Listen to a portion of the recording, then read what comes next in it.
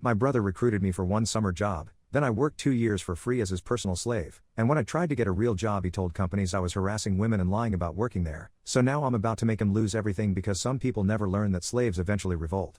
Posted by u/C++ 2017. I, 27M, previously deleted the post just to be safe. But here's a summary. After I got a degree in computer science, my brother and his two partners recruited me to work a summer for them. They wanted me to set up their infrastructure for their new company in finance and investments.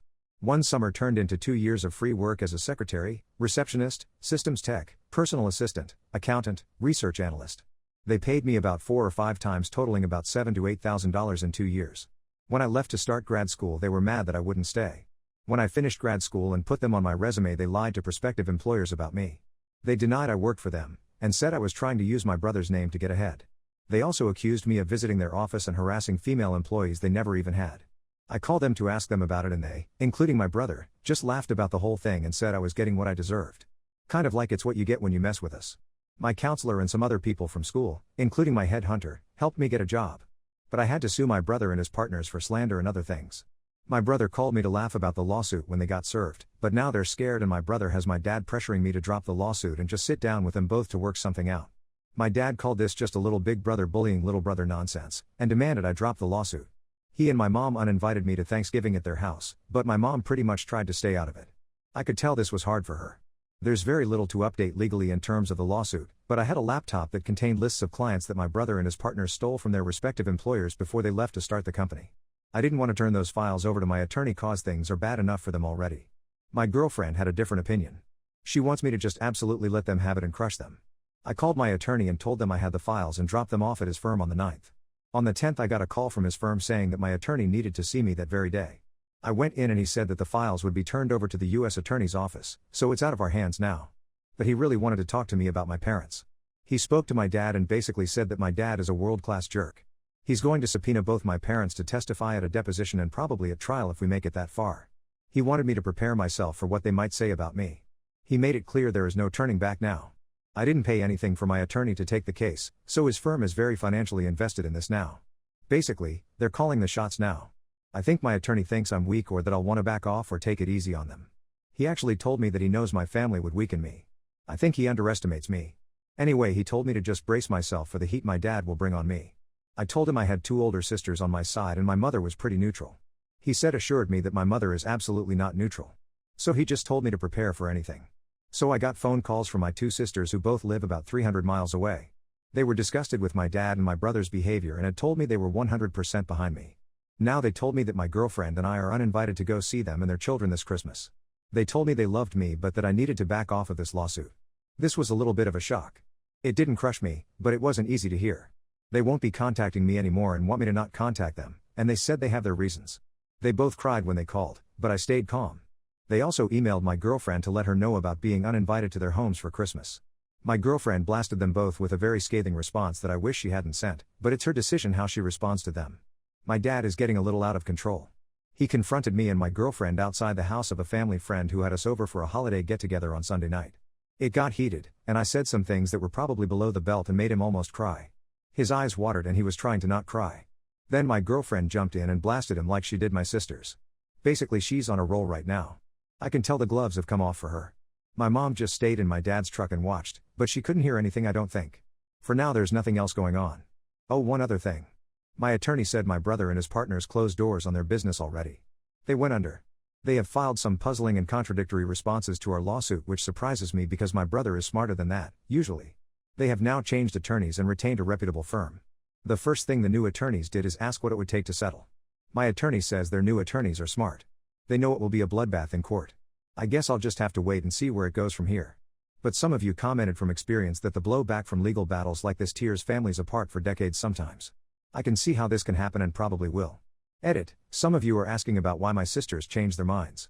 I know now that my dad helped them both buy their respective houses. They both still owe him a lot of money for that. My best guess is he used that and maybe other things to coerce them into taking his side. Lawsuit is at a standstill. My sisters are now on my dad and brother's side. I turned over the laptop, and it looks like I'm gonna win, but it's not over till it's over. Relevant comments. Commenter 1. Oh man. You had better be prepared for no family gatherings for a very, very long time. I don't think a lot of people would have gone as far as you did, and that certainly is your own choice, but who loses here now, in the name of justice? Your family could lose a lot of money, and maybe they deserve it, but now there is no benefit to anybody but your attorney, as far as I can deduce from the situation. You are one emotionally rock-solid human being. Perhaps a little too rocky. Ops response. They were making me unhireable, so filing the lawsuit was something I had to do to clear my name. The 4 big companies that I got interviews with all said the same thing. That they wouldn't hire me because it looked as though I lied on my resume, and also the harassment thing scared other companies away. I'm not suing my whole family. Just my brother and his 2 partners. They have a lot of money but will probably wind up broke after this. My parents don't depend on my brother for money at all. I did call them repeatedly and asked them to stop, but they just laughed at me and kept charging ahead and slandering me. It just became a game to them and they showed me zero respect. They were hoping I'd have no job to go to and would just come back and work for them again. That's what they thought would happen. Commenter 2. How did you not see this coming? I mean, you of all people should know what your brother is like. Ops response. This is the best and hardest question I've gotten. I always knew my brother was a bit of a narcissist. I just didn't know the extent of it. Because of the age difference, I didn't associate with him much. I think what happened here is I truly believed I was helping my brother for 1 summer, and it quickly turned into 2 years. I knew they would be mad when I left. I knew after a few months that all 3 of them were complete narcissists. I also thought they would hate me for leaving because they relied on me so much to keep the company operating. I knew they would have to hire 5 or 6 people to replace, and that's not an exaggeration. So I knew they would be mad. After that first year I knew that this would end up badly between me and my brother. But I could have never guessed it would be this bad. That's why I decided to go apply for grad school. Sure enough, when I finally left, all 3 of them were really angry at me.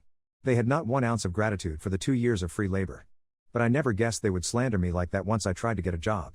Especially cause when I was still in grad school they would call me to come in on weekends and work for them. But by then I was waiting tables at a restaurant near school, and by then I had a couple of close friends who pretty much shook some sense into me. Cause I actually considered going back to help them part-time while I finished school. I guess I should have seen more of this coming, but I was honestly completely and utterly blindsided by them slandering me, and making up the whole harassment nonsense. As narcissistic as they are, and I've never met more narcissistic people, I truly was shocked that they came that hard at me and showed absolutely no compassion. I didn't want to go into so much detail again. There would just be too much to type. But with what I'm finding out about my brother through my attorney, it's worse than I ever thought. Not paying me, and slandering me was just what I knew about. But now we know there was other stuff, like fraud against me and others that I didn't know about. Serious tax violations also against me and against the IRS, and some identity theft where he used my name on some documents that I clearly didn't sign or even know about. The more they dig, the worse it gets. At some point it's almost easier to just tell them to stop digging. Let's just go with what we have. I know one thing. I was very lucky I left them when I did. Otherwise I may have been dragged down with them and legal trouble they have coming their way. Commenter 3. What did your girlfriend say to your dad that cut? What did you say? Ops response. I posted that a summary and a long comment somewhere on this post. But basically my dad questioned my morals, so I brought up stuff about him. He cheated on my mother a long time ago. He got a DUI but gave the cops his brother's name, and his brother took the rap for that about 25 years ago. His brother is no longer alive, so it hurt him that I brought up how he treated his late brother. There was other stuff about him having been excommunicated from a church for ripping off many of the members when he had a small construction business, which he used his brother's license, by the way, because my dad had his revoked for being a crook. Then my girlfriend asked him how it felt to go to church 5 days a week, which he does, and then come out and be the crook that he is. Then she asked him what he was going to do if Judgment Day came tomorrow for him. She asked, "What are you going to do? Give God your brother's name and say that he did all those things, not you." Commenter 4. If you don't want to settle, don't do it. As set up thread, it would be a bloodbath in front of a judge and jury. Your brother and his friends are so bizarre. Why work so hard to not pay an excellent worker and prevent you from having a real job? Ops response. They have a very good answer for your question. Here was their reasoning. They wanted me to get licensed and bonded in their field, which I did. But I just had the license and still didn't know much about investments. They figured once I get licensed that people would flock to me and bring their portfolios. They wanted me to call all my friends' parents and anybody I knew to come see us for a free portfolio review, and then they said they would close the deal and I would make so much money that I would be swimming in it. So that's how I found out in the end that they planned on paying me all along. They figured after they made me filthy rich they wouldn't owe anything anymore. That's how delusional they were. That's why I finally left. Commenter 5. One thing to think about: if the company closed its doors or is bankrupt, the company can no longer be sued and all of its debts are discharged. You will have to pursue your brother and partners in their individual, not corporate capacity. This will be a little more difficult possibly if it is indisputable that they were acting in their corporate roles, something to ask your attorneys about. Ops response. As far as the company closing its doors, it won't matter to our case. The 3 idiots never incorporated, no LLC, no partnership, nothing. The company had a name, but it was just a name they registered as a DBA with a county clerk and had stationery made. They didn't trust each other enough to have a corporation being paid all the commissions and then having a corporation pay them. They wanted to keep their commissions totally separate. Then they split the bills 3 ways. I know that because I kept financial statements up to date for all 3 of them. So all the business they did in the 4 years was in their own names. That's why all 3 of them have now transferred the deeds to their homes to their wives. They know there's no corporation to hide behind. And this comment from Op's response about his family and the lawsuit. At this point the damage is done to my family. I don't see the point in backing off now, especially since 2 of the 3 people I'm suing are not even related to me. Besides, I spent weeks calling them and asking them what the heck they were doing by bad-mouthing me. I asked them to stop and they just laughed about it. All 3 of them laughed like they were toying with some little kid. They would say stuff like, "Don't worry, we'll still hire you when nobody else wants you." They thought it was some kind of funny prank that they were pulling. Then they stepped it up and made up the stuff about me harassing their secretaries, which they never had any. Then when I finally sued, my brother called me with the sole purpose of laughing at my lawsuit.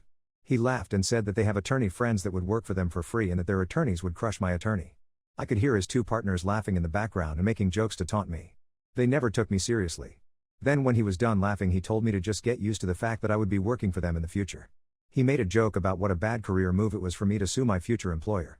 So this became very personal for me, and I was glad to see that my attorney was just as insulted by them that he's taking this kind of personal. Like I've said many times, the damage is done. My family is gone. They're not coming back. So I'm totally on board when my attorney tells me that he's going to make them feel a lot of pain. I just don't think my attorney thinks I can take the heat of a full-on trial. But I think he's wrong. Although I don't think it will come to that. Update, 5 months later. Here's a link to the last update. The original post was deleted, but the update contains a brief summary of it. Okay, let me begin by saying that I am not the original poster. I am his girlfriend. We live together and I read the update post. My boyfriend is moving on and wasn't going to post a last update, so I asked if I could and he said yes. Things have wrapped up. They signed a settlement agreement and now it's up to the judge to approve it. The judge won't do that for 2 more weeks, but apparently it's a formality. It's a sure thing he'll approve it, is what the attorneys say anyway. As far as the settlement, I can't really disclose much, but I can say that it's close to what my boyfriend was suing for in terms of money figure. They had transferred their houses to their wives' names, which are in the process of being sold to pay off the settlement. The settlement included a written apology and complete admission of guilt from all 3 of the defendants. They also have to write apology letters and retractions to all the employers that refused to hire my boyfriend based on them slandering him. I think there were 4 companies in all. All 3 of them had their license taken away and will never work as financial advisors again in any state apparently. They also will face a criminal investigation due to some forged signatures on some of the deals they made. Which will lead to conviction but probably no jail time according to the experts. Financially they are beyond ruined, which is what I thought they deserved the whole time. I know my boyfriend regrets this whole thing and I understand that. It's still his family and they were close at some point. I think he's better off without them anyway, but that's easy for me to say. His parents are totally a lost cause. I don't think there will be a reconciliation in this lifetime after what's happened. I thought my boyfriend would be open to one when the dust settled, but now I don't. During the mediation hearings his mom and dad both testified. They both lied, but I knew his crooked dad would. I was shocked that the mother lied about there having been a verbal agreement that my boyfriend would work for his brother's company in exchange for room and board at the parents' house, and that the dad had also been paying him in cash for working. She said she witnessed my boyfriend refusing payment from his brother many times. She lied about a lot of other very hurtful things right there while my boyfriend sat there and watched her. She never looked at him, not once. His dad never looked at him either, but at least he sat there the whole time after he testified to support his older son and his friends.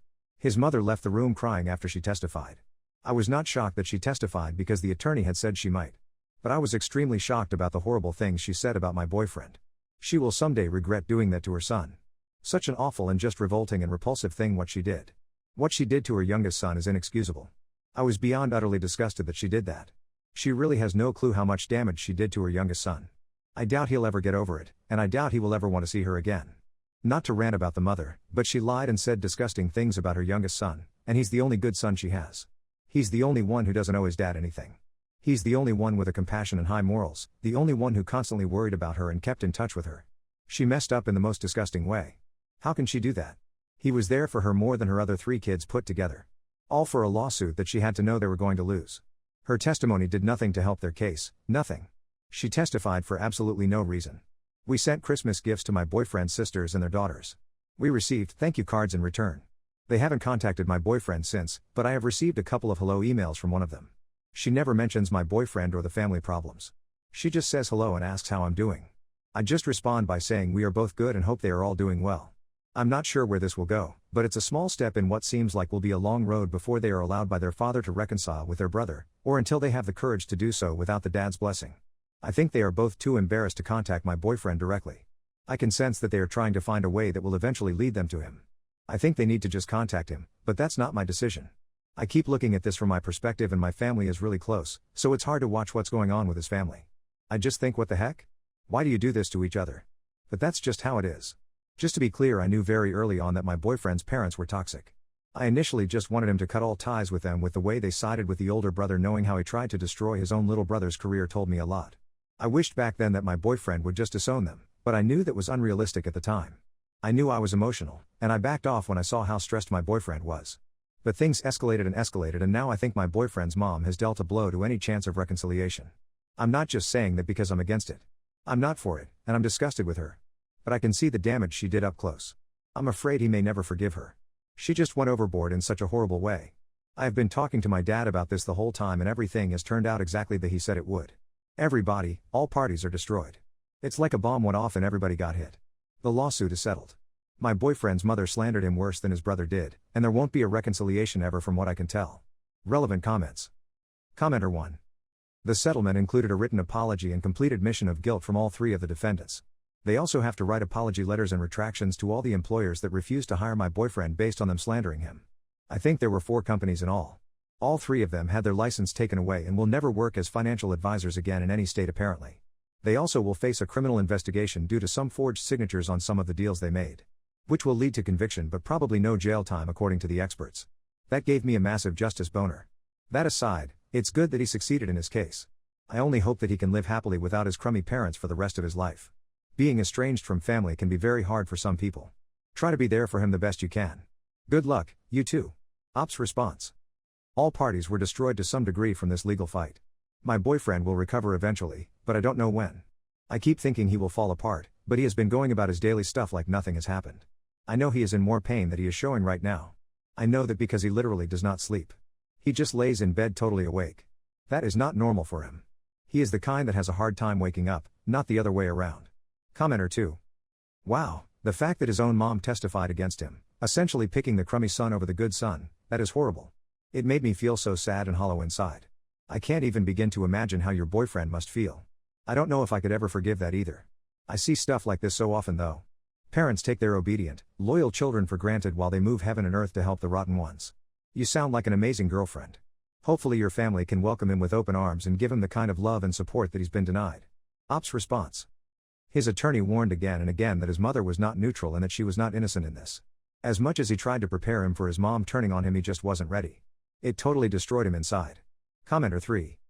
This was exactly my thoughts. Her punishment will be having to live with that decision for the rest of her life. It would be so tough having to choose between going through a divorce and cutting ties with the majority of her family versus doing the right thing and saving the relationship with her one son. I would hope that in that situation I would do the right thing, but there might be more barriers than we know about in her moral predicament. I suspect that the majority of people who are emotionally vulnerable or easily coerced would probably side with their partner in this situation. You'd have to have an ironclad determination and the willpower to uphold your moral beliefs in this situation, and be willing to risk everything for what is right. Ops response. To be honest, I don't think I can give her that much benefit of the doubt. She had choices. She would not have been financially strained even if she lost her husband. She knew that because my boyfriend always let her know that before things got really ugly when they were still talking. She had a choice, and she know how disgusting a person her husband is to everybody he comes in contact with. She had a choice, and it wasn't a bad choice. She had very good options. I really hate her right now. She hurt her son worse than she will ever know. Commenter 4. I really feel for your boyfriend. I bet he just can't fathom how his mother could do such terrible things because he's not like them. I think he's better off as well. Have you thought of taking him to counseling to deal with it? By the way, it's terrible that he was destroyed. I do think he had no other option but to do what he did. Ops response. Yes, it was easy for me to tell him to go ahead with the lawsuit and crush them, but none of us saw that he would be the one to take the blows that he did. When I see how he doesn't sleep at all, it's hard not to second guess everything and wonder if maybe there wasn't another way. There wasn't, but you still wonder if there was something you didn't see. Commenter 5. I think both you and your boyfriend did the right thing. If his family wasn't willing to support him and blame his brother like they should have in the first place, then there wasn't anything else you could have done without your boyfriend just having to take the abuse. I'm so sorry that it's been so hard on the two of you, but hopefully you'll find some relief in the knowledge that you were totally in the right here. Ops response. That and also the people at school who vouched for him to help him get a job when they made him unemployable told him he absolutely had to sue to clear his name or this would follow him forever. He had no choice when you think about it. But you know it sucks that his family knows how he is a sensitive person with a big heart and they totally exploited that by hitting him where it hurts. They treated his big heart like it was a weakness and just attacked.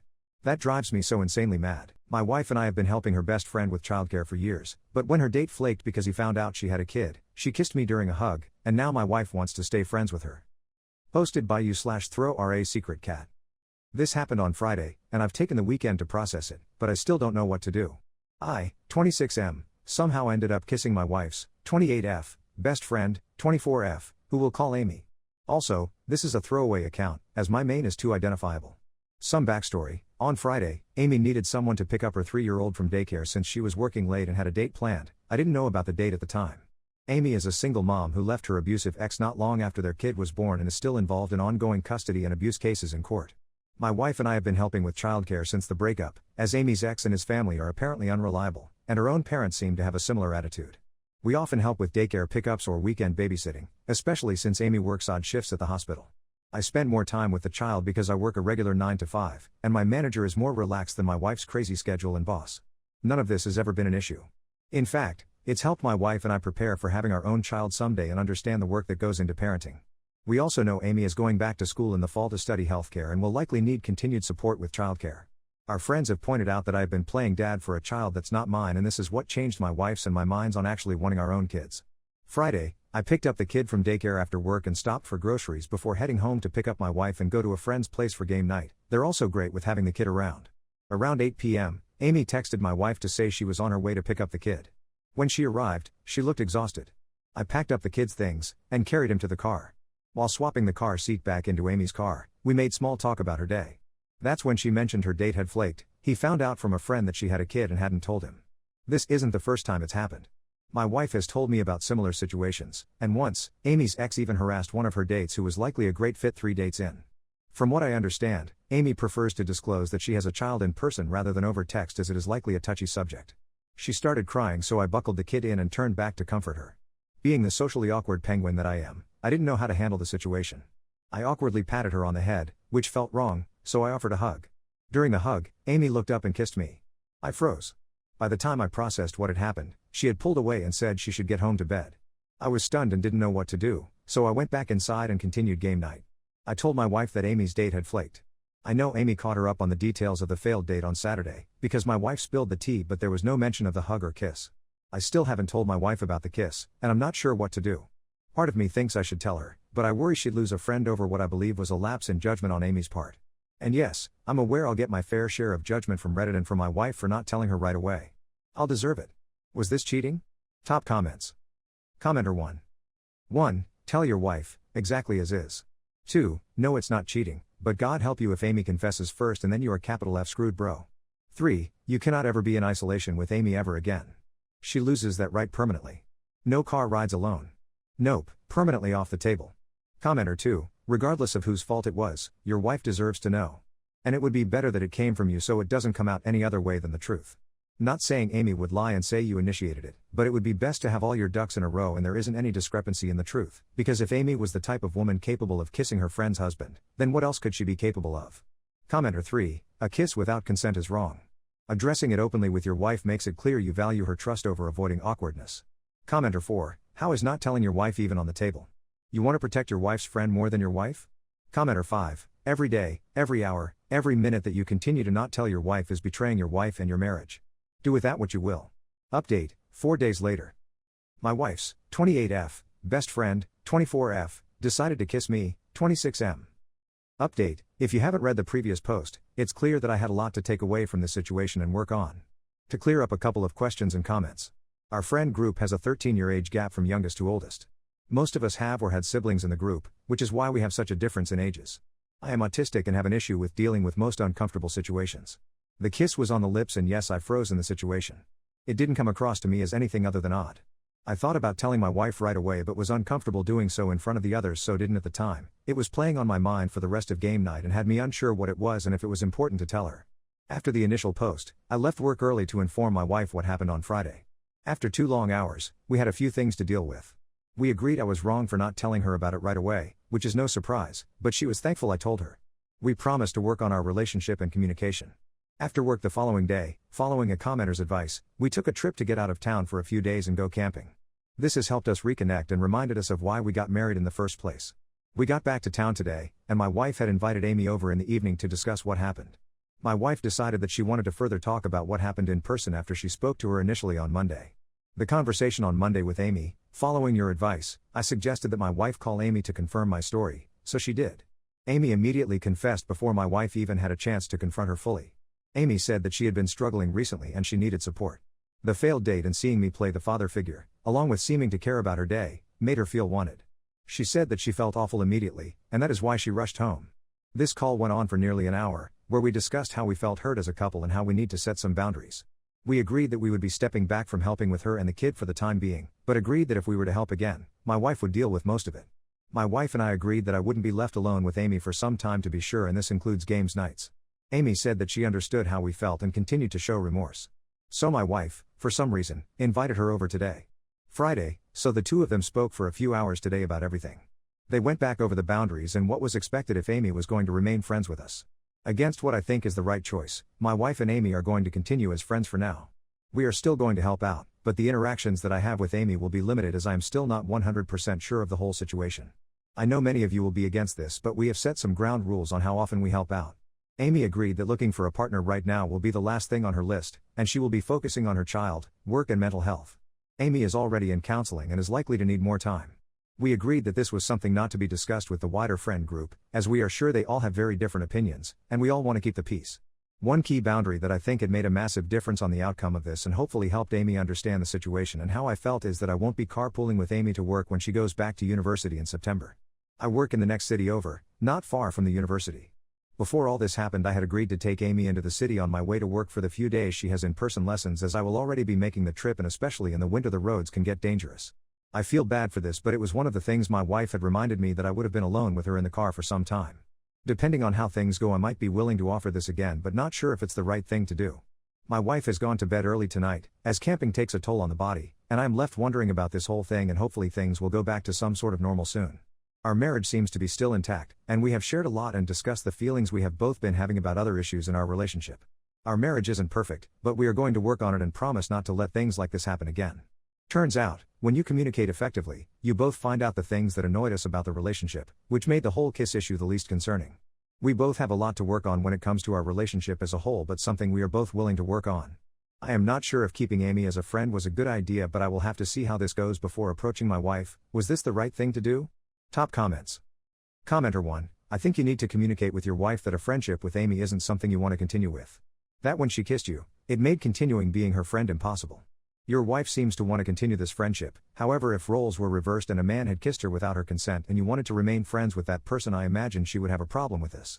Amy crossed a physical boundary that could have caused major problems in your marriage, as well as intimately moved on you in a highly inappropriate way. Just because Amy is a woman and you are a man doesn't make this any less of a harmful assault against you. I know your wife feels for Amy and considered her a friend, but she isn't one. Commenter 2, you have a hard boundary. You don't want any friendship with Amy. Your wife is violating that boundary. Honestly? Your wife sounds like a pushover. This whole friendship group sounds exhausting. Commenter 3, I'm glad your wife didn't hold the situation against you, but I agree that Amy should be cut off from your lives. I hope this doesn't blow up in your face op. Commenter 4, stay away from Amy, no communication, no phones, block on social media if you can, no carpooling, limit talking to her kid, focus on your wife. I made a spreadsheet showing that my ex asked me to babysit for 87 nights while I only asked for 12, then he had the audacity to say I dumped my kids on them when I requested 1 week for my honeymoon.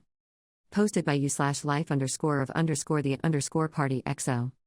This is kind of sweaty, but my ex-husband Greg, 38M, and I, 30F, have 2 kids, Louisa, 9F, and Ted, 7M.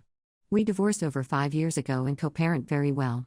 The divorce was because I was happy with our 2 children, but he wanted more, and even therapy didn't help. We have had basically no issues, there's no child support, we're 50-50, have never had issues having the kids if the other parent has something come up, and understand that it's just about making sure their lives aren't too disrupted. Greg remarried Tessie, 38F, 4 years ago, and they have another child, a boy, and another about to make their appearance in this world in a few weeks. I am marrying my fiancé Luke, 36M, in February. We've been together for about 3 years, and he's known my kids for 2. We moved in together last year. We have a group chat, but aren't overly friendly or anything. We only talk about the kids and keep it pretty lighthearted. Our only rules with the other datings is that we would introduce our partners to the other before they met the kids, which went great with both of them. When Tessie and Greg married, I obviously kept the kids an extra week for their honeymoon, and again for my actual week so they could settle in. They didn't live together before they got married. When they had their first baby, I kept our kiddos for about a month, but brought them over a few times to see their new brother obviously, so they could settle in since it was Tessie's first baby. A few weeks ago at one of Lacey's games, Tessie told me the date her C-section was scheduled for, which is in the middle of their custody week. I told her we were excited for them and of course I could keep them that week in my following week, and we could go back to normal their next custody period. She kind of hemmed and hawed and asked if we could keep them for another custody week to give them a month again to get used to things. I said that was fine. I didn't expect them to need that much time for their second baby, but C-sections are major surgeries, and I said I'd be happy to keep the kid. They don't live far from us, so bringing them over to hang out won't be too out of my way, and of course I love having my kids with me. Anywho, we finalized our plan for our honeymoon, which is 3 weeks. I know it seems excessive, but it's something on both of our bucket lists, but not something the kids would be too interested in, and the honeymoon seems like the best opportunity to do it. Basically what would happen would be that we get married on Saturday, my week, the kids would stay with Greg that night and stay for his week, then they would keep them for our week and their next week. So they'd have them for one of my custody weeks plus one extra evening. I don't have family around, my parents passed young, grandparents before them, and the aunt and uncle who helped raise me retired to New Mexico, 3-hour plane ride plus 2-hour drive at min. I have friends who have watched the kids before, but I didn't see a single issue with asking Greg to keep them for a week since it seems like there's a bit of precedent. I texted him the general plan and emailed him a more detailed one with locations, days, times etc. so he could know where we were, how to contact us if there was an issue. I thought all was well and good, but they never responded until a few days later they emailed me what Luke and I jokingly now refer to as the manifesto. It was long, rambling, repetitive, and still somehow partially written by ChatGPT. The gist of it was: what kind of mother goes on a 3-week vacation without her kids? I'm a terrible person in general for asking a young mother to have her stepkids full-time for 3 weeks while I go and enjoy myself.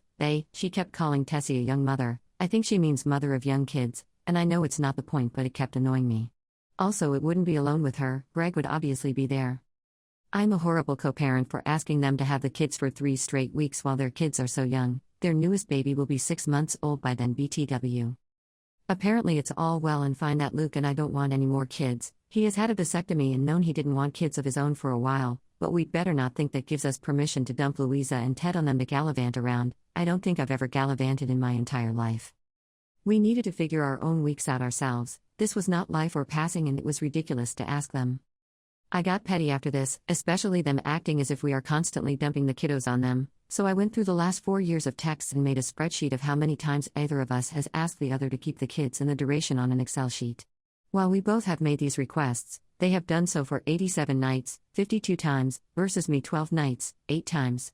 Obviously, this makes sense since they have a baby, and I didn't send it to them or anything, but it was good to know I'm not crazy. My friends say I should tell them that, fine, I won't keep them during their custody time after their new baby comes. I'm not going to do that. I love my kids and want to see them as much as I can. But I do a lot extra for them. Just some examples. I, sometimes Luke if he's off work, pick the kids up every single day after school, and on Greg's custody weeks I drop them off at their house since he doesn't get off until 5 so that Tessie doesn't have to take the baby out to pick them up. Keep in mind that she does not work anymore. Our divorce decree says that whoever's week it is must drop the kids off at the other parent's house, but I've been doing all of the back and forth for a while again because they have a kid and because it's not that far, 5-minute drive, 20-minute walk if it's nice. I take the kids to all of their appointments, do all of the school parent stuff during the day, etc. Since I have a super flexible schedule and Greg's isn't, he would need to use PTO for all of this stuff. We usually split health insurance per the divorce decree. They're on his works insurance, but since I take them to all of their appointments etc. I pay all of the co-pays. I keep a tally just in case I would end up owing him money, and I know what he pays towards the premiums, and in the past it was minimal, but our daughter unfortunately has type 1 diabetes which has gotten pretty expensive. It wasn't hurting me, but Greg mentioned how tight money was once when I was bringing it up and I decided that it's not affecting my life. Our daughter needed it, so I've been letting it go. Their son has been in the process of being diagnosed with autism, and has pretty bad meltdowns. This is all I know from Greg, so they call me pretty frequently to see if I can come and get the kids for a few hours if things are overwhelming. Of course I love my kids and spending time with them, but I've had to cancel plans for this and they have not cared. Greg was in an accident and has been using my old car. I got a new one and hadn't sold the old one yet. It's not worth a ton or anything, for the past 7 months, with no effort to replace it. Greg travels sometimes for work, and they, Greg and the kids, have a cat over there. Normally Louisa would take care of the litter box if Greg was traveling, but since her diagnoses and until we get her labs, health under some form of control, we both agreed that we don't want her messing with it. They let the cat go outside during the day. Since Tessie has been pregnant, she said she shouldn't have to, and Ted is a little young. He tried, failed, now he helps Lowell, so I've been doing it. Anyways, these are all benefits for them that I'm going to inform them are ending. I won't go back on my word to have the kiddos after she has her C-section, but the absolute gall of them to not do the one thing that I have asked of them, and that I've done for them, have brought me to this. Most of my friends say I'm not going far enough, but if you have said that it might cause a breakdown in our co-parenting relationship, which would affect the kids. That's really the only thing I care about, so now I'm hesitant. Relevant comments. Commenter 1, I mean, even if it does cause a breakdown, A, they started it, and B, you've been doing a lot of extra. I would reconsider stopping doing the kitty litter because it is true that pregnant women shouldn't handle litter. Recently was pregnant myself. But yeah, NTA. You do them a lot of favors that you don't have to. It's a jerk move on their part that they won't take the kids for 1 extra week. Ops response, yeah, they'll have to pay someone because I am uncomfortable with Louisa doing it until we really get the beatus under control and her doctor agrees. Commenter 2, duh. Your friends are worried if you send them this info it will be a breakdown of the co-parenting relationship, but don't consider their entitled manifesto to be the first crack at it? Those friends are full of it. I would send them the Excel spreadsheet and tell them to verify it. Remind them of the flexibility you've given them and you raised small children without the benefit of a third parent. I would tell them how insulting their manifesto and lack of recognition of your efforts to make their lives easier and blend well with all the kids in mind. The audacity it takes to shame you for taking 3 weeks for your honeymoon, when you take the kids to so many things. Forget them. If they don't wise up, don't take the kids and stick to the custody schedule and work something out with your friends for your weeks. Ops response, yes, the manifesto was incredibly hurtful and came out of nowhere. We had always gotten along so well. I know money is tough on them, but Luke said the same as you, they chose to have more kids, she chose to be a som, but it still feels like maybe they're jealous of the long trip. Luke's parents have offered to watch them, they aren't huge into kids but like ours, and want to help us out, but I feel like it's not their job when their father will be in town. The other option would be to fly my aunt and uncle up for the week, which I know they'd like, but again, it seems ridiculous when their own father will be in town. I couldn't imagine being in town just hanging out knowing that my kids were at his parents'. Commenter 2, if you were my friend, and you have to use your in-laws or aunt and uncle to watch the kids, I would tell you to stop doing all the extra stuff you do. Your ex is a parent to your kids too and needs to act like it. Ops response, thank you, I just don't want my kids negatively affected for sure, but I also don't want to be a doormat. Like, of course I'd rather pick them up if she can't get her kid in the car because they shouldn't have to be in latchkey when they have a som stepmom and a mom who works from home, but I think from now if he refuses to find them another ride and she won't do it, I'll still pick them up at least, but bring them to my house. Commenter 3, Op needs to talk with a lawyer about getting more custody of Louisa and Ted. Op's response, I don't have a lawyer, we did everything ourselves since it was so copacetic. Commenter 4, honestly, I would send an email with the spreadsheet, pretty bad jerk emo, and let them know that you don't appreciate their ungrateful attitude and that you are more than happy to go by the parenting agreement forward. People want to be petty and ungrateful, and so do I, lol. Op's response, I just feel like the best thing for my kids is to have a good co-parenting relationship. My friend's parents were divorced, and they did not get along and made her childhood miserable. It's not their fault we didn't work out, and I want to do everything I can to make their lives not that much harder. But I agree I need to stop being so accommodating. It will be a horrible wake-up call, and I just don't want them to make my kids' lives worse. Commenter 5, NTA. Don't let anyone walk over you. They said you were dumping the kids on them when they were doing exactly the same.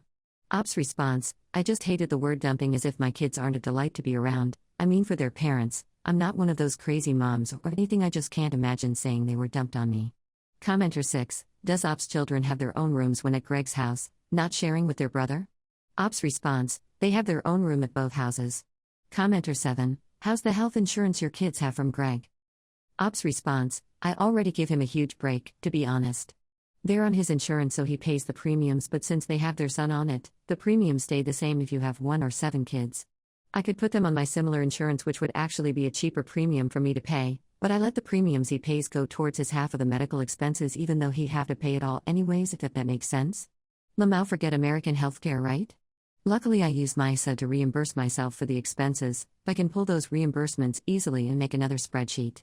If any European or person from an actual first world country needs some to explain any of this LMK lol. Update 1, 3 days later. Hey everyone, I don't know how to link on mobile, so my last post is in my profile. I got way too overwhelmed with the responses, but like I thought, I was completely being taken advantage of, and the friends telling me to let it go can suck it. JK, I know where they were coming from, they were just wrong, and my ex Greg and Tessie do need to be introduced to my good friend Reality.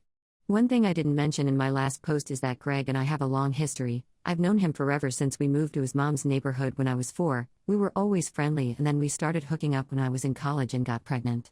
In his defense, he 100% stood up, married me, took care of us, paid for everything while I finished school, and even paid for my college.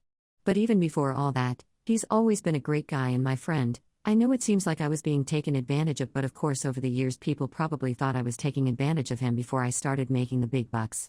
It was me who filed for divorce. He said he could probably go to therapy and find a way to make it work, but I knew I couldn't ask him to do that. And there has been reciprocity in other ways. After we divorced, he definitely helped me a lot in setting up my new home, before Luke and I got together. Doing things like mowing, cleaning the gutters, fixing appliances.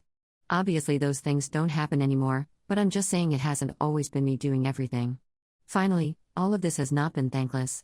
Up until the manifesto, they were incredibly and vocally grateful and appreciative. Doing things for appreciative people is great and makes me feel good. Unfortunately, now that we are living in the post-manifesto era, I don't get any joy from helping them out like I used to. With all that being said, I can't continue bending over backwards for him just because he was good to me before. Anyways, I got pretty mad at myself at my last post and decided to respond to the manifesto. As I was hyping myself up though, Greg called. I was pretty amped, so I decided to answer. He started with apologizing. He didn't say it directly, but I got the gist that Tessie wrote the email in anger because of how overwhelming everything is. He reminded me that it wasn't just his son's issues. Louisa was also struggling to get her diabetes under control. Any other type 1 parents can probably relate, and she misread my email to think that I was asking for them to keep them for 3 of my custody periods for a total of 6 weeks. Going back to the manifesto, I can kind of see where she was saying that, but it wasn't the most coherent thing to begin with. He said 1 week for our honeymoon is totally fine and they will figure it out. He acknowledged that it was entirely inappropriate and uncalled for. Unluckily for him, I was not in the best mood and told him damn straight it was one of the most deranged and untrue emails I've ever read. I asked him if anything they wrote in the email rang true to him in the cold light of day, and he admitted no. I had kind of been going back and forth on this, and was originally going to tell him to go to hell and we would never switch custody times again. I didn't care if they had 5 more kids with C-sections, but I decided against going that far. I told him that I would get the kids when Tessie had her C-section, keep them through my custody, and would expect them to have them back during his next custody period, which still gave them 10 days to recover, etc. If he needed more help, I expected him to figure out any extra childcare for our kids like he will need to with his other son. He started arguing, but I just bulldozed through and told him that he could make this and all of the other times I've helped him out with childcare by watching the kids during my week during my honeymoon. He said that sounded fair and thanked me. But I told him that the email was so far out of line that any and all extras I've been doing were over immediately. He could either find a new carpool, no bus, private school, or I would keep picking the kids up from school, but he or Tessie could get them from my home during their weeks. If they are unable to care for the children due to their son's meltdowns or their new baby, I would be willing to help them, but warn them that due to their accusations I would start, LOL, tracking this, and if I thought it was becoming an issue I would file for primary custody. I asked him if that would help. He could have the kids every other weekend. I wouldn't demand child support in light of his very difficult situation, even though I know I could, and he insisted that wasn't necessary, that it was on them to figure things out. He really didn't have a lot to say back to any of this and apologized again. I told him that it wasn't impossible to rebuild the trust we have had in the past, but it was going to take a lot of time and hard work on his and his wife's part because I was done putting in so much just to get attacked. He promised he understood and he'd figure everything else out. I told him that since this was another verbal, aka not legally binding agreement, the first time either of them slips up, makes outrageous demands, or says anything remotely close to what she wrote in that email, I would bring down the hammer because due to the attacks on my character I now had a lawyer on retainer. Hadn't met with the lawyer yet, but sometimes you need to bluff. He confirmed he understood. Tessie sent me a text apology. It seems sincere, but I don't trust her. I know Greg wouldn't throw her under the bus, but the fact that she thought it was okay to send such a demeaning and demonizing email to me after all I've done for her really ruined any grace I was willing to give her. I sent her a short acknowledgement text, and went on with my day. Both their lives are about to get much, much more difficult. If they try to put any of that discomfort or difficulties on my kids, I will move swiftly, but also if it means that my kids get a little less at their dad's house than they do here, that's not the worst lesson for them. Their needs will always be met, I know that, and they've been in therapy for a while, so while I'm concerned that Tessie could take her frustrations out on them, I truly think they would tell me. I read so many other stories on here and realize that. 2 things. So the thing with the car, it's meant for my friend's stepdaughter for when she gets her permit. She is 15, and we all love her so much, but she has that disease that 15-year-olds get where she really doesn't have any motivation whatsoever. So I was talking about all this to said friend, she told her husband, and he marched upstairs and told his daughter to get dressed so she could go and take her permit test.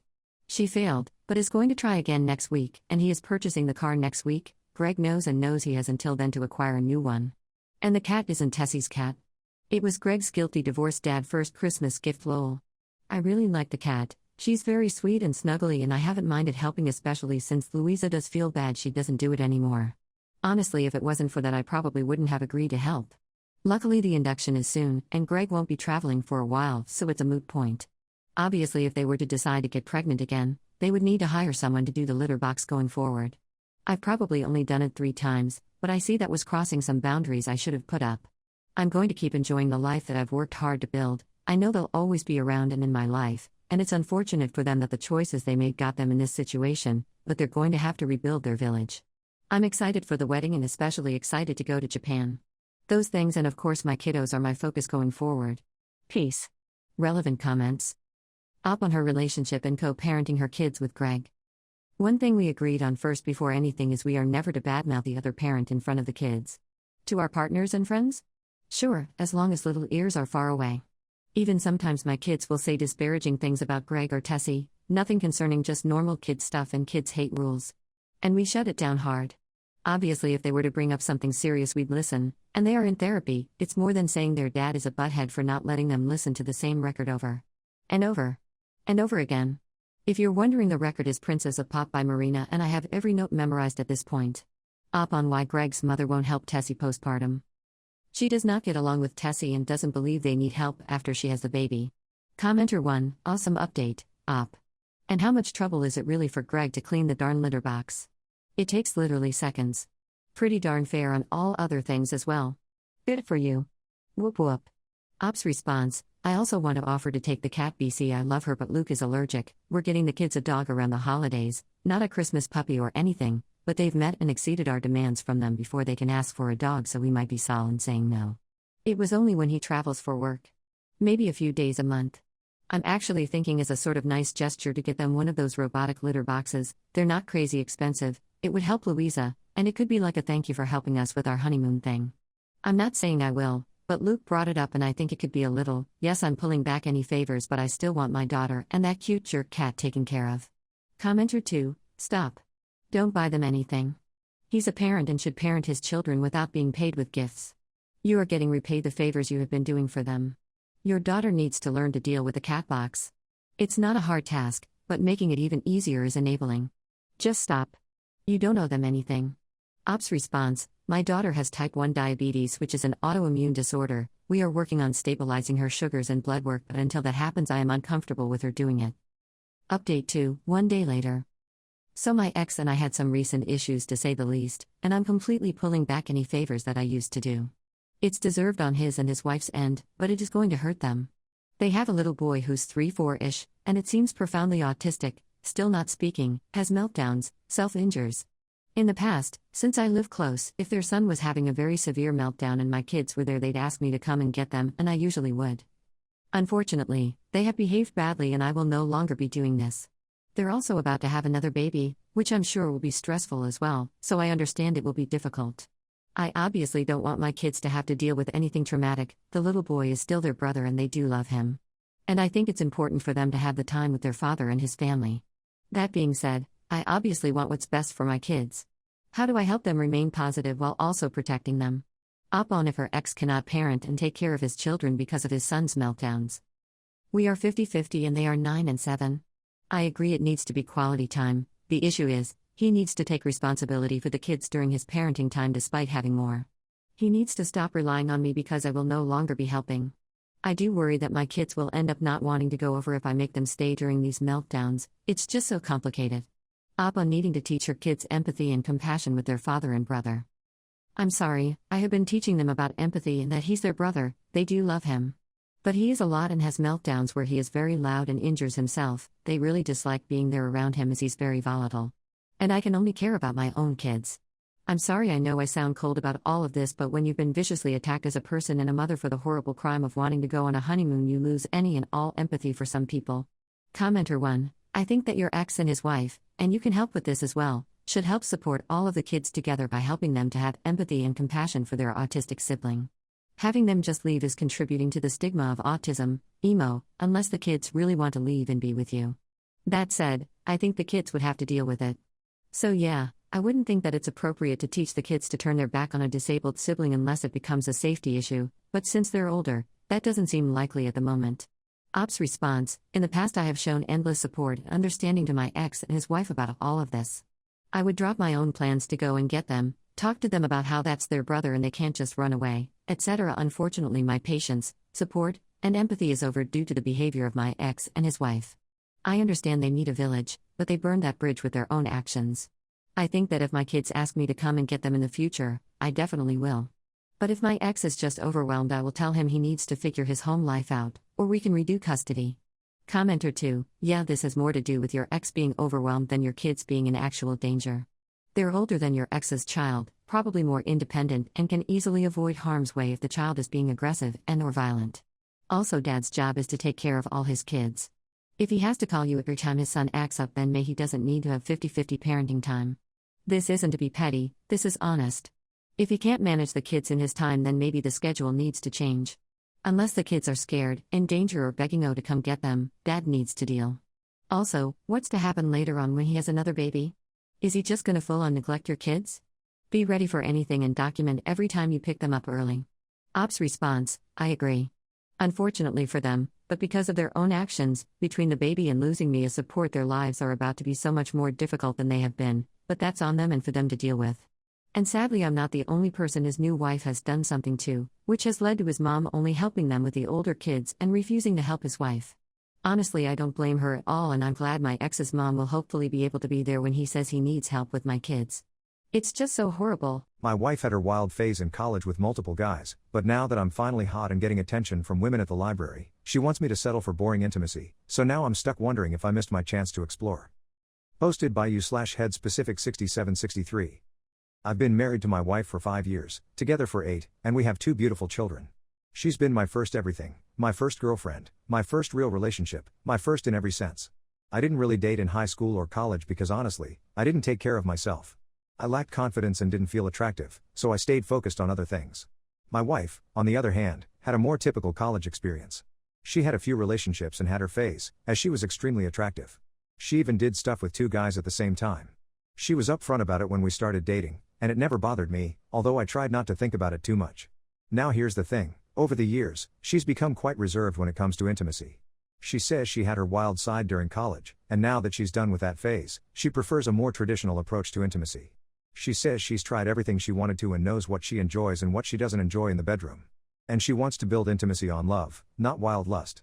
And I completely respect that. I'm not trying to do something which doesn't excite her in the bedroom. But lately, I've changed. I'm in the best shape of my life, physically, mentally, emotionally. Even my family and friends are kind of shocked with how I look now. My wife loves the new me and says she finds me more attractive than ever. But to be blunt, I don't care that my wife finds me attractive, because I know I look good now, and it's not like her finding me more attractive will change anything in the bedroom department. My hormones right now are all over the place, and I can't help but feel like I missed my chance to experience that same fun side of life. I never had the exploration, the experimentation, the freedom. Now that I finally feel great about myself, that door seems closed. I brought it up with my sister, we're close, and she was surprisingly blunt. She said it's unfair that my wife got to have those experiences and now expects me to settle for less than what she once enjoyed. That hit me harder than I expected. But my sister also loves me to death and said some crazy stuff like I deserve to have an experience with at least one other woman in my life, else I'll keep resenting my wife. I love my wife. I don't want to hurt her. I'm not thinking of cheating or anything like that. But I do feel stuck between respecting her boundaries and acknowledging my own desires that never had a chance to exist. Am I wrong for feeling this way? Has anyone else been in this situation? How did you cope? Relevant comments. Commenter 1, I would be careful taking your sister's advice about your relationship. The right thing is to have an honest conversation with your wife. Be direct. Commenter 2, this guy's sister hates his wife. Commenter 3, yup. Sister would not plant that seed against another woman without ulterior motives. Not enough info to know if sister is justified. Commenter 4, the grass is never greener on the other side, it is just different grass. From someone who is in the kink world, get really clear on what it is you actually want. Every fantasy sounds great in your imagination, or in prawn, but whatever it is you want to explore, it will not be the same when played out with your wife, or any other woman, if you break up, or whatever. It is a tale as old as time for a married person to have tons of ideas of what leaving their domesticated problems will be like. They think they will be swimming in women, or men will be lining up for them. And reality is very different. They are often disappointed and wish they could have their marriage and family back. It would be better to talk to your wife, likely in therapy, that you feel like you need to spice things up. You won't get anywhere by just being mad at her. Update, same day, 11 hours later. Hey everyone, I posted this last night and went to bed.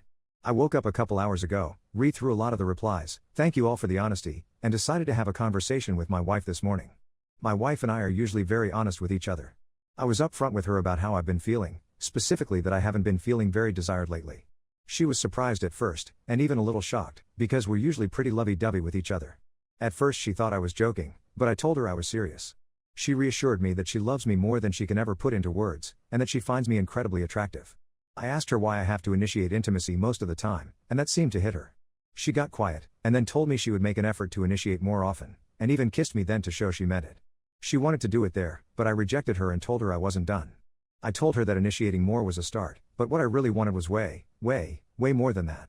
I opened up about how she's had the chance to explore her fantasies and experiment in her past, while I never had that chance. I told her about the attention I've been getting from other women recently, like for example 3 women at the library I go to regularly who've been very upfront with me, and how I've turned all of them down, but that it still made me think. I told her I don't feel desired at all at home, and in fact, I feel more desired at the library or park or even at work when I talk to women. Then I told her directly, I want to seriously spice up our bedroom life. I'm not talking about just small things. I told her I'm in the best shape of my life, and right now I want to feel the kind of wild lust that I never got to experience. Not in a reckless way, I just want that passion and fire, at least for the next few years while I feel this good in my skin. To my surprise, my wife was very receptive to what I said. We sat down and talked more openly than we have in a long time. I told her some of the fantasies in my head that I'd like to explore, and she actually listened and took me seriously. But then something happened that I wasn't expecting. She broke down in tears. She asked if I still found her attractive. That hurt to hear, because of course I do. I hugged her, comforted her, and told her I still find her beautiful as ever. Yes, she's gone through some body changes since giving birth, but that doesn't change how I feel about her at all. So yeah. That's probably my final update. We still have a lot to talk about, but for the first time in a while I feel heard and hopeful. Thank you all again for your input, it really gave me the push I needed to be honest with myself and with my wife. Relevant comments. Commenter 1, I have a feeling this is definitely not over. Commenter 2, hey guys, talked to my wife about it, and it went great. She broke down in tears and asked if I still found her attractive. I think that's a great sign. I'm about to have so much hot intimate time. Commenter 3, he'll be back posting about how he was blindsided by the divorce after things got spicier, i.e., he convinced her she needed to do things she didn't want to do to keep him happy, and she finally left. My fiancé thought I was working extra shifts to save for a car, but I was actually planning my escape after finding his spicy emails with another woman, so now he's confused why I vanished. Posted by you/thesatch. This happened 7 months ago. I, 24F, work a not high paying, but decent job, and picked up a second job. He, 26M, thinks I'm working for extra money to buy a new car. He left his email logged in on my laptop, and I saw an ongoing conversation where a woman was sending him naked pictures, talking about hooking up again. He agreed and made a date to pick her up a week from when she sent that email. I opened it because the subject was NSA smash, no strings attached. The kicker? He found her on Craigslist. Privately, I got tested, no STDs. I stopped having lovemaking with him, but 1 month after I found the emails. Once I got the second job, I used being too tired as an excuse, so he wouldn't think I found out. But we used condoms because I told him I stopped taking birth control, so I'm clean. Now I have more than enough money saved up to move out. It's been so hard holding back tears and looking him in the eye, but over the last few months, I have fallen completely out of love with him. I put in my 2 weeks' notice at my second job. I have suitcases in my trunk. Once the day comes and he's at work, I am packing all my stuff and leaving my ring on the dresser. I deactivated Facebook last month, but I blocked him before I did. I'm gonna block his phone number and Instagram account as well. I have spent months putting this plan together. I can't wait to leave him confused and thrown off. Signed, the sad but soon-to-be single girl. Relevant comments. Commenter 1. I hope if ever in the same situation I can be as strong and resourceful as you are. Ops response. Trust me, it's hard. I cried for hours when I saw that email, fighting my brain, telling myself maybe it's nothing. It takes a lot for a person to do something to the point where you fall out of love. He did me a favor, that's how I managed to play dumb. Commenter 2. It's pretty awesome that instead of being devastating and letting that keep you down, you immediately started a plan. Ops response. I had to. He's my first love. I'm 24, he's 26. First serious relationship as well. On top of that, I've never lived alone, so I'm very scared. Commenter 3. It is really scary leaving something familiar, but you'll be okay. Living alone is rad. You've already made the first big step, which is having a plan and putting it into motion. Good for you. Commenter 4. Dude, good for you. That's awesome. Cheating sucks and is a sore spot for me, and I especially feel the Craigslist thing. I'm sorry that happened to you, but super happy that you're taking care of things and not taking any of that nonsense. Good luck. Ops response. It's fine, I'm not mad. He's doing me a favor and teaching me a lesson that someone who can deceive you in such a way, then act like everything is good, is not someone to have in your life. Edit. Hey guys, just want to say that I'm not going to leave a printout of his email when I leave, and I'm not going to sell my engagement ring. I'm 24 years old, I don't do stuff for revenge, and I don't want to spite him. He'll just be left blindsided by his actions. I'll post an update after I move to keep you guys informed for the ones asking. I feel so liberated and free, and thank you for all your well wishes. It means a lot. Edit 2, guys, I kept having intimate relations with him after I found out because I didn't want to stop abruptly and have him suspect something. Also, I am not going to confront him or give him any explanation as some of you have suggested. He is the one who had an ongoing intimate relationship with another woman. He had 7 months to confess the truth to me. He has yet to tell me. He has every single opportunity to be honest, and the fact that he's smiling in my face acting like everything is all fine, why on earth would I give his rear any indication that I'm leaving him? Nah, dog. Update, 5 days later. Hey guys, some of you asked for an update, so here it is. I got an early move in, and I just dropped the U-Haul back off. I waited until my now ex-fiancé went to work. I had my clothes packed the night before. I just needed to move most of my stuff. Even though we purchased our couch together, I'm gonna let him keep it. I know he was very thrown off and confused when he got home. He had everyone calling me, including both my mom and his mom, asking if everything was okay. He was about to call the cops. I told both my mom and his mom that I moved out because of personal issues. They both said okay. I told his mom we are over. No breaks here. I got a swarm of emails. Here's a few copied ones just to summarize his confused, sad, angry reaction. What's going on? Are you okay? Please answer me? You gave me heart attack. I thought you were dead. You're not gonna answer my calls? You blocked me? Since he wouldn't leave me alone, I sent one reply to him that's that. NSA intimate relations, no strings attached intimate relations. He finally left me alone, then bombarded my emails once again saying, you were snooping through my email? Can we just talk in person? I want to make this work. It was a dumb mistake. Of course I had to fight myself not to curse him out. But after about an hour, he left me alone. Next week, once I get everything settled, I'm gonna show my parents the new place. My head and heart feels so much lighter. I'm really happy, I'm reading more, meditating. I thought that I would be forever broken, not good enough for anyone else, but I was wrong. Sometimes you need to get hurt really bad before you realize you gotta get out for good. This was my breaking point, and I'm thankful that he did me the favor of showing me who he really is. Thank God I dodged this bullet. Thanks for the well wishes once again. Relevant comments. Commenter 1, you should probably let some people you trust know why you're doing this. Ops response, I told my family I moved. They don't need to know why. We aren't married and we have no kids.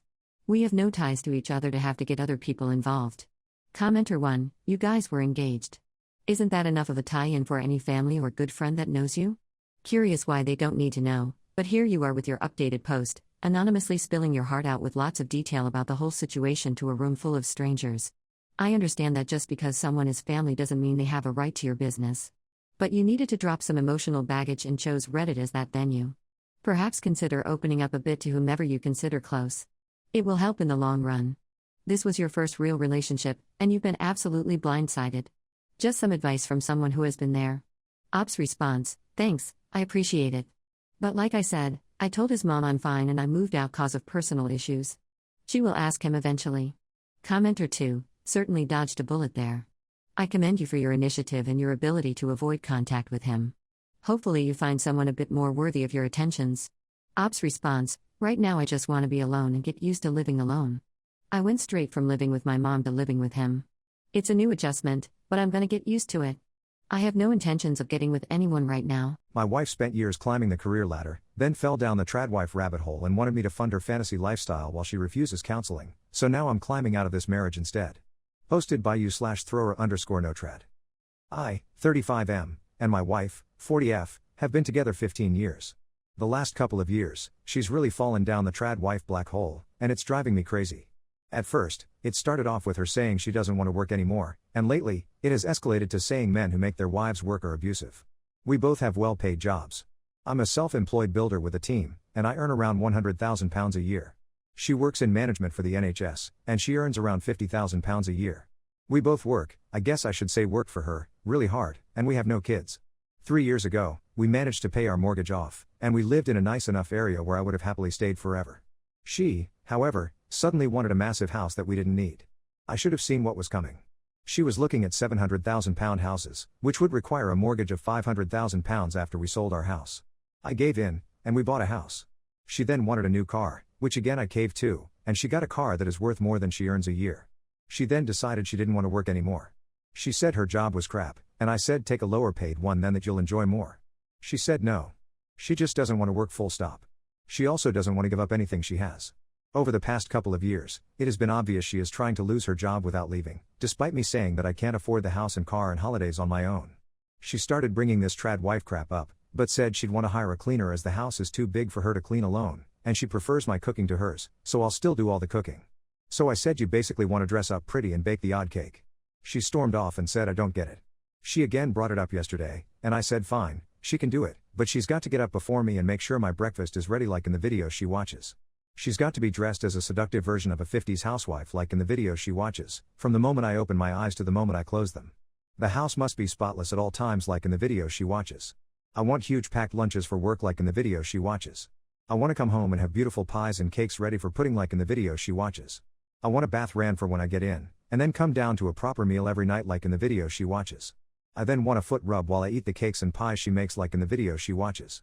I also want intimacy on demand, how I want it, when I want it, like in the videos she watches. She called me abusive, a user, sexist etc., and stormed out to her equally delusional sister's house. Don't get me started on her. I'll be honest, I'm ready for divorce if this carries on. Am I the jerk? Relevant comments. Commenter 1, get the divorce, mate. It'll be cheaper and less stressful than dealing with a crazy wife every minute of the day and night. It's not about the tradwife lifestyle, she simply doesn't want to work. She merely wants to sit on her backside, enjoy the things she has badgered you into paying for, and do nothing. There is a lot of this kind of crazy going around. It won't get any better either. What will it be next? Vacations on the French Riviera? A bigger, nicer, more expensive car? The list goes on and on. Ops response, I am leaning this way mate. I think a divorce is more likely than anything else at this moment in time. Luckily, she's afraid of flying, so I've managed to avoid the expensive holidays apart from the odd Eurostar trip to Paris. She makes me feel like a £10 millionaire though, trying to be something we aren't. I know we are better off than most, but we don't earn footballers' money, which is what I think she aspires to. Commenter 2, trad wife is a form of codependency. If that's what you are interested in living like, you do you. But consider what the next 15 years will look like. Take it from someone whose partner of 20 years is a dependent for heath reasons, it's not the life for everyone. Look inward at your motivations and what you want from the relationship, and what you are willing to give up for it. NTA Ops response, I am leaning toward leaving. I didn't sign up for codependency. Commenter 3, you don't mention kids, so I presume there are none. Leave her mate, she's no good, or actually, just tell her to figure it out on her own. I bet she comes crawling back pretty quick. Ops response, we have no kids. I think I'm leaning toward divorce. Commenter 4, definitely not the jerk. Could y'all go for marital counseling or something? Ops response, I've asked, she is not interested in the slightest. Commenter 5, you were crazy to agree to the $700K house. You'll be okay, but it makes things so much tougher. If she wanted that, why not save up with the old house and then work up to the new one, and both of you work together? Ops response, that's what I suggested. With my job, we could have bought a cheap house, done it up, and made some money, and then moved upward slowly and stayed debt-free. I have modified our house a bit, and it's probably worth £800,000 now, but it's still not a nice feeling having such a big mortgage and knowing she wants me to cover it alone. Ops response, I agree with you completely. I have no problem with it if it's an affordable lifestyle. If we stayed at our old house, I could afford it. Now we have a £2,500 a month mortgage and £700 car payments. That's $32K a year straight away. I think she wants to be a sugar baby, but I don't want to be a sugar daddy. I want an equal partner. Update, 5 days later. I'd like to answer a few questions from my first post before an update. No, my requests were not serious, and I can't believe how many people thought they were. It was me trying to prove a point of how ridiculous she is being. Like I said in the comments, I don't want a maid or a slave, I want a partner. Before my wife got on this train, she was a very ambitious, career-driven person who wanted to climb to the top. She was never really on social media until the pandemic. The trad wife thing started a couple of years ago. A lot of people suggested couples counseling. I've asked many times and always get the same response: I don't need counseling, there's nothing wrong with me. On to the update. We spoke Saturday morning, and I told her that I can't go on like this. I said to her bluntly, the trad wife thing is never happening, and she either accepts it and we go to couples counseling, or we split up. I'm done dancing around her nonsense. She chose to split up. I asked her if she even really wanted to be a trad wife, or if she's just trying to force me away, like she's trying to force her job to fire her because she doesn't have the backbone to quit herself. She said yes she does, and there's plenty of dating sites that cater to this dynamic. I told her I'd seen them, and they are more sugar daddy dynamics, and without being horrible, she's too old for that. This set her off. She said I'm wrong, and that I'm the one who can't support my wife, so I'm the bad one in the marriage, and a real man would be able to give her the life she wants. She was shouting and screaming this at the top of her lungs. It's about the only time I've been glad to be in our new house so the neighbors didn't hear. I got a bit petty at the real man comment and said, you can't cook, you can't clean, and you don't have intimacy, what part of being a trad wife do you offer? I then stole a comment from my last post and said she doesn't want to be a trad wife, she wants to be a trophy wife. She just said I'm unbelievable and has gone to her sisters again. I'm going to take the next couple of weeks and start talking to a divorce lawyer to see what this entails. Then once this ball has got rolling, I'm heading off to Portugal for a couple of weeks to myself. Relevant comments. Commenter 1, marriage is a partnership, not a service package. Good luck with your journey towards finding a true equal. Ops response, agreed. I want a partnership, not a business arrangement. Commenter 2, yeah, you two are just not compatible. Good luck with your journey towards finding your other half, who will actually discuss things with you instead of name-calling and gaslighting. Ops response, agreed. It's heartbreaking. I miss the woman my wife was so much. She was an inspiration to me. Ops response, the pandemic when she started spending all day on social media, and then seeing her niece make $500,000 a year from OnlyFans. It turned her bitter. Ops response, everything will be split 50-50 as per UK law. Commenter 3, so she doesn't want to have a job, meaning the household income drops by 50K. But she also wants bigger, better expenses and hired help, on just your income. This is like have her check for a brain tumor levels of stupidity on her part. You need to get out before she bankrupts you. Ops response, yep, with the new house and car, she's dropped £550,000 debt on us, then announced she doesn't plan on working anymore, so it's all on me. When I said okay but we'll have to downsize and sell the car, she said no. She wants all of it, plus help, plus no working. Ops response, she was loving, funny, sweet, kind, fun, ambitious, work hard play hard woman. She was daring and confident. The pandemic came, she spent all day watching videos on her phone, and just became really bitter with life and people. She used to be very attractive, but I feel awful saying this, she's had a lot of lip fillers, Botox, fake boobs, and she's lost a lot of her looks. I look at photos of her from 4 to 5 years ago, and she was glowing with happy eyes and a beautiful smile. Now it's all gone. I look at her twin sister, who she calls old looking, and I think she looks so fresh. Ops response, I didn't ask anything. She asked for more.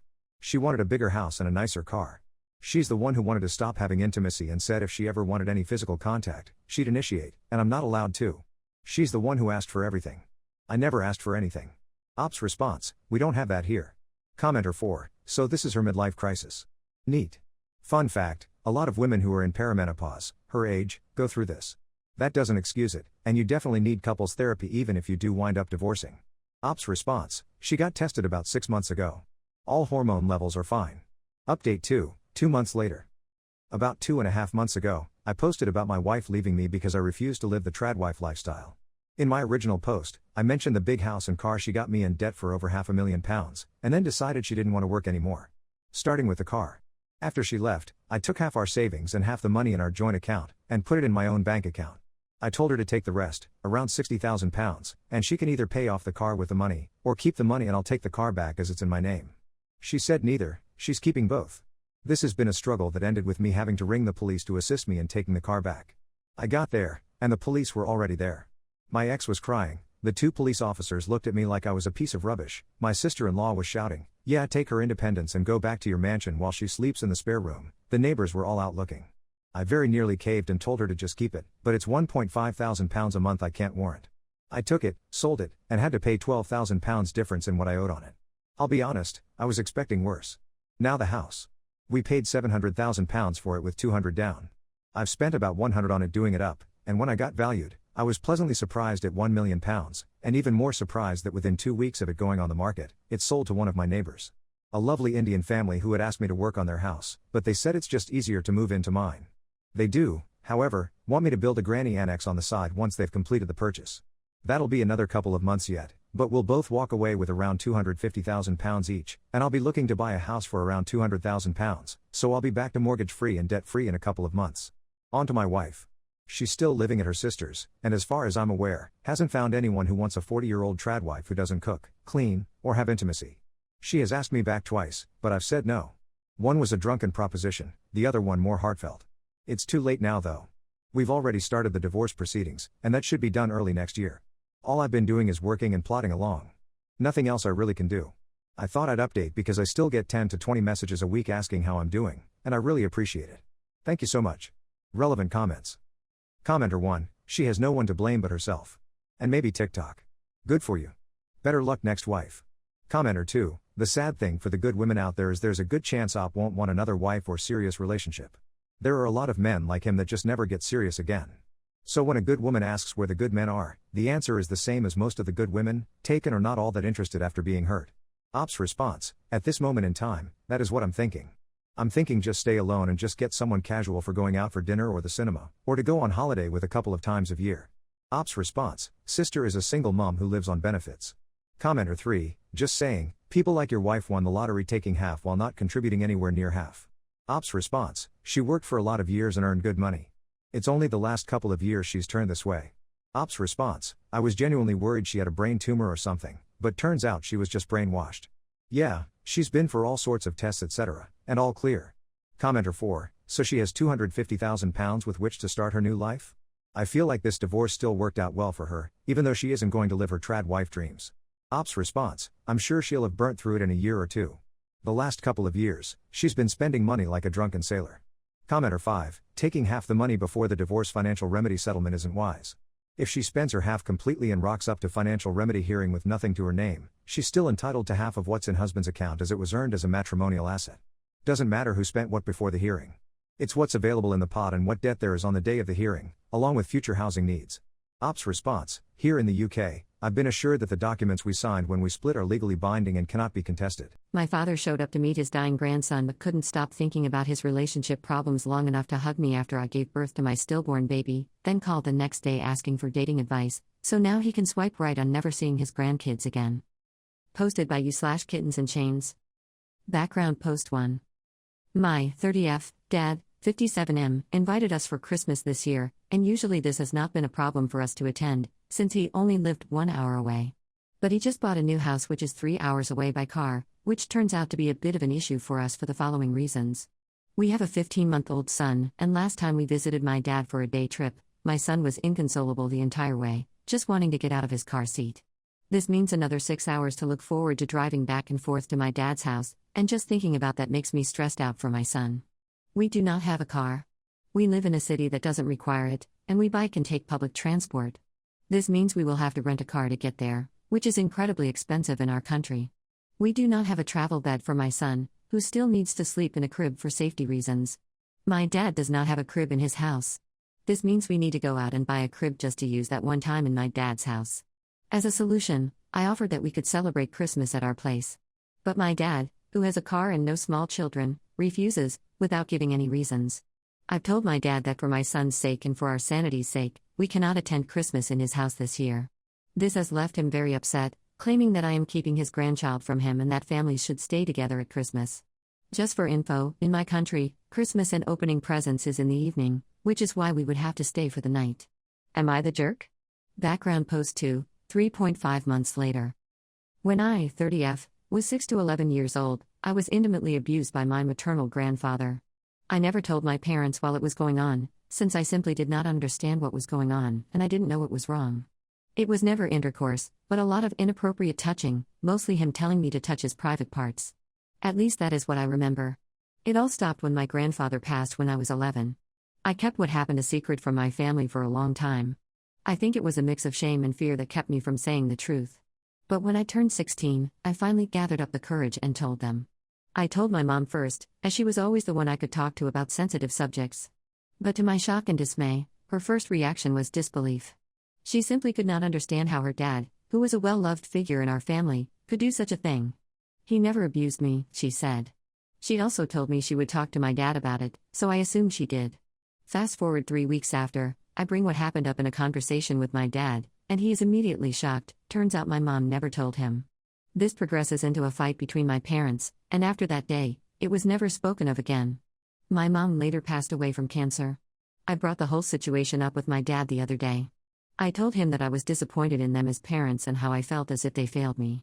I told him that if this was my child, I would at least have talked to them and most likely gotten a therapist involved. My dad told me that I never expressed a need for a therapist, so he did not know that I needed one. And I told him that I was a child and had no idea what I needed, and that my parents should have guided me. So am I the jerk for being angry at my parents even though I did not express a need for help? Editor's note: to clear up confusion, Op's son was stillborn at 32 weeks into the pregnancy. That's what my son of 32 weeks means. My son of 32 weeks passed away very recently. We knew it was going to happen, so we invited our closest family to say goodbye to him at the hospital. I've always had a very difficult relationship with my dad, but I decided that this was an important thing for him to be a part of. I also needed someone who could take care of our 3-year-old son at home while we were at the hospital, and I was giving birth to our stillborn son. He calls me the day before he arrives, asking when I expect to give birth. I tell him that I do not know exactly, since the birth is induced, and it can take anywhere between hours to days for my body to react to the medication. He responds, "Well, I need to let my work know how long I'll be away, so I need a better time frame than that." I repeat myself, as I literally do not know when I'll go into labor, but he keeps pressing me for a more precise answer with quotes like "the hospital must know and just ask a doctor, they will know." In the end, my husband has to grab the phone and tell my dad to figure it out with his work.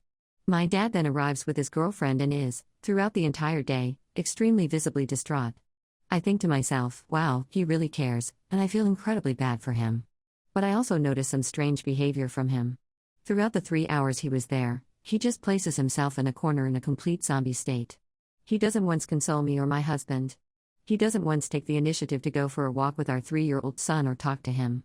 He just sits there without a single word, and I have to handle my son while I'm also trying to arrange paperwork with the hospital about my stillborn baby.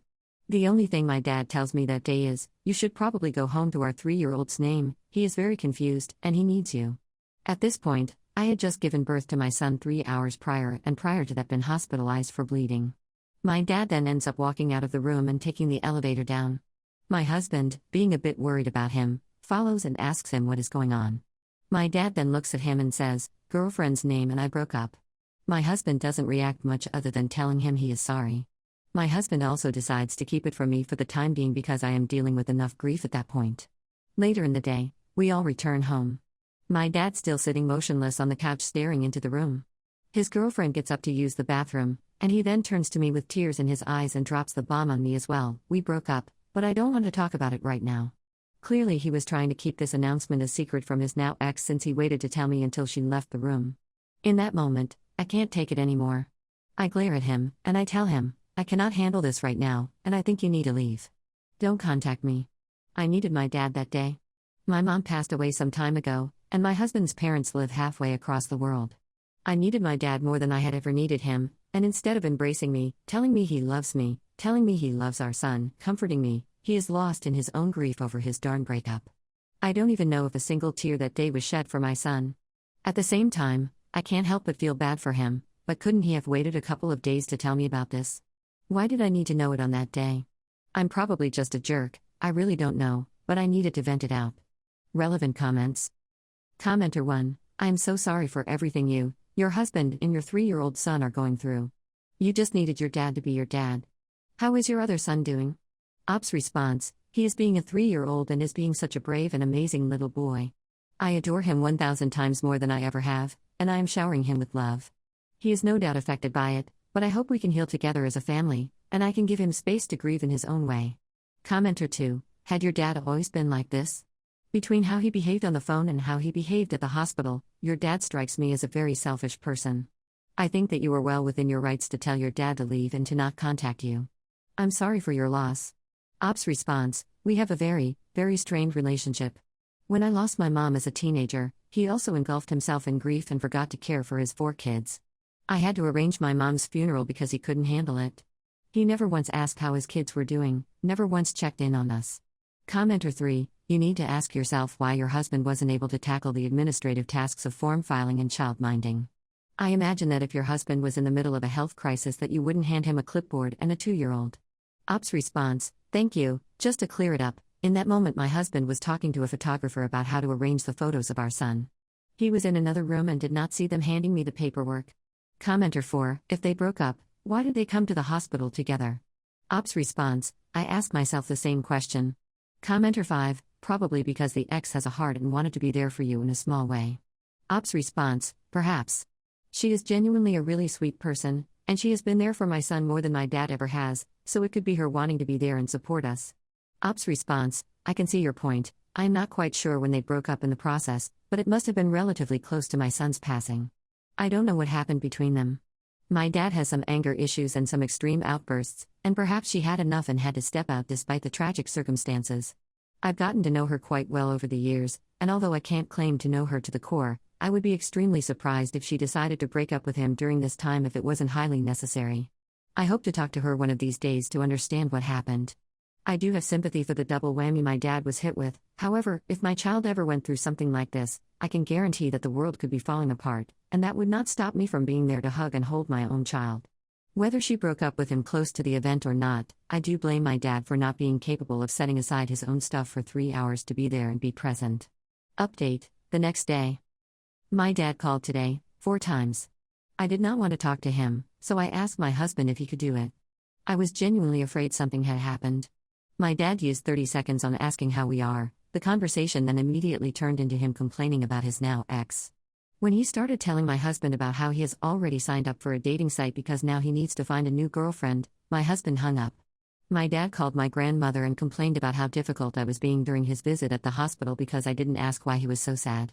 I have blocked my dad from every possible contact, and I will never let him near my family again. My husband thought he could convince me to open our marriage after I said no because his poly friends made it sound fun, but then I found out he'd already been sleeping with them for months, so now he gets to experience how open his new single life can be.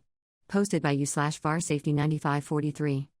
This is really upsetting to me on all accounts, and I'm getting mixed opinions from the few real-life people I've talked to about it, so I could use the advice of total strangers. I, 26F, and my husband, 27M, have been married for just over a year and together for 4. We spent a long time before getting married talking about what we wanted out of being married, so I thought we were on the same page about all the important things. I do love him very much. He is sweet, helpful, and generally my dream partner until last week. Out of the blue, he sat down one night and said he wanted to talk about something.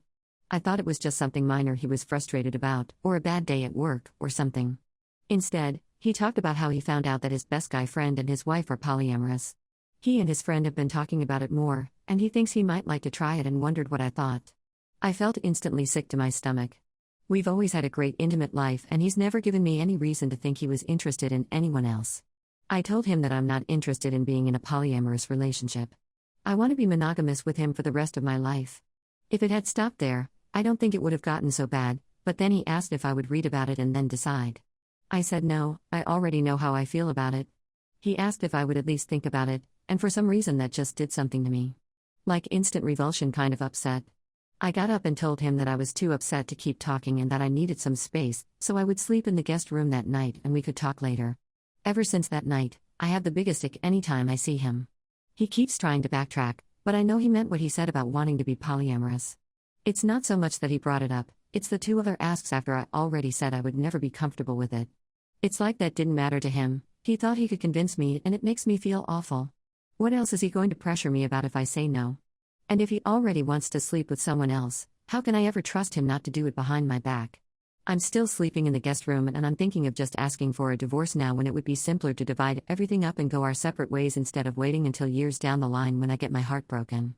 He could go do whatever he wants, and I could find someone who just wants a good solid monogamous relationship with me. The idea is killing me, but I feel like it's going to hurt now no matter what I do. While I do still love him, I don't think I can ever unhear and unsee my husband asking me for an open relationship, and the idea of him touching me makes me feel ill. He's upset and frustrated that I'm punishing him for asking a question, but I honestly don't know what he expected to happen. There is a part of me that thinks maybe divorcing him is being overdramatic, but also, the ick is so strong that I don't have much hope of getting back to where we were. Ida? Edit, gosh, this got a lot of replies. I'm reading through them as best I can. I'm going to take the advice to get an STI test, and my gyno is going to work me in today for that. I don't think he would physically cheat, but better safe than sorry. I do think there is probably someone he's interested in, possibly his friend's wife or maybe even his friend. He's never expressed being visual, but that doesn't mean he isn't. I don't know them very well, so I can't speculate on their role in all of this. I'm going to be charitable and assume there are no machinations from their end, and he just picked this up from his friend and ran with it. I want to be clear that I am not ignoring him. We can talk about whatever else is going on, but I'm not ready to continue this conversation with him and he knows that. I want to be calm for that, and his behavior is not really conducive to a sense of calm right now. Every time he brings it up makes me a little more disgusted with him, but he seems intent on digging the hole instead of letting things settle. That and not taking the first no for an answer is a bigger issue than the Polly asked from me. I think I'm going to meet with a lawyer just to go over options. At this point, I don't have a lot of faith in counseling changing how I feel about him now, but I would be willing to try a few sessions to say we gave it a shot. I'll throw that out there tonight and see what he says. Edit 2, he doesn't think counseling is necessary, he just wants to go back to the way things were before bringing it up. I've told him that's not an option, you can't unbreak a bone, it has to heal instead. I asked him if he had someone in mind and he said no, but he's not a very good liar and I don't really believe him. He says it was just an idea and there's no one and nothing has happened, but he also doesn't want to show me the messages between him and his friend so I can understand the content of the conversation they had. I will respect his choice, but it's enough to convince me that there's something he's hiding even if it's not an affair in progress, and that's a problem. I've got an appointment with a lawyer in a few days. I'm going to wait until after that to make a decision, and I'm going to take a short trip alone to see my grandparents this weekend to get some fresh air and perspective. I'll try to update next week after all the test results come back and I've had a chance to look at all the facts with a professional. Thank you for kind support and advice. Top comments. Commenter 1, NTA. I don't think it's overdramatic to get out of a contract you signed with another person when they are trying to change the terms a year into it. Commenter 2. NTA. Polyamory is other relationships, not just open smash. And men oftentimes overestimate their value and ability to get other partners. They also tend to already have someone in mind when asking. Commenter 3. These comments are out of pocket. You are absolutely the jerk for how you're handling this, not necessarily for leaving. Is this rage bait? Your partner brings something to you in what he thinks is a safe space and you shut him down before even knowing what he's asking about. Your post makes it clear you don't know what polyamory is. You refuse to learn anything more about it when asked and refuse to even humor him and think about it for more than the 30 seconds it took to run through the convo you've relayed. You then proceed to passive-aggressively punish him and look for the exit immediately, while he tries to frantically backtrack. What happened to forgiveness, giving grace, or better or worse? My lord. How you should have handled this, gentle but firmly told him that you were against the idea of anything other than monogamy, but that because you loved him you'd read a little bit more about the lifestyle and really consider it. Then read an article or two and as soon as the next day once you guys had both had time to sleep on it, told him, look, I read Xi and Z thing about it as a favor to you, but I'm still wildly uncomfortable with it. After sleeping on it, I can assure you, I'm not ever going to want something other than monogamy. Give him an opportunity to say okay honey, thanks for considering it. I really appreciate you taking this seriously. If he didn't or doesn't then he's showing you a lot. You can't extrapolate from one silly convo. Anyway Uda for not making a safe space for your spouse and giving less than no grace. OP. I know what polyamory is. I don't need to consider to know that there are absolutely no conditions under which I would ever be comfortable having anything but a mutually monogamous romantic and intimate relationship. I know what my boundaries are and so does he. We talked about these kinds of things before we got married. There's nothing to forgive, really. If that's what he wants, I respect him less for backtracking. It means he's wishy-washy and unreliable. He won't stand behind what he says if there are consequences. I think that's part of the revulsion I feel. Not only did he pitch something he knows full well goes against my core values and then persist when I said no, he can't even stand by it afterwards. Like, it would better if he had just said I would like to try this but I hear you when you say you aren't interested at all. This is or isn't a deal breaker for me so let's talk about that part instead of it was just a question, it's not that important, stop refusing to touch me because you're uncomfortable and need space to calm down, I don't like it. Commenter 4. I just read a few comments, so this may have already been said, but let me offer a slightly alternative view from the ones I read. It sounds like he approached you with an idea. Just because you have a certain vision for your marriage doesn't mean that he might not have other ideas that may not match yours. I'm not taking his side, by the way. It's not a relationship style that I would necessarily want. His suggestion was polyamory, which is a complicated relationship dynamic. As I understand it, it's not necessarily or typically an open marriage, as some are suggesting. It sounds like you shut him down immediately without engaging in any discussion with him. Sounds like he at least wanted to have a discussion about it to make sure you knew what you were saying no to. Aren't you even curious as to 1, what it is, and 2, why it intrigued him? It doesn't mean you have to say yes. He was just asking a question, no different than a spouse bringing up a kink that the other might not be interested in.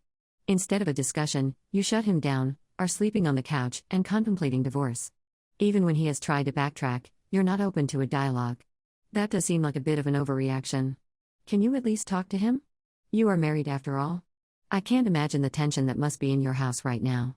OP. I already know what it is, and there's really nothing he could find intriguing about it that wouldn't put me off him permanently.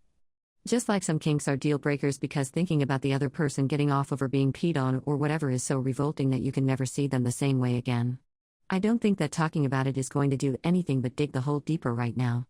Every time he tries to bring it up just makes the ick worse. And that's why I'm starting to think there's no way out of this that doesn't involve divorce. Update 1, 8 days later.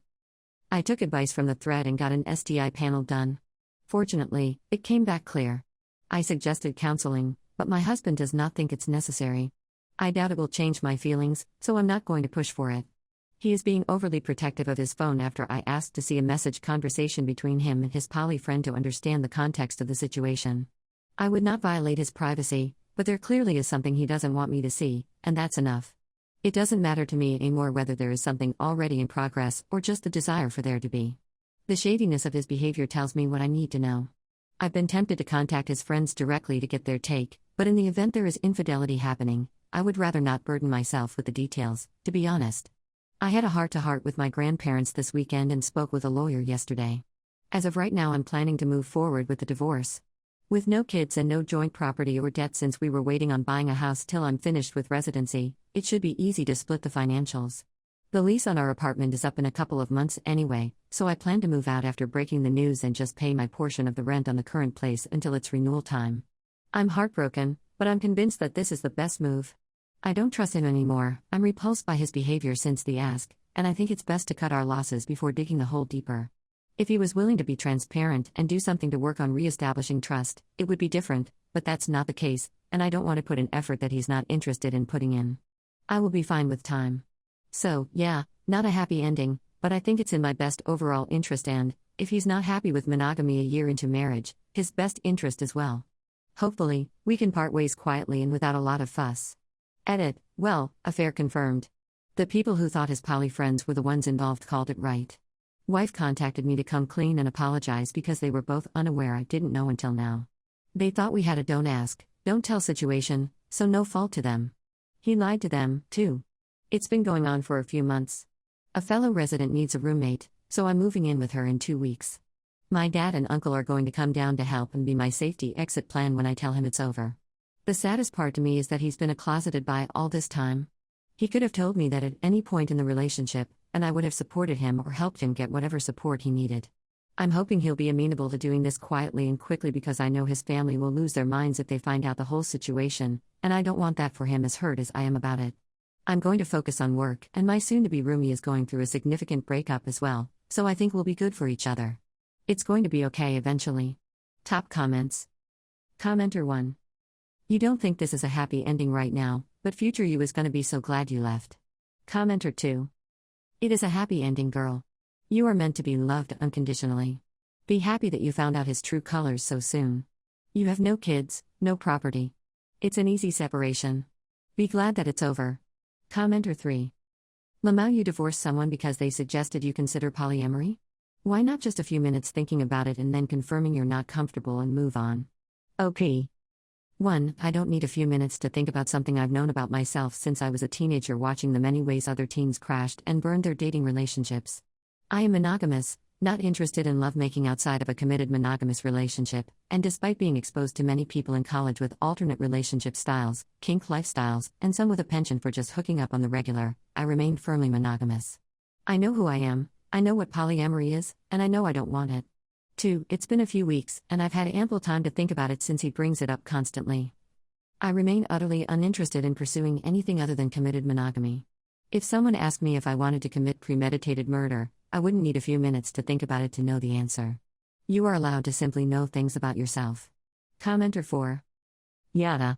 Or whatever the abbreviation is. Your husband tried to have an honest conversation with you, and you've essentially attacked him for being honest. You have no proof your husband violated the trust of marriage. You haven't tried to understand what he needs. Him not wanting therapy could be a direct response to the way you have behaved. I don't think you are really committed to making this relationship work. Up. I haven't attacked my husband. I've said that I will not be involved in polyamory. I have made no comment about him or polyamory generally in our conversations, simply that it is a deal breaker. I've asked for a space to maintain my sense of calm, which he did not respect. I've asked for context and clarification about what he and his friend discussed, which he has not provided. I asked him if he would be willing to go to therapy, and he said no. I have respected his privacy and made a point to not accuse him of anything or react to him in anger. Honesty is appreciated, but all communication, including honest communication, has consequences. That he was honest in informing me of his desire to be poly is good, but the natural consequence of it is that he effectively announced that we have a fundamental incompatibility as partners. My husband doesn't have to have cheated for me to decide to divorce him. Not accepting no for an answer and refusing to put any effort in to clarify or resolve the situation is reason enough to leave. Suspicion of infidelity is also reason enough to leave someone, it doesn't have to be proven. I understand what he needs. I simply am not willing to provide it, and so the kindest thing to do is break up so that he can pursue his needs and I can pursue mine. If that's his position, that strikes me as a further excellent reason to leave. He has no solution other than pretending it never happened, and he doesn't like my proposal, so I don't see why I would put in effort that he's not putting in. Update 2, 4 days later. I never thought I would be saying this. It was just confirmed today. He's been seeing a polyamorous couple that I thought were just friends for a few months. He asked me about opening up our relationship to polyamory a few weeks ago, and I said no, and things have gone downhill since.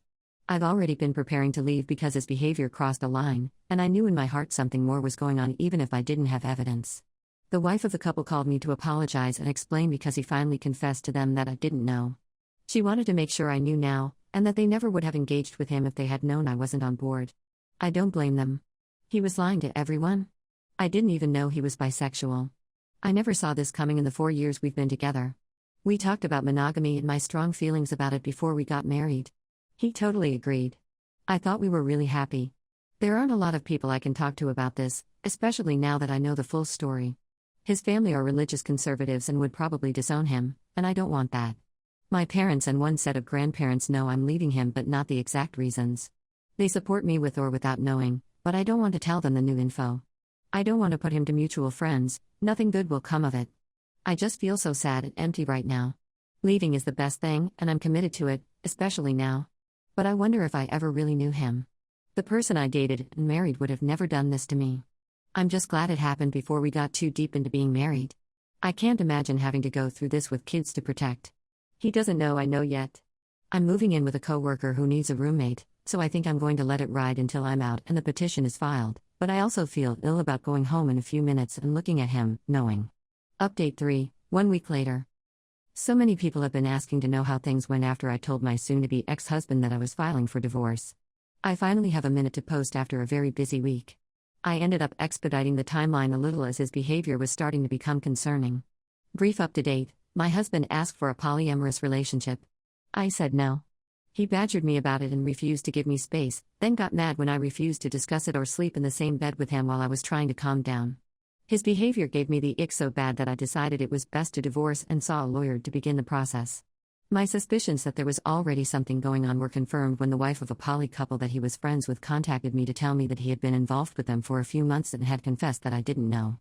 They broke up with him as a result. The call from the affair partners coincided with my ex trying very hard to apologize and make it right, but without admitting to cheating or anything else. A fellow resident was looking for a roommate, so I made plans to move in with her. I also let my parents and some close friends know the situation. My lawyer advised me to talk to my ex before papers were served, so I had planned to have the talk right before moving out. Which set up an uncomfortable situation in which I was living with a cheating ex who didn't know I knew. The plan was originally to move out next weekend, but things took a bad turn this week. My ex started getting agitated that I wasn't responding to his attempts to smooth things over, and that ultimately escalated into him trying to get into bed with me against my wishes on Thursday. I was able to get an emergency leave from work and mostly moved out while my ex was at work on Friday. My parents drove down and helped and then stayed to be nearby when my ex got home. My lawyer filed Friday. He did not take it well. I told him I knew about the cheating and was filing for a divorce.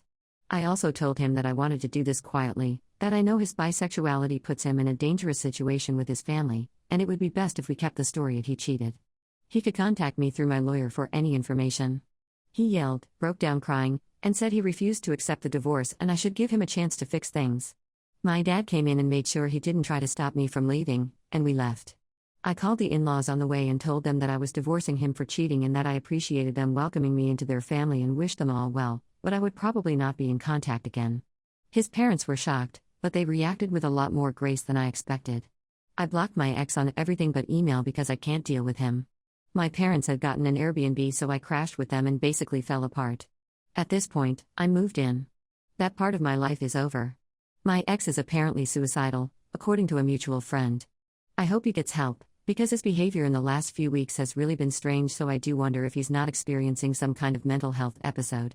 It doesn't change the fact that I'm done. I'm not okay, but I will be.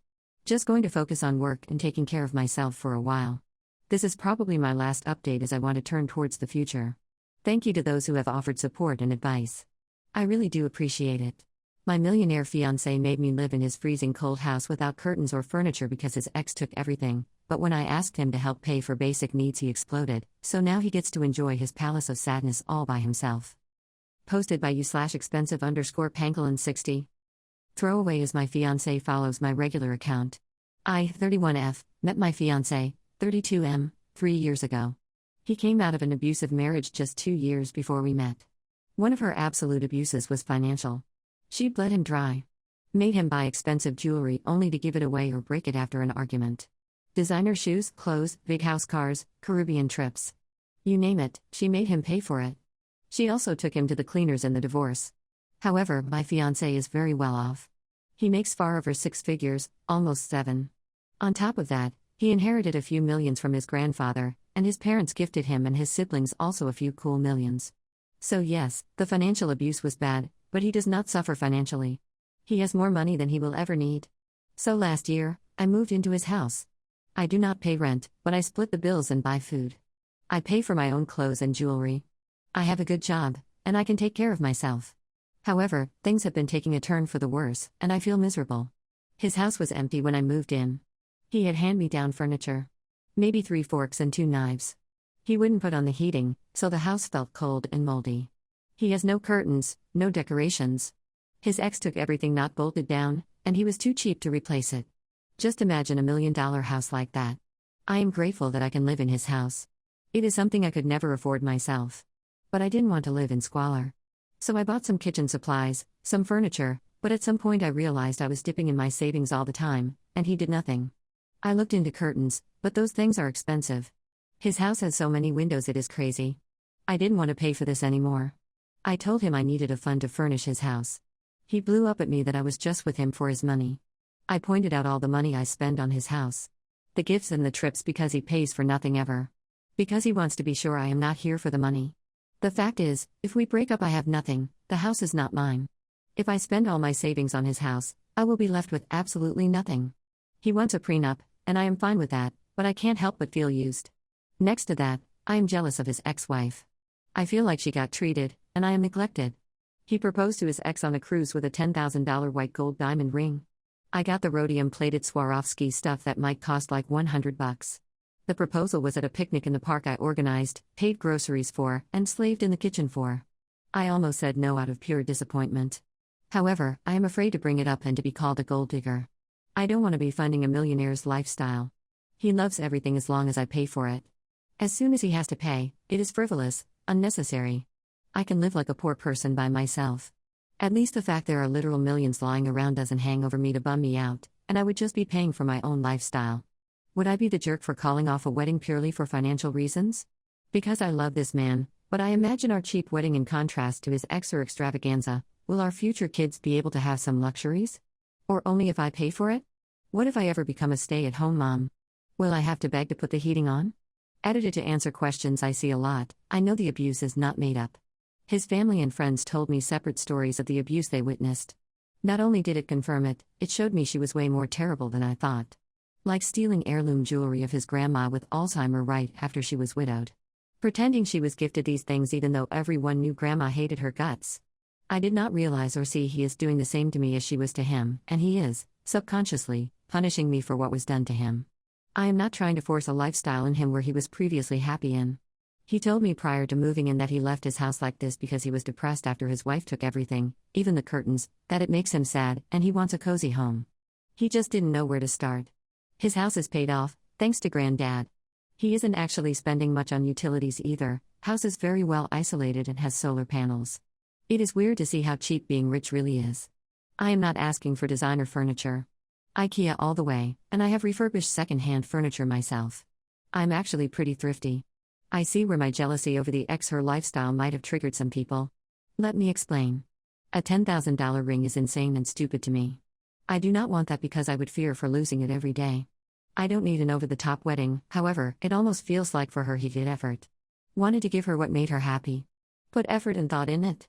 With me, it almost feels like he wants to prove how little he can give me. He talked about how he would see the wedding, and it is cheaper than my actually financially struggling cousin her wedding. I can't help but feel he wants to demonstrate how cheap he can treat me. And I already feel embarrassed about the family that would have been to both, and I will feel like the discount wife. I don't like to say it, but it feels like he gets off on it to some extent. We are almost talking washing paper plates at this moment. Yes, I did discuss selling the mansion I really don't need and move to a more modest house. Especially knowing this is the house his ex picked. He doesn't want to do that. He loves this house, but I feel really intimidated living in a house I could never afford anyway. And so many large windows, sheesh. I haven't talked to him yet, but pause on the marriage and counseling is a must. I already am looking for IC because I realized I might indeed be too much of a people pleaser allowing him to control me with the ghost of his ex. I also am going to separate for a while. I'm looking to rent something for a few months so I can get some space. Thank you all for your insights. Relevant comments. Commenter 1, NTA. I understand you've had some trauma in your past, and I'm sorry you went through that. But I can't allow you to mistreat me because of it. It burns me up inside that you gave her everything, but I have to beg for the bare minimum. I deserve to feel cherished by my partner, as I have cherished you. Ops response, oomph, that hit me right in the feels. Commenter 2, I am not with you because of the money you have, and if you can't trust that then that's something you need to work on. I cannot live without heat, furniture, curtains, and basic decency just to prove to you that I am not a financial abuser like your ex. It feels as if you are projecting that image onto me, and that is unfair. His way of coping is extremely unhealthy. What he should be doing is talking to a therapist about how he can communicate his needs to you, not shutting you out and behaving the complete opposite of how he did with this ex. He should set some healthy boundaries on how he spends his money, sure, but he also needs to acknowledge that you asking for some financial contribution to the house you live in isn't the same as his ex demanding he take her on a cruise. He needs to find some ways he can feel appreciated when he does spend money on things you benefit from, and he needs to trust that he is in full control of his money. You have no desire to take that from him. Update 1, 4 days later. Okay, I hope this update makes sense because I am very confused and not really doing that well at the moment. Well Reddit, you changed my life. Thank you so much for all your ideas and insights. Honestly, I don't think I would have had the courage to do what I did without you guys. I went to therapy. Took the day off just to get my racing mind to calm down. Therapy has confirmed things you guys suspected. I'm a people pleaser, I wanted to save him, and I have internalized the idea that any effort and every penny I want him to spend on me makes me a gold digger. I will have weekly sessions to work on me. I realized I would have never taken this treatment from any of my exes. Even though I made more than them. The idea I had to prove myself worthy to be with a millionaire and not be in there for the money got into my head pretty early. I called one of his siblings I am pretty close with and just told her everything. She was not surprised but just sad about how unhappy he was making me.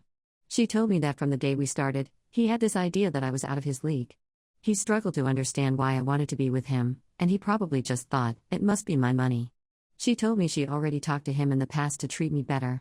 She was furious about the proposal. This information confused me a little.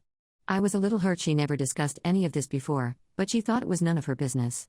She also explained how she and her husband organized their finances. He also doesn't have as much as her. I took the opportunity to pack a bag. I haven't found a place yet, but I am going to stay with my parents.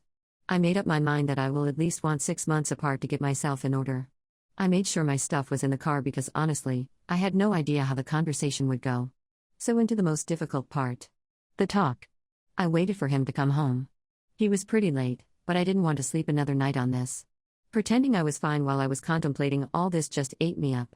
I had written down what I wanted to say. I have never been so scared before. I didn't want to hurt him, and I didn't know how he would react. I took some advice from here. I opened that I was moving out and that I wanted to pause our engagement. He was very quiet and just sat down. I told him he really hurt me by calling me a gold digger, and that I am done walking on eggshells and feeling guilty for just wanting basic things. I told him I was unhappy and felt neglected. I also told him that after 3 years of me showing up for him, he still doesn't think I am here for him. It is not going to happen. He was just quiet. He didn't say anything. I told him that the constant comparing to his ex was unhealthy and unfair. Punishing me for her sins was abusive. I told him comparing her to me all the time has triggered me comparing myself to her and starting to feel like she was worth more than me. One of the things about her was mostly ungratefulness. He would do nice things for her, but it was never enough. The thing is, he doesn't do nice things for me, and I have to be grateful for the pleasure of picking up the bill. I told him he was not ready for marriage. That I dreaded having kids with him and lived like this. That is, didn't trust he would take care of me if I would become a som. And at that point, I just called him abusive and a user. I was getting pretty angry saying all this out loud. Losing my composure and script a little bit. He remained quiet with almost no emotion on his face. I stayed quiet, but nothing came out, so I decided that I would just leave. Only when I got up to go he said, "Please don't go." He asked me if I was pausing the wedding or calling it off. He wanted to know if it was over or if he still had a shot. I told him I wanted out of this house. I honestly don't want to live in his ex-her palace of sadness anymore. I needed him to go to therapy and especially financial therapy. I needed a separation. I told him I was open to couples counseling if he went into IC. He begged me not to do the separation, but honestly I really wanted it. I just told him to think about it and I left him. He was finally showing some emotions. He was crying at this point. He sent me a very long text somewhere in the AM. Told me he was a wreck and couldn't sleep. He made all kinds of promises. He would go into therapy, sell his house, buy a smaller one, and make sure I am taken care of whatever happens. He said he would help me decorate, and we will make a home. He again asked me to please come home. But to me it doesn't feel like home there anyway. I feel very empty and tired. I have been sleeping most of the day. I feel guilty but also a little bit relieved if that makes sense. I don't know if I actually want back if he does all that. I don't know, I am a little unsteady right now. I need some time to process. I will go back for the kitchen supplies and my TV. I won't take anything else of the furniture. This for the exact same reason I was unwilling to buy everything. His house is huge, so the couch is huge, I can't take it. Update 2, 1 month later. Hi everybody. Let me just say I am overwhelmed by the number of people really caring about me and asking for updates. Strangers who care about you is a feeling like no other, thank you. So as I said, I left. I'm looking for an apartment I can afford. My parents are helping out. I am living with them and saving up. I am not closing all doors, but as for now we are broken up. I have no contact. The first week, he transferred a large amount to my account. It really rubbed me the wrong way. It just showed me that he still thought that money was what kept me here. I deducted the couch I left and transferred everything else back. I asked for no contact after this. He has been respectful of it, and I feel free at the moment. I felt guilty for my needs. For wanting to be taken out every once in a while. The longer I am out, the harder I realize it was abuse. I have an autoimmunity problem, and the cold house caused it to flare up. Even after that, he kept turning the heat down. He'd rather have me miserable than pay what? $100 extra in the end of the year? The last thing I heard is that he put the Palace of Sadness on the market. I have seen the ads, so happy he is going through with that. I heard from his sister that he is in therapy. I'm happy for that, and I hope he keeps that up. He is keeping his promises so far, but I need to see real change, and even then I really don't know. I am building my own life by myself. Thinking about getting a puppy. If I give him another shot, it has to start all from scratch. I want to start dating again and take it slow. Therapy is really a good idea. I now know I was just bringing this on myself as a people pleaser. Savior, wanting this man to be happy so bad I forgot about myself. Never again. So that is all there is to say really. Relevant comments. Commenter 1, best of luck. Please never forget your worth again, because others will shortchange you if so. Ops response, true. I allowed this from day one and let him play his fantasy revenge on me. The red flags were there so early. Loving ourselves is the key to a happy life. Commenter 2, my question is Did you previously communicate your feelings before just ending it? Did you wait until you stopped loving him? Ops response: I did. Multiple times. I had a few breakdowns where I told him I was unhappy, especially when my autoimmunity disease just kicked into high gear. I told him I was done being cold. Then the discussion started about what is cold, and I had to negotiate a temperature setting he was okay with. He would still turn it down behind my back. The curtains were just the last straw for me. He was giddy and happy about all other changes I made to his home with my money. I thought it would not be so weird to ask him to pitch in, right? I had done so much, sacrificed so much, and he still blew up at me? What kind of gold digger pays for everything for 3 years? If I was one, I was really bad at it. So yes, I communicated, over and over, and nothing changed. I am pretty shocked he is actually doing something right now, but honestly I think it is a little too late. I don't want to shut the door completely, but I will never ever be cold in my life ever again. Update 3 months later. Thank you for everyone reaching out to me. I have closed in on a little apartment for myself. I got a puppy. After being in a home where I was truly loved, my parents, I realized how sad, cold and alone I had been. Over time, I went blind for a lot of things. Blind to a comfortable home temperature. Comfortable with thinking about it every penny spent. Feeling guilty for buying that dress I wanted for so long that was finally on sale. Feeling entitled for wanting date nights, being treated sometimes. I started to think about what makes me happy. I love to travel, dress up to go to a nice restaurant. Throw dinner parties, entertain people, think about Christmas gifts 6 months in advance. Have a cozy house. And I realized just how much he had taken from me with that one little sentence: is that really necessary? Is anything ever? If you have a roof, food, bed and a TV, you are there, right? Is travel necessary? Is having nice clothes necessary? Is a shower necessary? A haircut? A party? A hobby? A wedding? No. I know now that abusers are not per definition bad people. He is broken, and he has trauma I have no time or energy for. He got free from abuse and decided to become the abuser. I know he is in therapy, and we initially agreed on 6 months no to low contact. But I felt I was certain it was not for me anymore, and I didn't want to keep him dangling. Breaking up with him was very hard. It made me very sad. I never wanted to hurt him, and I loved this man very deeply. I wanted us to be each other's happy ever after. We both came from dark places, and I wanted us to thrive together. His family told me I was the one, I was everything he was looking for, and I felt so lucky. But we only have one life, and he has so much work to do before he even becomes the bare minimum of what I needed. I feel failed. Like my story has a bad ending. I feel very broken and sad. I will take my time to just be me. I hope he does the same. I truly hope he finds the one and becomes happy. Mostly I hope that for myself, but for now I am enough by myself with the pupper. Thank you all for your time and support. I'm going to have a little cry in some fur baby's fluffy fur. Relevant comments. Commenter 1, this is so far from a bad ending. A bad ending would have been staying until nothing was left of you. A bad ending would have been him bleeding you dry and you being stuck. You put yourself first, and that will always be good. And to add to the positivity, this is probably the kick he needed to get past his trauma. Ops response, I think you are spot on. He has said these things himself. He didn't know how bad he was until he came home to me leaving. He has told me he hates himself for letting me walk and letting me be this miserable. He is in therapy, as far as I know, because I am no contact, and I hope he does well. I really felt once I was out how much of myself was lost. I went through quite a dark time realizing how far I went for this man. But I am getting better. Commenter 2, it does feel like a sad ending. I get the sadness of knowing the magical ending wasn't going to happen, of the hope that he would see the light and make the changes he needed to in order to make you feel valued.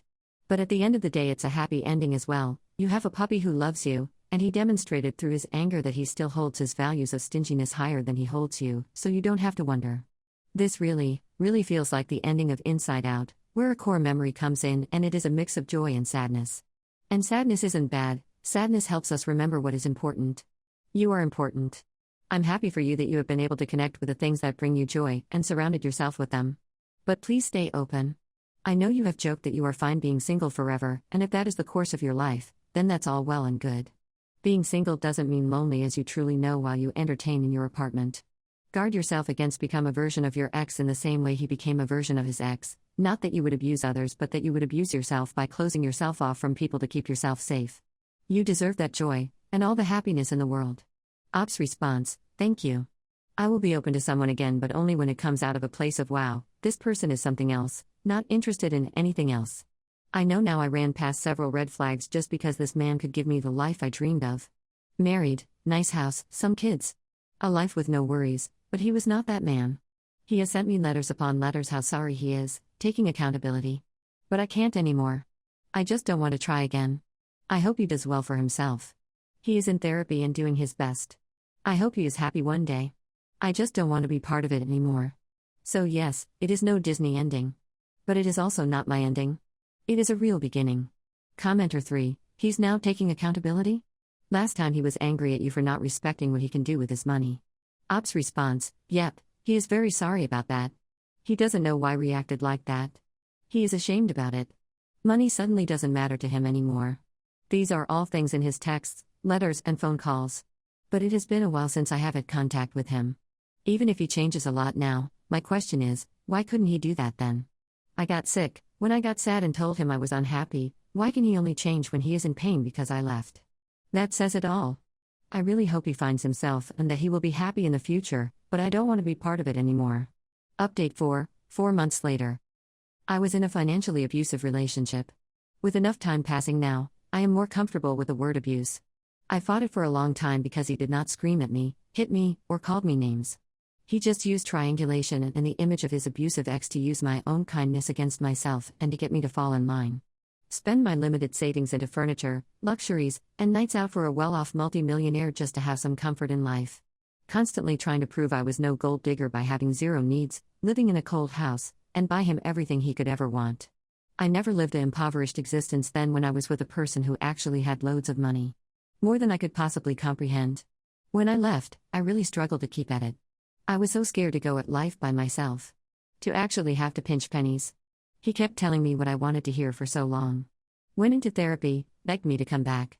It digged into my resolve. Made me doubt if I was making a mistake. A few things made me go on. My colleagues who are more friends than coworkers who knew all my stories into details hugged me and told me they were so proud of me for leaving. Their feeling was so authentic it rubbed off on me. I was also proud I left, and I couldn't let them and me down by going back. My boss once passed my office when I was working late, and he said, "Never give men second chances. They never change. You deserve someone who gets it right from the start." I don't know what prompted him to say this to me, but it stuck with me. My trainer who knows some stories said to me, "You gave everything to get less than nothing back. It is like me getting a $100 from you and to repay you I'll take another $100 from your wallet. Why would you want to take that deal again? He has a debt with you he can't repay, and I don't mean cash. I mean emotional energy, love, and kindness. I read somewhere, don't wake up in the same miserable place 10 years from now because you feared the change you have to make today." That hit me very hard. I have bought my own apartment. I felt like a poor little mouse being surrounded by people who make my monthly wage in a few days. But the fact is, I have a very good job. I earn far above average. I'm able to have a nice place, nicely furnished. And I can even support a puppy. I live by myself but feel endlessly more warmth than in a relationship. I love myself way more. I am not riddled with guilt over wanting to have a cozy house. Go out for dinner sometimes. I'm so happy I dragged myself out of this relationship. I kept at it and moved on. Keep going. One foot in front of the other. It is hard, but you can do this. I am proud of you. Update 4 months later. The money is gone. I'm not going to get that back or fight for it. I even had to block him because at some point he got petty and wanted me to pay rent for the time I lived with him, so no way I was opening that discussion. Whatever, lesson learned. I may look poor compared to millionaires, but I am doing fine. The sister and I did get along for a while. We share a hobby and talked about that. But recently I have been official and out in the open with my new boyfriend and she struggles with this. Maybe she was hoping it would still work out or something, I don't know. But she has been one a lot colder. This man, wow. People say never settle because there is better out there for you, I never believed it. Honestly, I was ready to be a crazy dog lady for the rest of my life. I was enjoying being single. My friends urged me to start dating just to get the hang of it. He was my third date. I went against my will and was 100% not into it, but when I saw him in real life, sparks flew like never before. I'm in my 30s, so you would have thought experienced it all, but this? Wow. He is everything my ex was not. He is kind and caring. Cooks me dinner. Gets flustered but is grateful for gifts he gets. He treats me to dinners. Will not even allow me to go Dutch on it. He has planned and booked dates and trips months in advance even before we were well and good official. Buys me gifts. He is not as wealthy as my ex. But he makes a good living. His income is comparable to mine, but he treats me like a queen. And between me and you, and all Redditors that dig this deep in the comments, the lovemaking is insane. I guess giving people give everywhere freely. So please take away to never settle. Ever. Trust the process, babe. Relevant comments. Commenter 1, I hope you told him off. After the abuse you suffered, he should shut his mouth and be grateful you didn't sue him for emotional distress. Ops response, too much energy to waste on a man who wasted so much already. I just never want to see him again. I hope he finds the help he needs, and I hope he becomes a happy person, but I do not want to be anywhere near him. I am so happy with my current boyfriend. I don't understand how I fought for so long to keep this man. Update 6, 1 year later. He is so far in my rearview mirror I really don't care. But you are spot on. Honestly, looking back, he kept getting worse and worse, and I think at some point he got off on how I was running out of money and his pile of money got bigger and bigger, giving him control over me. He sold the house. That is what I know. He and his sister fell out. Her social media profile picture is one of us, which I think is pretty funny. He is still single. Meanwhile, I am absolutely head over heels with my partner. We both had major promotions at work. We will never be multimillionaires as we don't have generational wealth. But I live in a warm house, furnished. We go on trips, we go out on dates. Our money is pooled. I live a wealthy, loving life, while he still hoards his money living in squalor. I never told anyone this because I was afraid to be recognized, also afraid to be judged further because I saw their abuse and did too little. But he has kids with his ex. These kids are being abused. Sleeping on broken beds, getting cheap toys, cheap trips on holiday. He never does anything fun with them. They also sleep in the cold, moldy house. I was also paying for toys for them. Trips for them. I fought so many times over those kids. I also stayed longer because of them. They were such grateful and sweet kids. It also makes me doubt some of the stories about his ex. She is a great mom, and I feel sad she has to leave her kids with that man. He was just a weekend warrior. Now that I admit this, I feel again so weird about staying so long. I recognize the abuse in the kids, but not in myself. So I hope you did stay in therapy. I hope he is better for their sake. I hope they are okay. Update 7, 1 week later. First off, that was such a weird experience. I listen to you when I do the boring work things, and I was like, wow, so similar to my SSST, hold up. Also, your team went like 12 comment layers deep to find my confession about how amazing the lovemaking is with my partner. Blush. Reddit saved my life, but I went to Reddit because of hearing you tell these stories. I never realized how my story resonated with others. I mean it when I say that I would have never found the bravery to break it up without having Reddit in my ear telling me this is not normal. It is weird to hear it all back. Hear how chaotic I was and how I still believed deep down he was not abusive. But also remembering just how unhappy, cold, and alone I felt back then. It was confronting to see/hear that up close again. Once I took the jump, a lot of friends and coworkers told me I was brave. That they were proud of me. I don't see it as a failure anymore. I see it as one of my biggest triumphs. It looks easy from a post to leave. But it is not. I do urge everyone who finds themselves dreading to go home, sad and alone in a relationship where they are the only ones who are trying to change anything, begging for bare minimum treatment, to please do the hard thing. Easy choices, hard life. Hard choices, easy life. Me and my partner bought a house together. We are still extremely happy. After our first date, I texted my best friend, I am marrying this guy. If he asks me tomorrow, I'm running to the church. This relationship feels like a movie. And we are beyond the limerence phase, this is real. The puppy is no longer a little pupsy but a big boy. He is in love with my partner. That is his favorite person. So my dog and I fell in love with the same person. I never shared pics of him because I didn't want to be identified. But my gosh, that seems to be a crime. I will add some relevant comments. Commenter 1, I remember your story and worrying about you and your big heart. I'm so happy to read this update. Congratulations and keep living your best life. Ops response, thank you so much. I am wildly happy. My partner is my dream, and I am his, and we are both so grateful to have found each other. Thinking about still being in that place, that would be a nightmare. Update 8, 2 weeks later. Fun fact. I recently discovered I had an unread message from my ex in a mailbox I never use. It got lost in spam, and I only found it because I was looking for a mail of his sister, so I typed her last name. It was a long-winded apology about how our relationship broke down, but he blamed me still, and so far out I couldn't fathom how I would fall. I deleted it. I did not even read it completely. Silence is the best answer. He just wanted the last useless word. What does this thing even say? No answer, no contact, okay bye. My dad randomly told us he wanted to divorce mom for his 21-year-old coworker, then came crawling back the next day claiming he was in a fog, but now mom expects me to play happy family like he didn't just blow up our lives for a girl who ghosted him. Posted by you/legitimate_process90. I, 17M, live with my mom, 46F, my brother, 13M, and my dad, 50M. My relationship with my dad has always been rocky, and he's let me down many times before, but this time feels like the final straw. Last Wednesday, he told us completely out of the blue that he asked my mom for a divorce because he wasn't in love with her anymore and had feelings for his 21-year-old coworker, Rebecca. For context, she just turned 21. We would have literally been in high school at the same time. I was furious. My parents have been together since 2003. Their relationship has had issues, but this was still shocking. What made it even weirder was how impulsive and unlike him it was.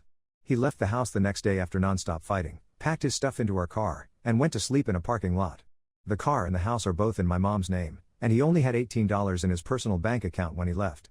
Then, the next morning, he suddenly came back saying he felt like he was in a trance, that the fog had lifted, and that he made a huge mistake.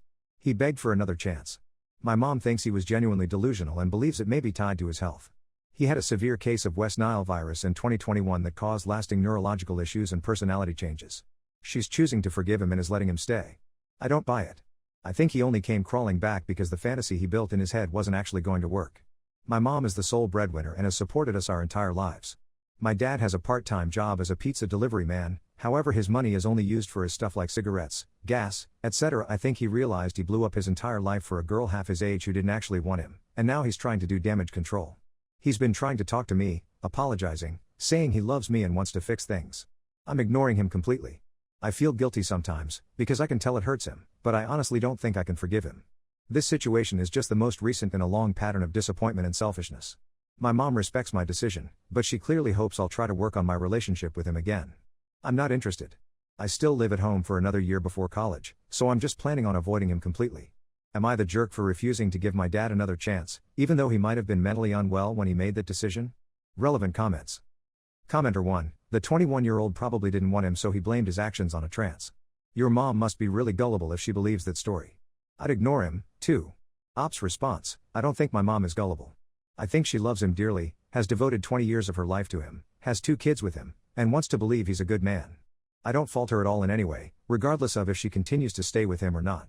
Commenter 2. Trust is a fragile thing. Once destroyed, it is almost impossible to get back. Your father thinks he can just walk back in and have everything the way it was, and that isn't going to happen anytime soon. Don't kick yourself. You are not to blame for what happened and you are under no obligation to forgive and forget. That said, I do think your father's bizarre behavior is due to some health issue. He obviously needs to be seen by a doctor. Ops response. He has stated he is going to see a new therapist and psychiatrist. He already sees multiple doctors often, as he has a slew of health problems, including a neurologist for the lasting effects of West Nile virus. Commenter 3. NTA. He very quickly learned the grass is definitely not greener on the other side, since no 21-year-old is going to be willing to completely support a 50-year-old loser. Sorry if that is harsh.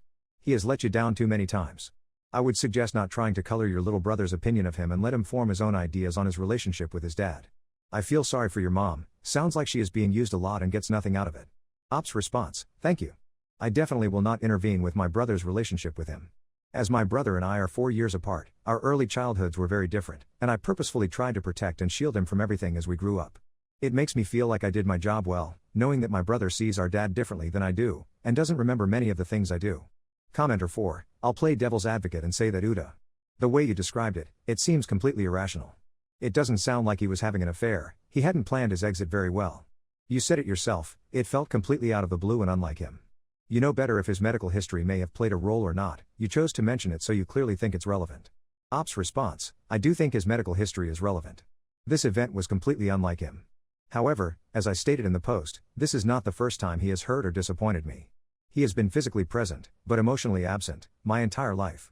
My mom was always the one who was there for me, showing up and doing things, taking care of me, etc. My dad usually would only do things when he was reminded or instructed by my mom. So this feels like the tip of the iceberg for me after a lifelong rocky relationship with him. I feel guilty, though, because he is still my dad, and I desperately want a good relationship with him. Commenter 5. Kid, your dad needs to see a neurologist ASAP, because this might be the first sign of a neurological condition worsening. The issue with the girl was just a fantasy he had, so it seems he's losing contact with reality.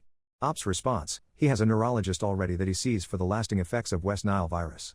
I am not aware of the in-depth details of all of his medical issues, however, he has stated he is going to see a new psychiatrist. Commenter 6, Op needs to get therapy for himself, his mother, and brother. Op's response, I am in therapy weekly and have been for years. My mom said she is going to find a therapist for her and my brother. I hope that helps her to cope with all of this in a healthy way. Thank you for your comment. Commenter 7, has Op's father held a full-time job before? Op's response, no, he hasn't worked full-time since he lost his job when I was a newborn in 2008. Commenter 8, Op's mother should get a divorce lawyer. Op's response, my mom consulted a divorce attorney to weigh all her options. Since she has proof of my dad having an emotional affair with Rebecca, that counts as adultery in our state. She would be able to file for and be divorced within 60 days, and he doesn't have to agree. She said she doesn't need child support from him since she has already been supporting us herself. It is clear to me that she wants to give him another chance, but divorce is still on the table, I think. Update, 6 weeks later. I figured I'd update since a lot has gone down since my last post. Quick refresher, my dad, 50M, randomly told my mom, 46F, he wanted a divorce because he was in love with his 21-year-old coworker. He left, then came back the next day saying he was in some kind of fog and wanted forgiveness. My mom decided to take him back, but I said I wasn't interested in repairing things with him. Fast forward to my birthday trip, about 2 weeks after the initial situation. We were going to the beach with me, my mom, my brother, and my best friend. My dad was staying home because we have a lot of animals and it was easier for him to just stay than to pay for them to all be watched. I was actually really looking forward to it because it felt like the first time I'd get a break from all the chaos with my dad. Then my dad decides to drive 7 hours to our Airbnb as some kind of grand gesture. My mom claims she didn't know he was coming until he called her while already 3 hours into the drive, but I don't really buy that. The plan was apparently for him to stay the night, and she had already paid for an extra spot so he could come with us on the boat tour and dinner. So it's hard for me to believe she had no idea. Here's the kicker, she wasn't even planning on telling me. She literally wanted it to be a surprise that he just walked in the door. The only reason I knew was because she brought it up to my best friend, I'll call her Jane, that morning. Mom says she asked Jane if she should tell me and Jane told her no, but Jane straight up told me all she was asked was if she thought I'd be upset, and she said yes. Later on while we were out, Jane told me what was happening anyway and that my dad was about an hour away.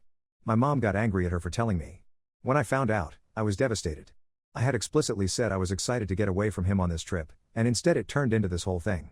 My mom was mad at me for being upset and kept saying things like, it's still your dad, you'll have to get over it eventually, and he's trying to show he cares. She even tried to spin it like maybe he was doing it for her, to prove he cared about fixing their marriage by showing up for us. She kept saying, well, I feel happy he did it, and I just felt like screaming because this was my birthday, not hers.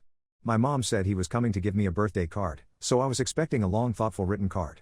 He drove 7 hours to hand me a card with 2 sentences in it. I'm sorry for what I did. I will make it up to you. That's it. After all that, he stayed for maybe a few minutes, then turned right around and drove all the way back home because I was so upset. There also wasn't even enough room in the Airbnb for him to stay, so they didn't think that through. That was mid-July. I've gone back to talking to my dad normally, but only to keep the peace. I don't want to, but if I start ignoring him again it'll set my mom off, and I don't have the energy for more fights. So I'm just stuck pretending everything's fine when it's not. It's exhausting to constantly have my boundaries pushed aside, and I genuinely don't get how they think that's supposed to make me forgive him. My parents' relationship seems to be better. I am only viewing it from the outside, but they've been going on dates, been more touchy-feely, spending more time together, etc. If they really did fix things permanently, I'm happy for them. My mom deserves to be happy. However, I feel that him changing his behavior doesn't erase the things he did in the past. I don't feel like I want a close relationship with him ever, even if he's changed.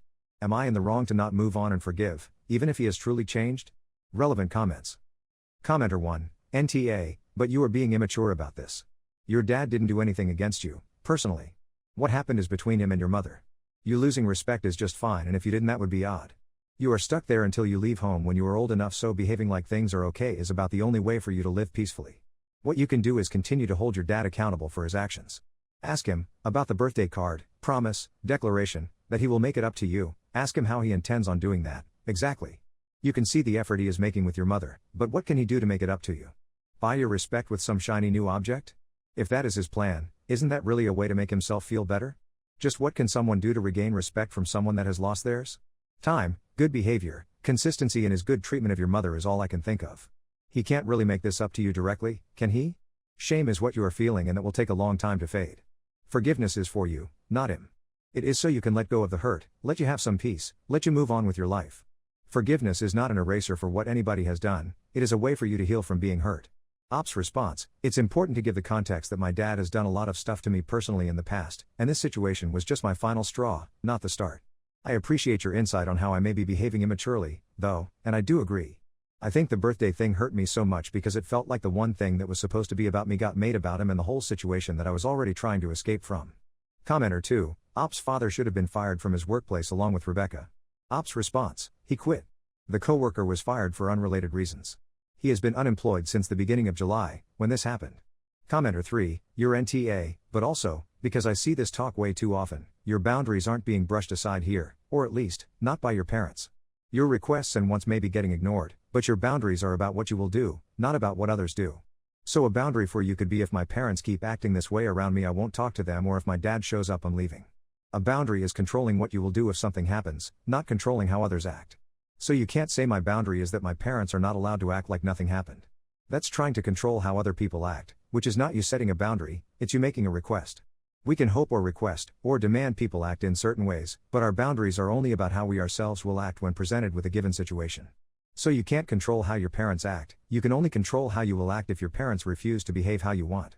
Op's response, I set a clear boundary that I didn't want him to speak to me at all, and if he did, I wouldn't respond. I said multiple times that I wasn't interested in working towards reconciliation yet and that I desperately needed space. I felt like these boundaries were stepped on when he showed up at the Airbnb on my birthday. Commenter 4, Op on how he feels about his mother letting his father back in her life. Op's response, I am still upset at her. She is usually very good at knowing what would upset me, and I feel like she just dropped the ball with this.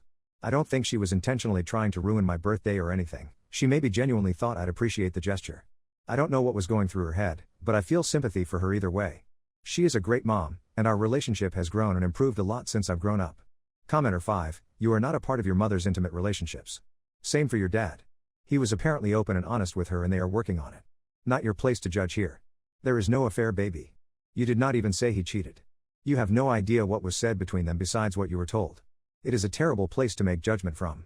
The fact your mother is trying to play peacekeeper means there is more to this story than you are being told. Uda. Op's response, I view it as an emotional affair regardless. My mom said the same when it initially happened. He was aware that he had feelings for the coworker for months before he dropped the bomb on us. He was hanging out with the coworker and her friends, while he knew he had feelings for her. Commenter 6, Op on his brother's feelings about their father. Op's response, he has a completely different relationship with my dad than I do, and I personally put work into making that happen. I took care of him while he was a baby and toddler, while my mom was working, and shielded him from the issues with my dad. My dad has always struggled with depression and anger issues, and he just wouldn't get out of bed most days, and if he did, he was very irritated and angry 24/7. I decided right after my brother was born that I was going to make sure he never remembered the bad things, and thankfully, I succeeded. My brother has no idea everything I did for him when we were little, and I'd like to keep it that way. I am so unbelievably thankful that he is close with my dad and things are better for him. My future sister-in-law exploded when she found out her brother was proposing because she was supposed to get engaged first, but after calling me a delusional B-word at a family meeting, now she gets to watch me marry him from her couch. Posted by you/DiligentInflation5. I, 25F, have been with my now fiancé, 26M, for a little over a year. He proposed to me back in early March, and ever since I have felt that my sister-in-law, 23F, has begun to dislike me. I found out that a few days before my fiancé proposed, my sister-in-law overheard the conversation he was having with my mother-in-law about my ring and the proposal, and completely exploded on him. She told him how it was too soon, and that she was supposed to be the one to get engaged first. My fiancé and I had many conversations about marriage, and we felt getting engaged after a year was perfect for us. My sister-in-law has been with her boyfriend, 21M, for a little over 2 years. I didn't say anything to her about this because I didn't think it was my place, and I figured his family would have a conversation with her. Apparently there was a conversation, but when she texted my fiancé later, she basically told him that she was happy for him but was still standing firm on how she felt. Fast forward to June. I have been wanting to talk to her about why there's been a shift in her behavior towards me, but didn't know how. She shot me down when I asked if she wanted to come wedding dress shopping in May. She watches all of my stuff on Instagram but never likes anything, and she's never told me congratulations. I decided yesterday to reach out to her, and when I did I prefaced that I wasn't trying to attack her or argue, I just wanted to have an open conversation about how she's feeling. I genuinely wish that I would have just left it alone, because she quite literally exploded on me. She told me that I've been disrespectful and dismissive of her boyfriend and parents on multiple occasions. She then went on to insinuate that I was probably going to divorce her brother and break his heart, and that she would be the one to pick up all the pieces and lift him up in life. And finished it off by confirming that she does talk about me behind my back because she hasn't seen me in her house to confront me. I responded to all of her points, just expressing that I've never been disrespectful, and her saying those things about her brother and I were heartbreaking. I also reiterated that we are different ages, so what makes sense for us probably won't always make sense for her. She then doubled down while beginning to curse at me, and said that we have a higher chance of getting divorced since I wanted to rush into marriage, and the only reason I wanted to get engaged was because I heard her and her boyfriend argue about it 24/7. Just to preface, my fiancé and I got engaged after a year and will be getting married after 2 years. We will also be living together starting in December. She was really upset about the age thing, and even said that I accused her boyfriend of bringing another girl home. The conversation was me asking if he had a sister since neither myself nor my fiancé knew who she was, and once she confirmed that, that was the end of the conversation. She called me delusional and weird, and finished off her message by saying my point is I'm only going to the wedding to support my brother. I immediately blocked her on everything because I felt the entire thing was toxic. I told my fiancé that I don't want her at the wedding because there's no way she thinks she can speak to me like this and still think she's invited. I've even been considering trashing the micro-wedding idea and just eloping. I also sent the entire conversation to my mother-in-law because I didn't want there to be any question on if what I was saying was true or just me twisting words. Now because of this, my mother-in-law told them both, my fiancé and sister-in-law, that they have to come over next week for a family meeting, so I'll see how that goes. Part of me is upset that I even said anything because I genuinely wanted to resolve this whole thing, but the other half is happy because now I know what I've been feeling this whole time wasn't just in my head. Anyways, am I the jerk? Relevant comments. Commenter 1, NTA. Although, in my opinion, that's your fiancé's sister, therefore that is his battle. The entitlement of said sister is a very red flag, but even more telling is the fact that she basically admitted that you and your wedding plans are just a proxy issue. The real struggle in her life is her boyfriend and the fact that they argue 24/7 about their own wedding/engagement. This is just her very poor way of having an outlet for her very own frustrations, and you just became her scapegoat. Good for you to say no to this and to do it full force 100% and immediately. Ops response: her boyfriend has been in France since January and comes back next month. He's training to be a chef. I thought they would have gotten engaged before he left since she expressed wanting that, but when it didn't happen, I just figured it would when he got back. When he was still here, they were arguing all of the time. So much to the point where I thought they were going to break up, but they're still together. I'm sure this happening while he was gone bothered her, but I even told her their relationship wasn't a considering factor when the topic of getting engaged came up between my fiancé and I because I didn't think it was necessary. Commenter 2, what has your fiancé said about all of this? Was he bothered she was icing you out and how/what she said when you tried to address it? How is he with the idea his sister isn't invited? It sounds like his sister is taking her jealousy out on you. She thought she'd be married first, and her boyfriend doesn't sound like he is ready, no offense to her, but that is understandable at 21. Seeing her brother propose after dating half as long clearly triggered her. Her feelings are valid. She can be upset that she isn't engaged yet and be jealous. However, and it's a huge however, she should not be taking out those feelings on you or your fiancé.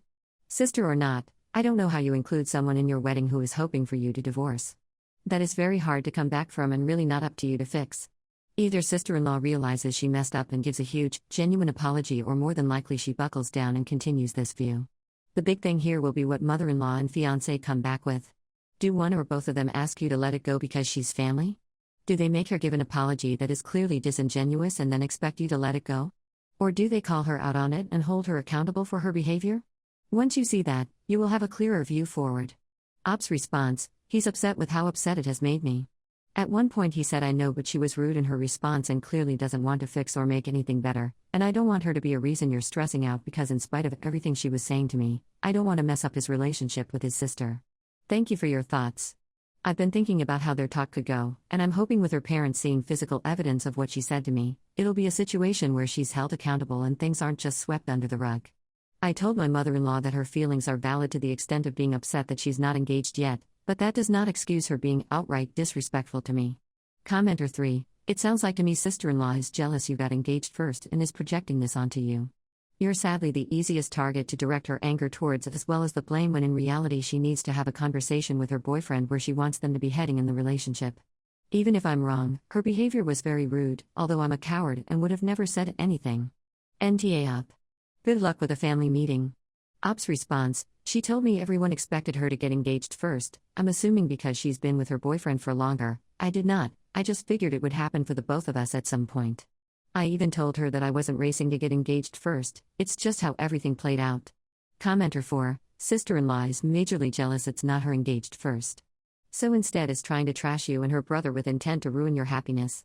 Sister-in-law is definitely immature besides younger. Then her boyfriend is younger yet. I highly doubt he has marriage on his mind when he's only just 21 years old. Dating for 2 years means nothing for marriage success, since she's comparing. I don't blame you for not wanting her attending the wedding. Sister-in-law owes major apology to you and her brother. Let me know what happens from family meeting. Update him. Ops response: my mother-in-law even said that she is not ready to be engaged and that they are way too young, but I didn't throw that in her face because that's not my place and I didn't think it was right. I won't be present for the family meeting, which I honestly think is best. She has issues with change and I think she's used to being the center of attention a lot of the time, so I think having a one-on-one conversation with her parents and my fiancé without me there will hopefully be good. I'll find out next Tuesday evening what all went down though. Ops response on the reason for her mother-in-law to call a family meeting regarding sister-in-law's behaviors: I think my mother-in-law called a meeting because she sees through the conversation that I had with her daughter. There's no way for me to get through to her. Me being present would honestly just make her more angry than actually get to the bottom of what the heck is going on. Just from the conversation I tried to have with her, she was jumping from point to point, and when I would question it, she would bring up something completely different. I also told her I'm not comfortable being in the same room as her, so that could also be playing a part. I hope me sending the screenshots helped to really put her on the spot because she can't deny any of it. Update: 6 weeks later. A few people asked me to update, so here I am, although I will say this is going to be a pretty long post, so just fair warning. Anyways, they had their family meeting at the beginning of July, and I was not present for this.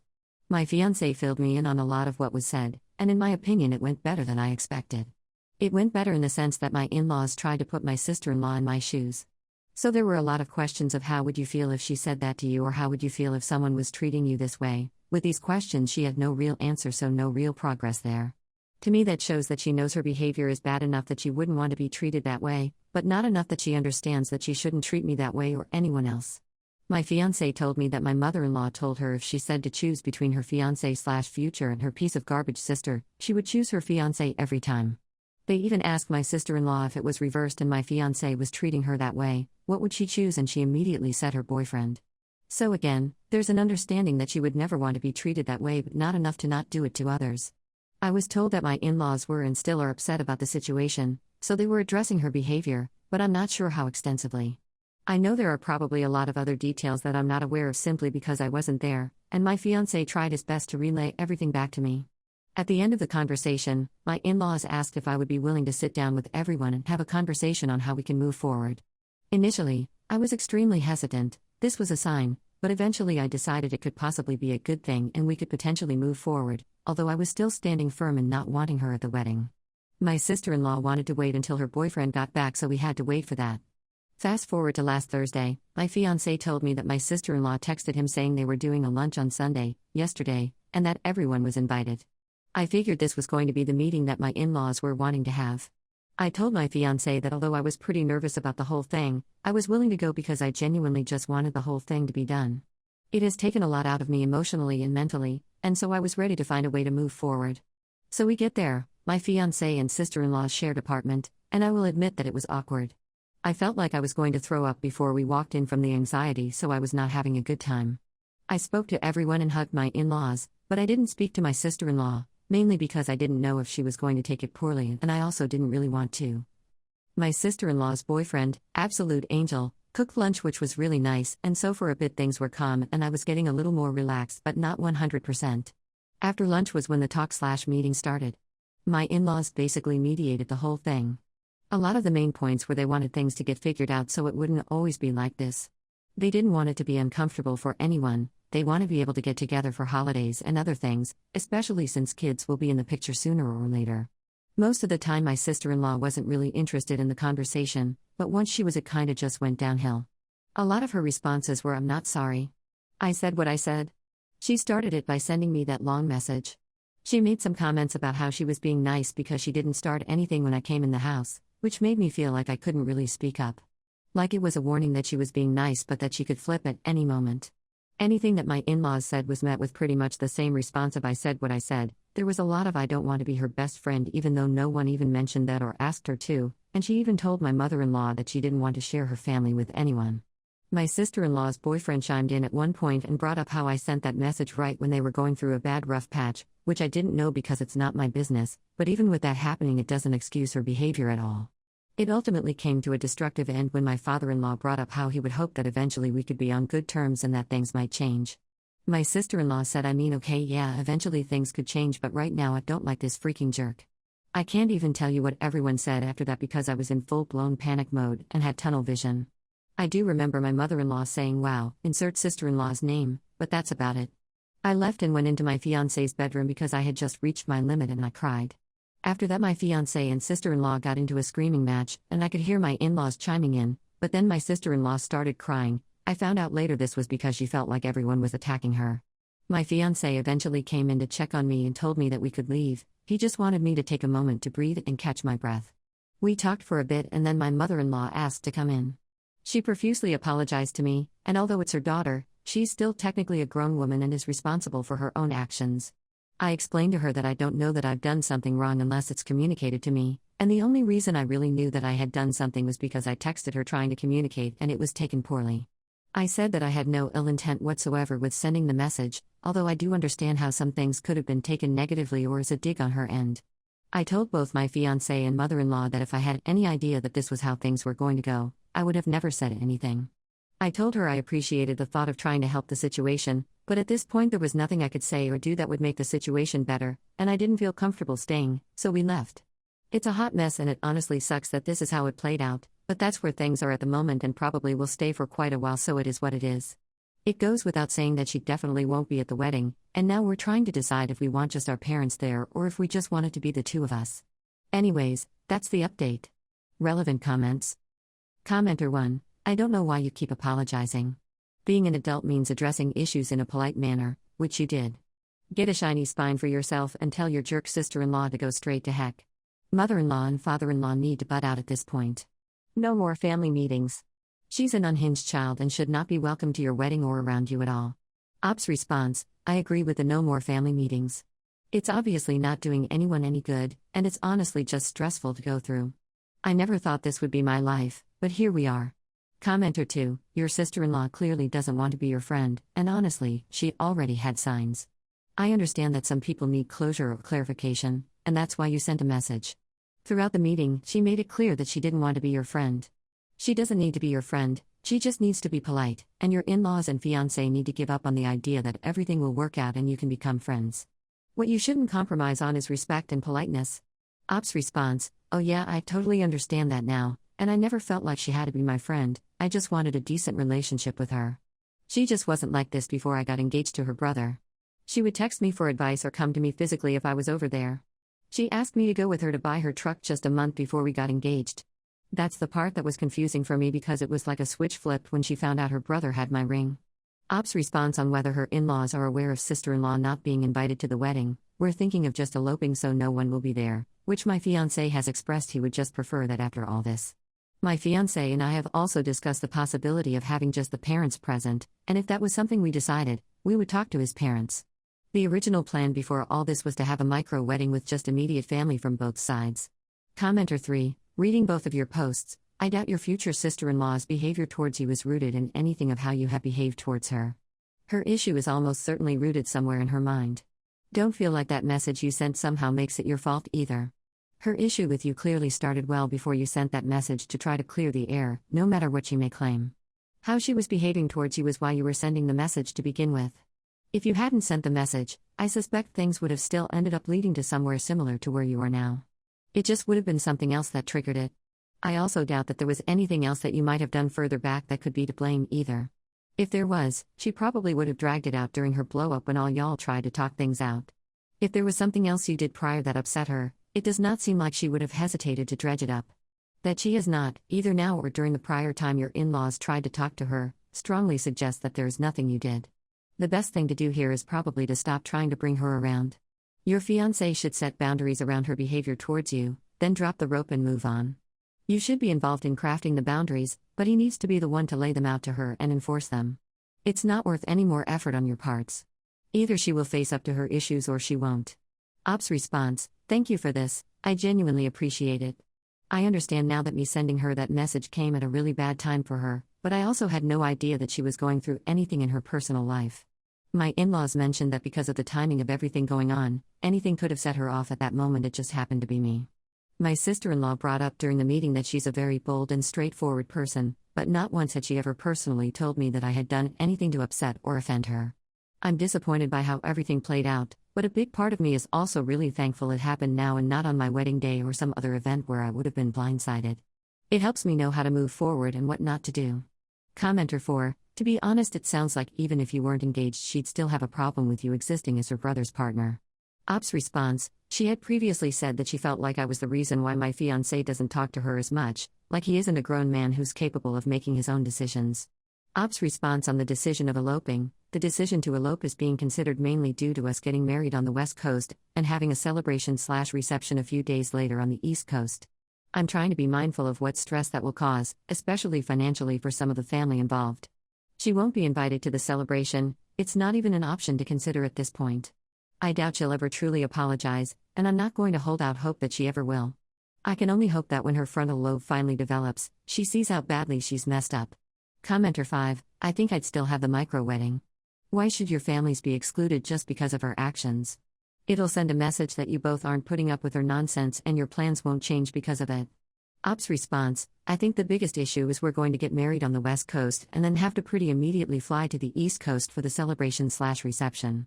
It's more about doing what makes the most sense for all the family involved and not necessarily trying to exclude anyone, besides her of course.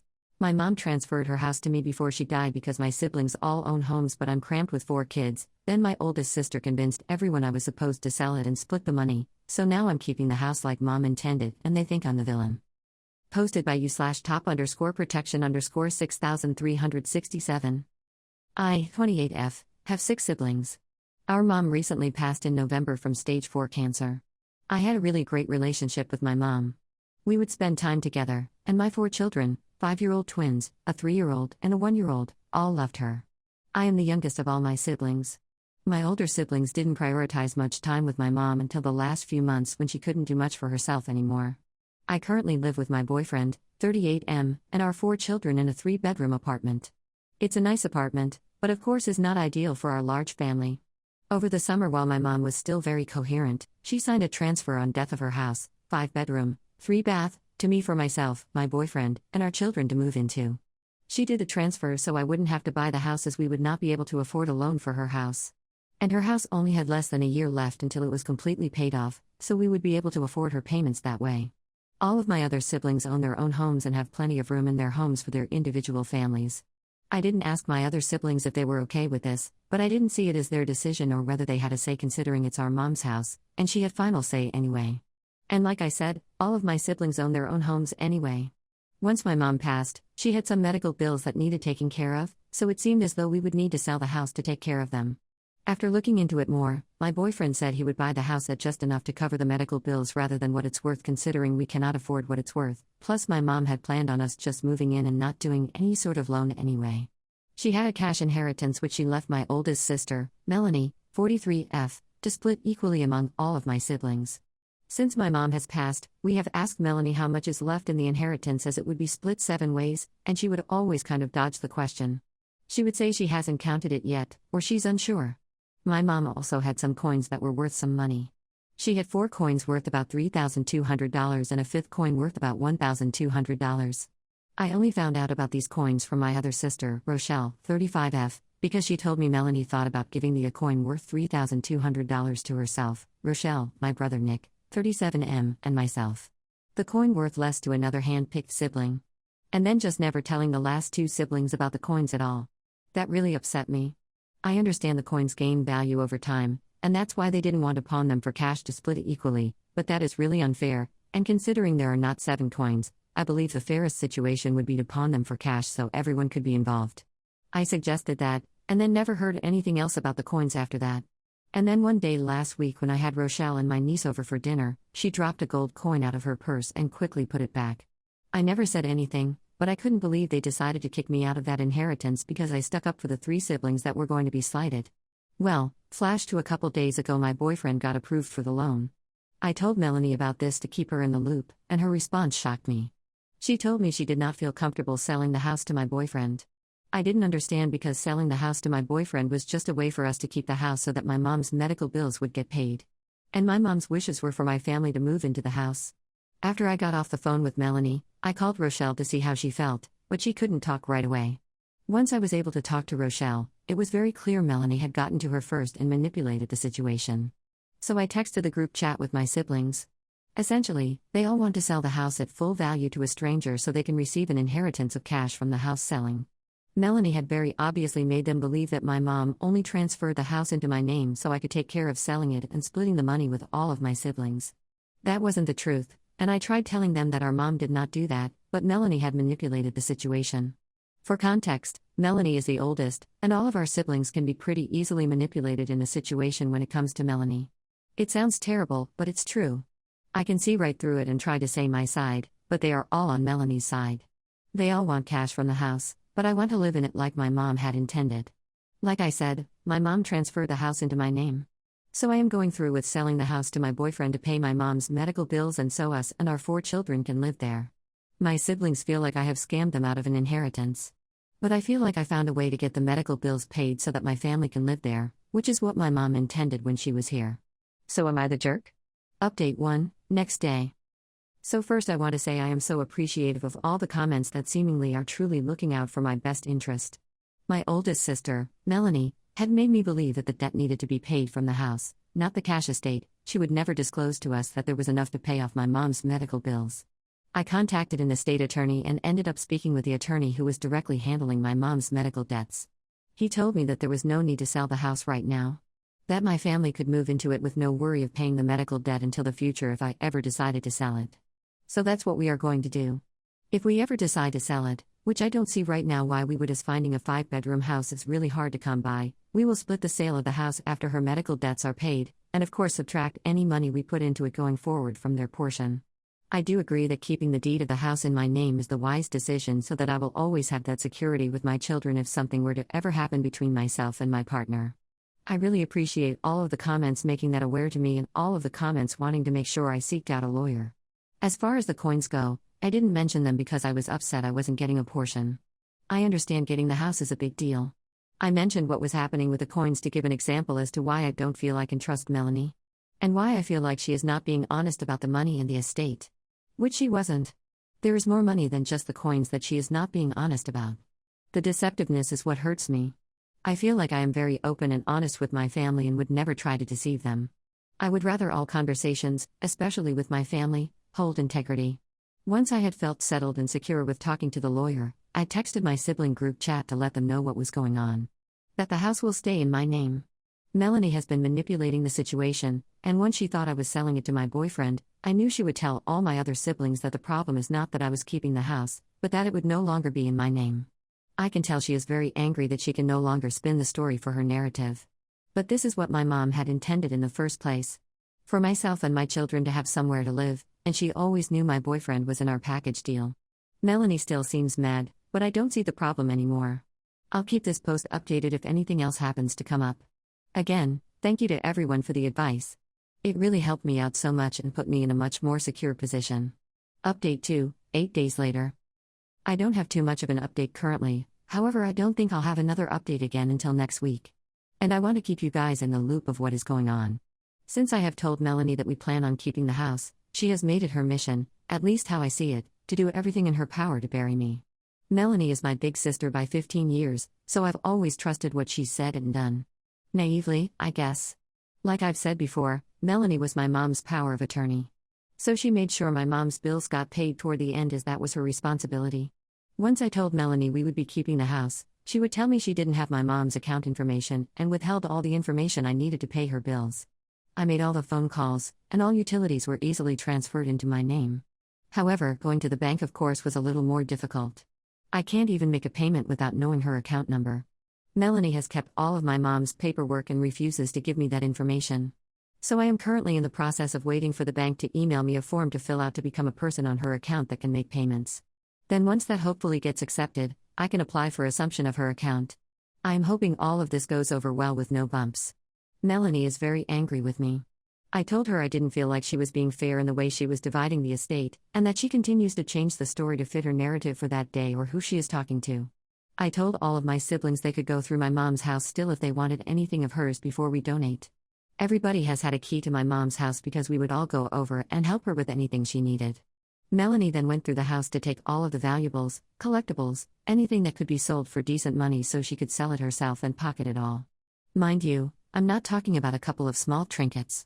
She took 4 large glass and real wood curio cabinets, 20 collectible cookie jars, at least 100 collectible angels. And she did all of this in one day as soon as she found out I would be keeping the house. So I asked my boyfriend to change the locks. And he did. I'm so glad he did because I found out that they had been talking about taking the fridge and the stove. Since then, my boyfriend believes that they have been coming over daily to check the trash. They are crazy. Once she found out the locks had been changed, she truly tried to isolate me from my siblings and my dad. They are really the only family I have left. Unfortunately, they are all very easily manipulated. Truthfully, I don't really want to try to reconcile my relationship with them if they are so easily manipulated into cutting me out of their lives. And yes, she manipulated my dad as well. I lost my mom only a month and a half ago, and now in the snap of a finger I've lost everyone else. It's been very hard to deal with, but I truly don't feel as though I'm in the wrong here. Maybe my post seems biased, but I don't feel like I am withholding any information. I also contacted the lawyer who drew up the transfer on death so that I could make an appointment with her to finalize it now that my mom has passed. I also asked her if we could discuss my mom's estate. She then told me that no estate had been filed. I also contacted the probate court in our county to get a hold of my mom's will. And they also told me no will had been documented with them. All of that was Melanie's responsibility. It isn't right.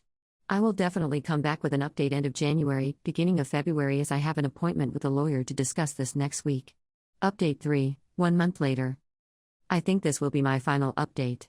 There are still a few loose ends that need tied, but as long as that goes smoothly, no need for another update past this one. So let's hope for the best. I went to the lawyer to finalize the transfer on death. Everything has been signed as far as the deed is concerned. I spoke to the lawyer regarding Melanie, and she said since Melanie had taken everything out as cash right before my mom passed, the only way to force her to start an estate with it would be to basically take her to court on counts of theft of my mom's money. Which I really do not want to do to my sister. I understand what she has done is wrong, but I also understand I inherited a great asset, so I'm just going to call it a wash. A lot of you said to not split the sale of the house with my siblings if ever decide to sell it. I feel conflicted on this. I'm not sure if I will ever sell it anyway. I have no plans of this for the time being. But if I ever do decide to sell, I will definitely take into consideration what it's currently worth before any renovations, time and money that we put into it going forward, and of course the cash inheritance I'm not receiving. I will have to just assume what everyone is getting right now because Melanie would not tell me that either. I could ask my siblings, but honestly I don't want to put any more effort into it. I'll just assume the highest possible number without being unreasonable. Their fault for not being honest to begin with. My relationships seem repaired with my siblings and my dad. But they are not the same. There is still some uncomfortability there. Because of course they still have a relationship with Melanie, and I don't feel comfortable being completely open with them like I once had been. I'm happy the relationships are at least somewhat repaired though. I know they are just feeling caught in the middle of Melanie and they don't believe Melanie would lie, and they don't believe I would lie. And I think because I'm the youngest and Melanie is their older sister, they think I'm confused. Like I said before, Melanie is 15 years older than me. So she was an adult before I had even started school. She's always had more life and school experience up until the last 5 years or so. So, although I feel like I've caught up in the last few years, she will always have that older sister leg up on me when it comes to everyone else. Melanie is also now telling everyone that I need to get a personal loan for the house so that I could buy all of my siblings out. That doesn't even make any sense. I would not be able to get approved for such a large personal loan, and the interest would be outrageous compared to a home loan. It would have made more sense for me to get a home loan to buy the house if I needed to buy everyone out. Home loans are much easier to obtain, the interest is lower than a personal loan, and they will give you a much higher loan for a home loan rather than personal. But I wouldn't have agreed to that anyway because I would have gotten a home loan for a house that's move-in ready. My mom's house needs a lot of work. My mom put the house in my name for myself and my children to have and move into. When I spoke with the lawyer, she told me that when she sat down with my mom knew that there was an option to put the house into all 7 of her children's names, and that would be a way to keep it out of court, and then I could buy my siblings out. But my mom didn't want to do that because she wanted the house in my name so I could move into it with no loan involved, and she knew my siblings wouldn't be getting a payout from it. I understand how that seems hurtful to my siblings, but that's just what happened, and they definitely got a cash, coin, car, valuables to sell inheritance that I'm not a part of. With all of this to say, I think my siblings are conflicted on who is telling the truth because Melanie spins absolutely everything. I've decided to just be done with any more talk of it. Even if it is to defend myself, it's not worth my mental health over it. I'm still in the process with the mortgage company to assume the mortgage, but I'm hoping since the house is in my name and I am currently the one paying the mortgage, that it's just paperwork and there aren't any hiccups with that. Thank you all for the wonderful advice and kind words through each update. They were all so helpful. I truly wouldn't have gotten to this point without the advice and kind words from you guys. Hopefully there isn't another update after this one.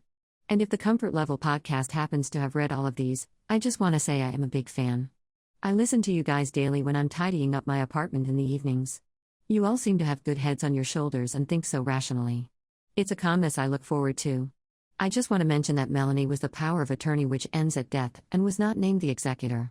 Nobody was. My mom unfortunately did not make a will. She felt like all of us would sort things out fairly. She put Melanie in charge of dividing cash and assets because Melanie is the oldest, and she believed Melanie would be fair about it. At the time, I believed she would be fair about it too. We were both wrong. The lawyer told me that because there is no will and no named executor, if we wanted to start a legal estate, all of the siblings would have to agree to name an executor. But that would then bring me to needing to take Melanie to court for theft of my mom's money since it's all basically cash and unaccounted for. Yes, she is being unfair, and I do believe stealing. But I will not take my sister to court. I'm just choosing to let it go the best I can.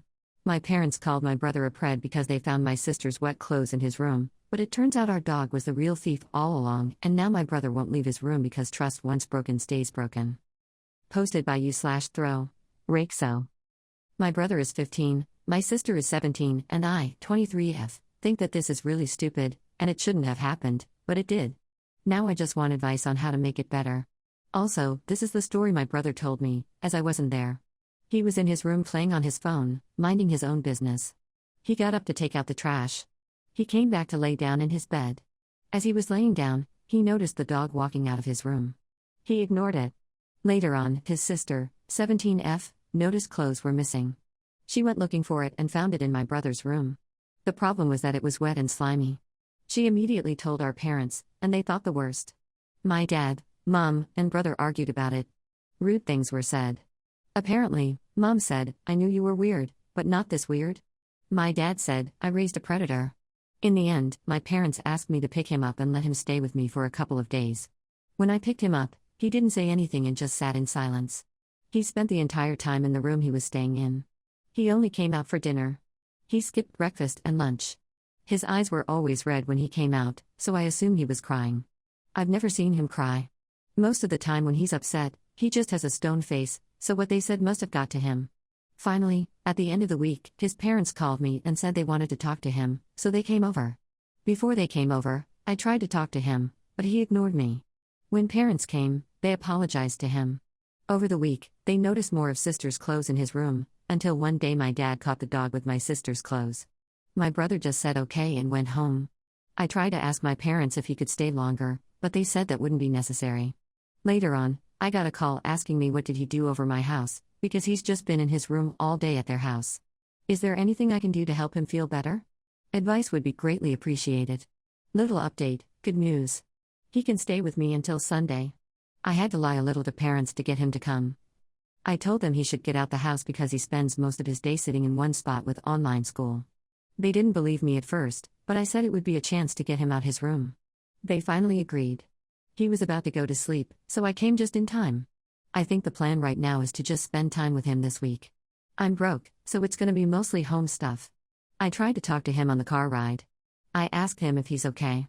He said he's fine, and we had a little conversation about his school. So at least he's talking now. He's in the spare room, so everything is okay right now. Relevant comments. Commenter 1. Poor fellow. Your parents seriously attacked this kid, and to think they can just say I'm sorry and everything be fine is mind-boggling. They destroyed any trust he had in them, and this will not be an easy fix. It appears they had their mind set before even accusing him, thanks to your other sister. Yeah, he probably doesn't have much use for her either right now. Your brother needs space and time to heal. Being at home and being made to interact with this right now is punishment, even though they are his parents and sister. If I were you, I'd tell my parents what they did was inexcusable. I'd talk to him one-on-one and see if he wanted to stay with you for a few weeks. He's 15, being accused of creeping on his sister really put a dent in his self-esteem and self-worth. He needs time to heal. I would also tell him you were there for him no matter what. He will eventually seek affirmation that he's not the weirdo he was labeled. Be there for him. As for your parents, good grief, They need counseling, and your sister probably does too. They made their beds by striking him down so harshly, now they'll have to deal with it a while. It's tough being a 15-year-old kid without these accusations. He really got put behind the 8 ball with this situation. I hope the best for him. Ops response. If I were you, I'd tell my parents what they did was inexcusable. I did tell them that was messed up. They don't see it though. They tried to pass it off as they were just upset in the moment, but I wasn't buying it. Talk to him one-on-one and see if he wanted to stay with you for a few weeks. Sadly, he's ignoring my calls and texts. I'm thinking about just driving to see him though. And if he wants, he could stay with me for a while. I'm with him. I don't really know why they went all in on him. There has to be something larger happening if they can say all those things and not care how he feels. I don't know, but they do need some help too. Commenter 2. Look, I hope I'm wrong, but your brother sounds like he needs to be on suicide watch. Ops response. Sorry for not responding. I had to work. Do you know any signs we should watch out for besides him just sitting in his room? Because if this is a real possibility, I'll drive to their house tomorrow. Commenter 3. Not trying to be a jerk, but there might not be a tomorrow. You need to get him out of there ASAP. Ops response. Okay, I'm gonna stop responding for a little bit. I'm gonna drive over right now and convince them to let him spend the week with me. I'm not gonna lie, I'm a little scared right now. I will try my best. Ops response. Good news. He can stay with me until Sunday. I had to lie a little to parents to get him to come. I told them he should get out the house because he spends most of his day sitting in one spot with online school. They didn't believe me at first, but I said it would be a chance to get him out his room. They finally agreed. He was about to go to sleep, so I came just in time. I think the plan right now is to just spend time with him this week. I'm broke, so it's gonna be mostly home stuff. I tried to talk to him on the car ride. I asked him if he's okay. He said he's fine, and we had a little conversation about his school. So at least he's talking now. He's in the spare room, so everything is okay right now. Commenter 4. Your brother sounds like he's exhibiting behavior indicating he's at risk for suicide. Especially since he probably doesn't feel like he has anyone he can trust anymore. Ops response. I'm honestly scared for him. I would have been asleep, but I'm staying up tonight to make sure he's good tonight. Commenter 5. How is your brother doing today? Ops response. He's doing better, and we're talking more. But he's still pretty quiet and spends time in the room. I'm gonna give a final update at the end of the week. Update, 1 week later. This is going to be the only update. It's long. So I've been asked to update the situation. Many of you guys asked that I let brother live with me, but I had to take him back to our parents' house this morning. The last update I gave was when my brother was allowed to spend the week at my house. That was last Sunday. We spent the first day, Monday, at my house just talking. He spent most of the time in the room. At first, he wasn't responding back. It was going nowhere quickly. So I ended the conversation by telling him our parents were wrong and that he is not weird. I didn't say it exactly like this, but I hope you get the point. He just had a stone face, and we stopped talking. Tuesday, he still didn't really come out of the room. I offered to go to McDonald's, and he came out the room to eat at the table. We just talked about random different things. He wasn't really interested in the conversation until we started talking about my Xbox. We eventually started talking about Madden. He started talking about how good he is at the game. We finished eating and he went back to his room. Wednesday, I bought Madden. I don't play sports games. I play games like Cuphead or cartoon animated games. I asked if he wanted to play, and he agreed. I know this is serious, but Madden absolutely sucks. The game started cheating as soon as we started. The first thing my player did was fumble the ball. He was killing me at it. He actually laughed a couple of times, and he seemed to be enjoying himself. We spent a good portion of the day just playing. Thursday was pretty much the same as Wednesday, but he was talking more. I was gonna go to the movies, but COVID is still a thing. We eventually just settled to watching Netflix. He spent half the day in his room, but he is coming out more. Friday, I decided to try to talk to him about the situation again. I pretty much told him I would talk to our parents to get them to understand why he was hurt by it. I also took the advice of seeing if he wanted to talk to a professional. He asked me not to ask them about it. He said it was just better if nobody brought it up again. I was a little shocked, but there's not much I could do. We then decided to go to a walking trail. At first, he didn't want to go, but I convinced him to come. We just spent more time talking. This also made me realize that I should talk to my siblings more often. He seemed happier. Saturday, or yesterday, was pretty much us just talking again. We decided instead of Madden to just play random games I had. I don't have a lot, but I think he had a good time. When it was dinner time, He got kinda quiet again. I asked him what was wrong. He said he wasn't ready to go back home yet. I didn't know what to say. I asked him if he wanted me to talk to our parents to see what we could do. He just said no again. I pretty much told him he could come to my house anytime he wanted to. That leads us to today. He is back at his house. I was gonna talk to our parents, but I assumed he has a reason for not wanting me to talk to them.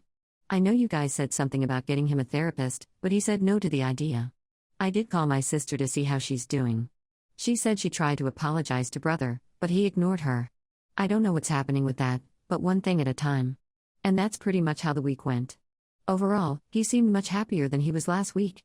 I texted him, and he wants to come back over sometime next week. This part has nothing to do with my brother, but it's about me. I'm gonna be honest with you guys. I have no idea what I'm doing. I'm only 23, still trying to get my life together. I'm a firefighter, so I'm just glad that we get a lot of vacation time, or else I would have had to work. I know people are thinking if you're a firefighter, you should know what to do, and why did you ask what the signs of depression are? I was never trained on how to deal with somebody actively showing signs of depression. I was trained to help somebody who is in the process of trying to commit suicide, and that training wasn't that good. It was basically try to talk them down and do whatever you can to get them to a hospital. I've yet to use this training. This is why I was panicking when everything was happening. People were telling me he could commit suicide. I know I should have kept a cool head, but it just felt different because it was family. They tell you not to panic, but I'm only human. I've been a firefighter for about 2 years now. Anyway, something else I wanted to say. I'm gonna try to be there for both my brother and sister, but I made mistakes too. Somebody brought up the point of when I found out what happened, what was my reaction? I'm ashamed to admit it, but I didn't have one. I thought he was gonna get over it, and everything would be alright. I only started caring when I realized that he wasn't acting like his normal self. That's when I realized the impact of what they said and how messed up this all really is. So to the person who brought up this point, thank you. This showed me that no matter how great my actions are looking in front of random strangers, the truth is that I had a similar mindset as my parents. I don't think he's weird, but I guess my time spent around them made me desensitized to the things they say. I don't know. I'm gonna work to change that because it's not right. So to everybody, thank you for the advice you've given. I see the mistake I've made, and I'm 100% behind changing myself and being behind my brother. Relevant comments. Commenter 1. You're a great sister, Op. I would try to invite him over often more so than just extending one forever open invitation. It'll make him feel more wanted. Op's response. I'll definitely try to keep hanging out with him and invite him over more often. I'm also gonna try to hang out with my sister more. I'm gonna try to have a better relationship with both of them. Commenter 2. I have no idea what I'm doing. Sounds like you do to me, you care about your brother. That's all that needs to be done. Have you thought about introducing your brother to your pals at the station, maybe give him a tour? Op's response. When I graduated fire school, we had like a family day. We brought our family to where we did our training for fire school. So they all know my brother, sister, and parents. Commenter 3. Whoa, a firefighter at 23? Isn't it hard to get in? Op's response. Not really. I know an 18-year-old in fire school right now. If you apply to the right county, almost everybody gets in. However, out of a class of 100, you will notice only about 10 to 15 people will pass the entire thing. My dad abused my brother for tasting the rainbow, then died and left me to plan his funeral, but my brother wanted to give a eulogy exposing all the nasty stuff dad did, so now I'm stuck between honoring the dead and letting my brother get his closure. Posted by you/politicsITAHelp. I will try to keep it short, but first of all, some context. I have 3 younger siblings, 2 brothers, Andrew and Ben, and 1 sister, Claire. When we were younger, my father discovered Ben was homosexual. He was enraged, and probably would have disowned Ben on the spot if it was not for the intervention of our mother. Dad and Ben never reconciled, and Dad did everything in his power to make Ben as uncomfortable as possible. Us siblings stayed close, but eventually Ben could not take the constant abuse anymore and moved out. Claire followed, but for career reasons. Andrew and I stayed in our hometown. Dad passed away from COVID complications a few days ago. As the eldest son of the family, it became my responsibility to prepare the funeral. He was a prominent member of the local community, so attendance will be high. Now we come to the main issue. Ben wanted to give a eulogy, and sent me a draft of his speech. Unsurprisingly, the contents were not flattering, and I rejected him on the spot. He got really angry, and told me that this was his best chance to expose Dad's hypocrisy, especially since he had the image of a good family man. He wanted everyone to know how much abuse he suffered at the hands of our father. Now, I love Ben unconditionally. He is my younger brother, and there are not a lot of things I would not do for him. However, this is one of them. It is simply not appropriate to speak ill of the dead at their own funeral, which is supposed to be a celebration of their life. For all his ugly, hideous flaws, Dad was a complicated person, and focusing the entire funeral on his relationship with one person is too much. There is also the fact that letting him do such a eulogy will probably cause a massive fallout in the community. Ben will not have to deal with the consequences, because he lives in another state, but Andrew and I will be left picking up the pieces. Claire is on Ben's side for this one, while Andrew is on mine. I want to stress that I am not trying to cover for my father, or what he did to Ben. But there is a time and place for such things, and a funeral is not it. Ben eventually backed down, but his husband has tipped me off that Ben is still preparing to cause trouble. I really do not want to do this, but it seems to me that uninviting my brother from the funeral is the only choice. Would I be the jerk if I did so? For those asking why I would even want to honor such a horrible man in the first place, it's complicated. Dad was a great father until the incident, which happened when I was in college. It's not easy being torn between two people you love, and even though I can say I did not hesitate to choose Ben, Dad was still the person I grew up admiring and loving. I'm still sorting my own feelings out, and trying to reconcile the loving father that raised me and my siblings with the man who threw away everything for his petty prejudices. For those asking about the fallout, it has to do with the town's local politics. That's all I'm willing to say. Going to do a last few clarifications here because people are making a lot of assumptions. No, we did not cover up the abuse. All four of us siblings have been clear to our friends and family why we moved out of the family house, and my mother has also made it clear why she and my late father were estranged, even if we did not go out of our way to air the family's dirty laundry. Ben has also made it clear that he does not resent any of us besides our father, and us falling out would just be what our dad would have wanted. I might have understated a bit when I referred to the eulogy draft as unflattering. It was vulgar, vile, and definitely not appropriate for a funeral. Even if I had agreed with Ben's plan, there was no chance I would have approved the draft. The eulogy would have reflected badly on him, and not my father. I am not going to ask Ben to keep the abuse a secret. He is free to tell anyone he likes, on Facebook, the local obituary, etc. I just think that the funeral is not the appropriate time, and especially not through a eulogy. Relevant comments. Commenter 1. Firstly, I'm sorry for your loss. I'm going against the grain here, Uda. Denying Ben closure to keep up appearances in the community is cruel. You and others experienced your father in a very different way than he did. Do I think he should read a eulogy? No. But he shouldn't be uninvited. He may cause a scene, he might not. I guarantee he's going to show up with or without your permission. He'll be responsible for how he behaves. Update, 1 week later. Hello, it has been one of the longest weeks of my life, but the funeral has finally concluded. Thank you to everyone who commented on my original post. Some people sent me messages for an update, so here you go. First of all, it would have been a mistake to rescind the invite to my brother, and thank you to the people who pointed out that I had no way of keeping him out of the church without asking security to throw him out. That would probably have been almost as bad, if not worse, than the eulogy. I had to deal with a lot of people during the funeral preparations, many of them unpleasant but influential, and really was not in the right state of mind to make decisions. It was also wrong of me to try to deny Ben closure, though I do have to say that the comments accusing me of being complicit in, or not having done enough to stop my brother's abuse, were out of line. A singular post where I am actively trying to limit personal information is not a fair basis from which to extrapolate our family relationships, and it seems to me that many of the commenters have their own emotional baggage that they are trying to project onto my relationships. I met up with my brother and his husband a few days after he gave me the eulogy. Thank you to those who suggested I ask about his motivations and provided alternate perspectives. We had a surprisingly brief talk. In short, Ben did not want us, his immediate family, to lionize our father. We agreed that Ben would come, but we would leave the eulogy to Dad's friends and we would hold a private wake for his immediate family only. The funeral was mostly uneventful. A few questions were asked by the priest and my father's friends why none of his children or his wife were giving eulogies, but I just explained that we were leaving it for the wake. At the wake, we all got to say what we wanted to say. I will leave it at that. Thanks to whoever suggested the after-funeral party. We went to our childhood home and had a great time. Due to COVID, we really hadn't had the chance to meet up much, and this was the first time we've had in a long while to catch up. After the funeral, we published an obituary with sections from each part of the family. It was tactfully worded, and choosing the right words was a pain, but Ben had fun with his section. All in all, I think the matter was settled quite nicely. Thank you again for everyone who gave advice, and everyone who provided their kind words. Relevant comments. Commenter 1. Congratulations on your willingness and ability to compromise and your deft diplomatic skills. Let me add, NTA, of course. Ops response. Thank you, but most of the praise should go to my brother's husband. I cannot thank that man enough for everything he's done. I figured that by the time we met, my brother was already ready to drop the issue, and I'm glad we found a solution where everyone could be satisfied. Commenter 2. It's great that you were able to pull together as a family to deal with the situation. Ops response. It's great, isn't it? I'm really lucky to be surrounded by wonderful people. Take the issue of my father's inheritance for example. I have heard horror stories of families torn apart by fighting over scraps, and even though I love my siblings, money can change people, and I really was not looking forward to executing the will. What's more, my father left the majority of his assets in generation skipping trusts, so I thought that Ben would be upset for sure. We settled it on the day of the funeral. God, I'm so lucky. My ex had me grieving a baby I thought was mine for months while begging for comfort after her miscarriage, but she actually deleted someone else's fetus and infected me with an STD, so now she can comfort herself through this mess. Posted by you/fantastic_minute_690. I, 21M, dated my ex, Paige, 22F, all through high school. Our relationship was awful.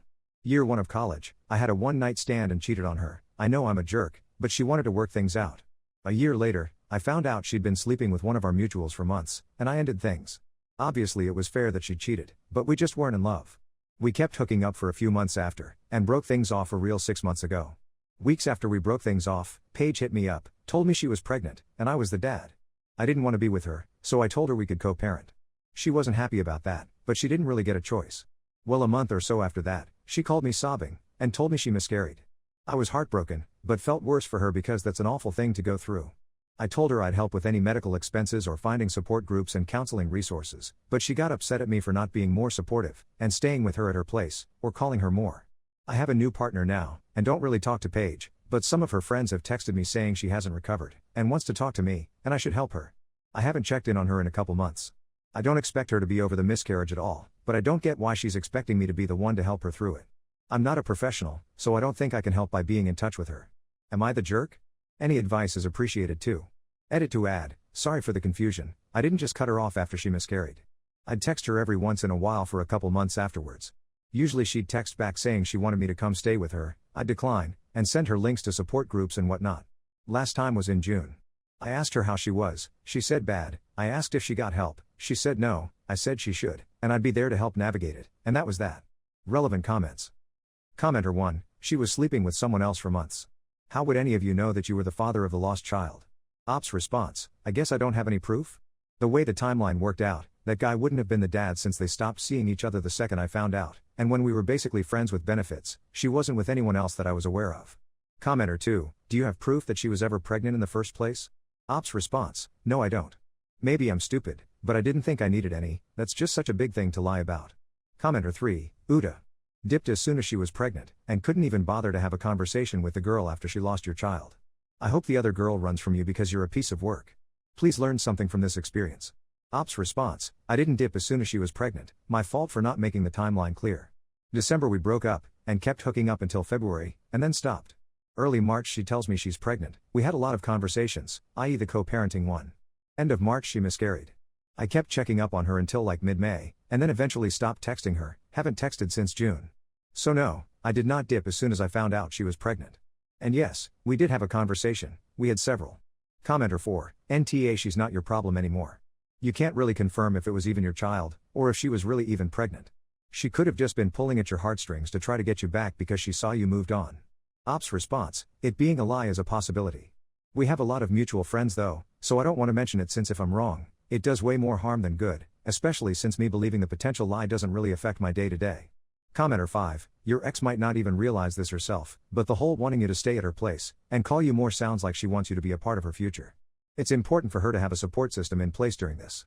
She's obviously got friends around her, and for them to be nudging you towards a more active role in all this also makes me think she admitted to them she wants you back. If I were Paige's friend, I would have said forget him, focus on you, unless she expressed regret over the breakup, and then I would be texting you to call her. I'm sorry for your loss. Ops response, I should have mentioned this, the reason I even considered it is because she's pushing all her friends away.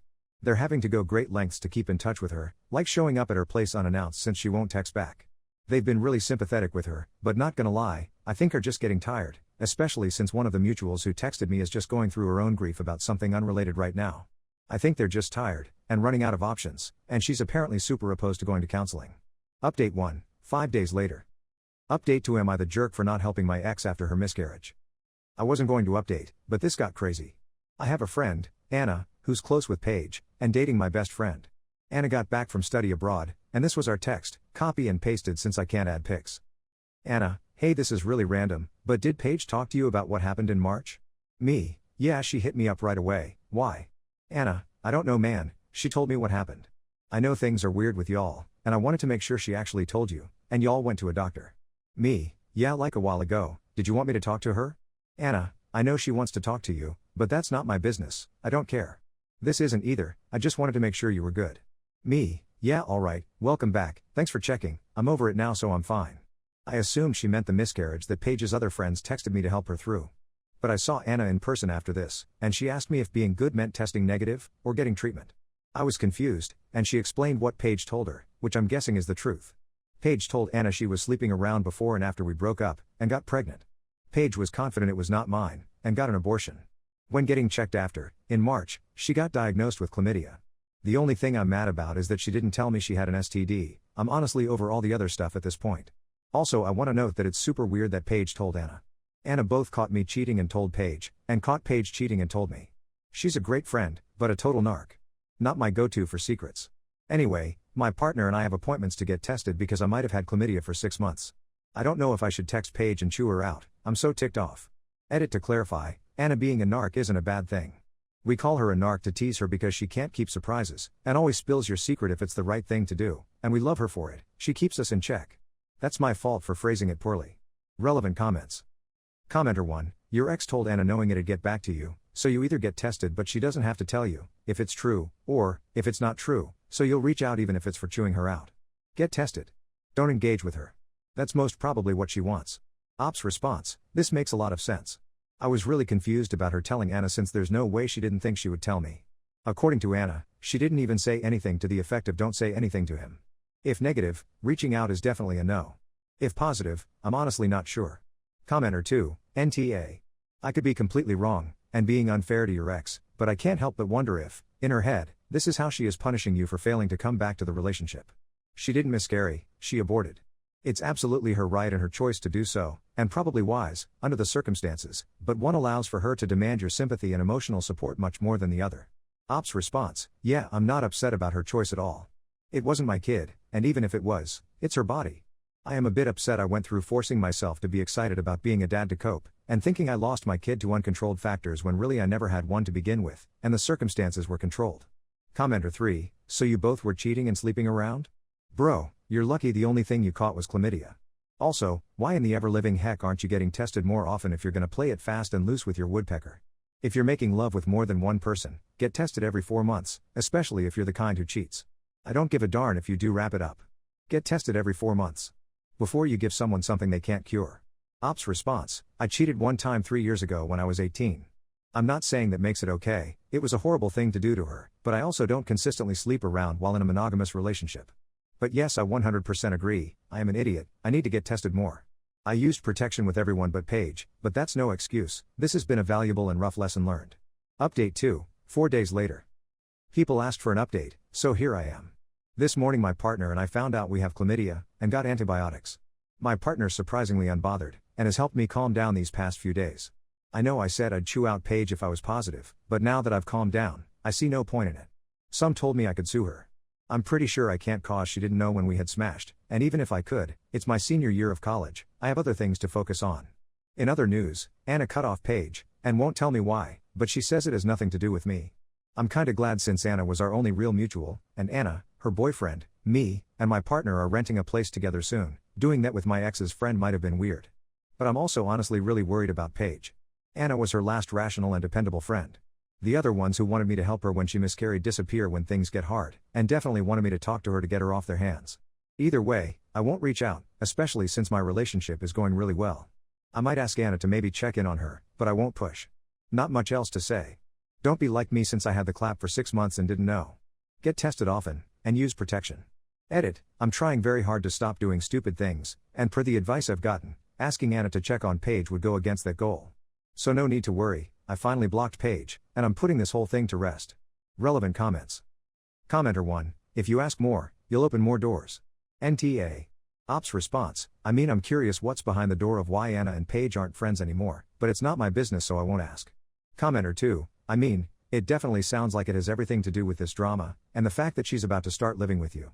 Ops response, I see why you think that, Anna's just not the type to lie, so when she says it has nothing to do with me, I believe her. We've had plans to all room together for months, and the drama has been happening the whole time. She never had a problem being friends with both Paige and I. Commenter 3, dude, don't ask Anna to check on her. That steps on Anna's boundaries. Cut her off and move on. If you think there is a legit danger there, if you truly believe she could harm herself, then you could reach out to her parents with an FYI. But nothing more. Ops response: this is a really good point. I forgot I can still access literally anyone else in her life. I don't need to make this Anna's problem. Thank you. My mom and I had our wedding drama, but I thought we moved past it. Then she got drunk at my twins' destination wedding and told everyone my marriage was just okay compared to my sister's beautiful one, so now she has no clue she's banned from staying in our home and keeps asking to visit. Posted by u/h_a_l_. I, 27F, got married in October 2024 to my now husband, 28M, a military reservist. We had a small mountain wedding after surviving a long deployment, and it was everything we hoped for. Leading up to it, my mom, 61F, emotionally blew up on us, crying, saying we didn't include her, and even told my husband he ruined our relationship. She apologized to me, but never to him like she promised. Still, we let her come. She even brought her sister, not invited, and I didn't have the energy to say no.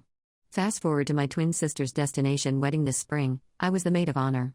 My mom was drinking, and at the rehearsal dinner, she told my sister, in front of my husband, their wedding was okay, but this is beautiful. He didn't tell me until later that night because he didn't want to ruin the day. That comment crushed him. When we got home, we made the hard decision: she's no longer welcome to stay in our home. That was in April. It's now July. She has no idea. Since then, we've only had vague phone calls, and now she's saying she wants to come visit to change up her scenery. She can't drive anymore, so if she visits, she'd be fully dependent on us to get around and would definitely expect to stay with us. I'm frozen. I don't know how to say, you can come to dinner, but you're not staying here. I feel like I've been protecting everyone else's feelings for years while mine get ignored. I love her, but I'm drained. Has anyone ever had to say something like this to a parent? How do you set this kind of boundary without feeling like a terrible daughter? Relevant comments. Commenter 1. Her comment may have been while drunk, but drunk people will tell the truth. Which is sadly how she feels about you and your wedding and marriage. Stop avoiding it and finally tell her that he heard her comment and he doesn't want to host her in his home, which is supposed to be his safety place. She would intrude that space and expect catering from people that she was mean to. Because you didn't tell her yet, you are not supporting his feelings, because you are too scared to hurt hers. You are growing old with your husband, not her. Ops response: I believe this is so true. My husband and I have gone back and forth talking about this topic, and he has been so supportive along the way, giving me time to think about what I want to say, even offered to tell her for me or be there on speakerphone when I talk with her. I am so grateful for his support, and he always apologizes for putting me in a hard place, but he is trying to protect both him and me, peace especially in our safe space. Commenter 2, you realize we're upset with you, right? You talked badly about my wedding to people at Twins' wedding, and that really sucked. You've not only disrespected me, but you've disrespected my husband, and honestly, I don't want to see you for a while, so until I'm ready, the answer is going to be no. I'd go no contact, but it doesn't sound like you're gonna go for that. NTA Commenter 3, this is a great response. But going no contact? I don't know. Shoot for healing and moving forward with changed behavior. But I'm a person whose mother is in heaven, so cutting out completely is just sad to me without trying. Commenter 4, this mother sounds toxic though, and she appears to display narcissistic tendencies, so I'm sure Op has tried to talk to her in the past about things she's done, and it's directly led to why Op can't talk to her now. Op's response: yep, 100%. It's a lot of different problems over years of trying to change things and many chances being given and nothing changing. Commenter 5, hey Op, you only briefly mention it, and I don't know if it actually is a problem, but it sounds like maybe your mom needs to think about her relationship with alcohol. That can make this easier and harder to deal with. Sometimes, especially if they are not actually addicts, it makes it easier to blame the poor behavior on drinking. For example, I have an aunt who enjoyed being a heavy drinker through most of her life, but when she reached around 45 to 50, she became quite a nasty person when she was drinking. Just plain mean, and sharing some very unnecessary, pointed opinions that her sober self would have been quite embarrassed about and never allowed to escape her lips. Eventually, when she was about your mom's age, her son told her bluntly, "Mom, I love you, but you are a jerk when you drink and you need to stop it." This wasn't a term he used often, and certainly never about her specifically prior to this moment, so it landed like a nuclear bomb as intended. He listed out specific behaviors and words that came from her mouth that she knew had happened, and her cheeks were hot and red, and she was very angry and upset. And then she eventually realized that she could continue being embarrassed and ashamed and upsetting her family and being the talk of the gossip chain after every event, or she could stop drinking like a jerk. And thankfully, she chose the latter. She still had a drink now and then, But she slowed down considerably both in quantity and type. Straight Crown Royal and ice became wine spritzers, and never drank to the point anymore where she wasn't able to watch her mouth and filter her strident opinions, because she wasn't getting anywhere near as trashed due to the drastic reduction in alcohol volume. Maybe your mother also needs a let's come to Jesus and discuss your wine moment. Op's response: I've tried for decades trying to get her to stop. Nothing changes. Everyone in my family has. Op on why her mother is not able to drive anymore at her age. Op's response: no, she medically lost partial vision, so doctor said she is not able to anymore. She had a stroke late last year and it affected her vision, so she is not able to drive because of it, as her peripheral vision is gone. Update: 1 month later. I finally called my mom to talk about it. She immediately denied saying anything hurtful and essentially called my husband a liar. We went back and forth, and she eventually agreed to call and apologize to him directly. She asked for his work schedule, I gave it to her, and she said she'd call. Then, instead of following through, she texted saying she wanted a 3-way call instead, reframing the situation as a misunderstanding or relay of communication. I told her clearly this wasn't about miscommunication, it was about words that were said and how they made us feel. What we needed first was ownership and an apology. Her reply was that she's been accused of speaking without thinking and now wants to talk with her sister, my aunt, before speaking with us again. She said she'll let us know when she's ready. The day after my mom said she wanted to talk with my aunt before speaking to us again, my aunt texted me out of the blue. Call me when you have a minute to talk. No one knows I am reaching out to you, so please don't mention it. I called her, and we had an incredibly validating conversation. She's been through almost the exact same dynamic with her mom and with my mom: constant comparisons, disapproval of her spouse, judgment about her life choices. She told me my mom has never taken genuine accountability or given a real apology, and likely never will. She encouraged me to stop chasing approval, keep my focus on my marriage, and keep any interactions with my mom surface level and drama-free. Later in the call, I told her that my mom had said she wanted to speak with her before reaching out to us again. The very next morning, my aunt texted me. Your mom talked to me when we were having coffee this morning. I will call you later today to let you know what we discussed. I didn't tell her that you and I talked yesterday, nor did I start the conversation, she did. When she called later, she gave my husband the lowdown on what we discussed the day before and shared what my mom had said. At one point, my mom apparently asked my aunt if she should apologize to us, and my aunt told her no, because she believed it wouldn't be genuine anyway. Despite my aunt's advice, my mom still texted both my husband and me in a group chat asking when my husband had time this week to talk, after putting us off with excuses multiple times. At that point, my husband was fully done. He doesn't want to keep going in circles, and I don't blame him. For me, it's sad to accept that my mom may never be the type to take real accountability or give a genuine apology. I know it's going to take me some time to heal and move forward, but I also know that low contact, at least for now, is best for my mental health and for my marriage. I'll be focusing on my life with my husband, keeping boundaries in place, and leaning on my aunt and of course my husband for support when I need it. If anything changes, I'll update again. Thanks to everyone who encouraged me through this. It's been hard, but I finally feel like I'm putting us first. Relevant comments. Commenter 1, I'm a little confused at the boundary. Why would you be happy to spend time with someone who says something like that and instead just not want the person inside your home? She has no idea because you haven't demonstrated any consequences for her behavior, and you've probably caused yourself a problem because now when it does come up, she'll complain about why it took you so long to say something. You need to be stronger on boundaries and you need to communicate them to her. Op's response: yes, I understand that. I grew up in a family dynamic that we never talked about our feelings or problems and just pushed everything to the side. So with that, I'm trying to be better and voice my feelings is why it took me so long, because it is not easy for me at all. Commenter 2, hugs. One thing I have learned both through therapy and Reddit groups is that chasing my mom for a change just stressed me out. The minute I learned to say, she was the best mother she could be versus she is a good mother to me, or that I needed, did my thinking change. You need to work in that she loves you, but she doesn't know what you need and quite possibly can't give it to you. She will not change, but you don't need to change either. Your expectations need to change. Commenter 3, sometimes letting go of the rope is the only solution. Don't chase love from someone who has no love to give. Do what you need to keep your peace, not your mother's. Your husband is your family now. No need to have a confrontation. No yelling, no arguing, just let everything fade away. Realize the one losing is your mother. You have so much more in common with your aunt than mom. Surround yourself with people that love you and don't see you as less. Life is better without the stress. Commenter 4, I understand your aunt's reasoning in her head as to why she told your mom not to apologize, but I worry your aunt telling your mom not to apologize may be taken wrong. I see your mom using that as validating she did nothing wrong and doesn't owe you an apology. I stayed with my controlling girlfriend even though we kept breaking up because she convinced me I'd be alone forever. Then I won the lottery and she immediately asked to quit her job and live off me. So now she's sending police to my door for fake noise complaints because nothing says true love like financial manipulation and harassment. Posted by you/exile. Proofrock. My girlfriend, 33F, and I, 31M, have had a pretty tumultuous relationship, which has seen us broken up twice already. I've been the initiator of the split both times, always because of her extreme, unrelenting clinginess and lack of trust. We don't live with each other, obviously. Why we're still together is a bit of a mystery to me. I love her, for sure, and we can get along well together, but we also have very different ideas of what constitutes an acceptable amount of personal space and privacy. When I try to tell her that she is smothering me, she basically shrugs and says she isn't changing. The past 2 months, we've had a slight shelter from our usual storms, and it hasn't been as bad.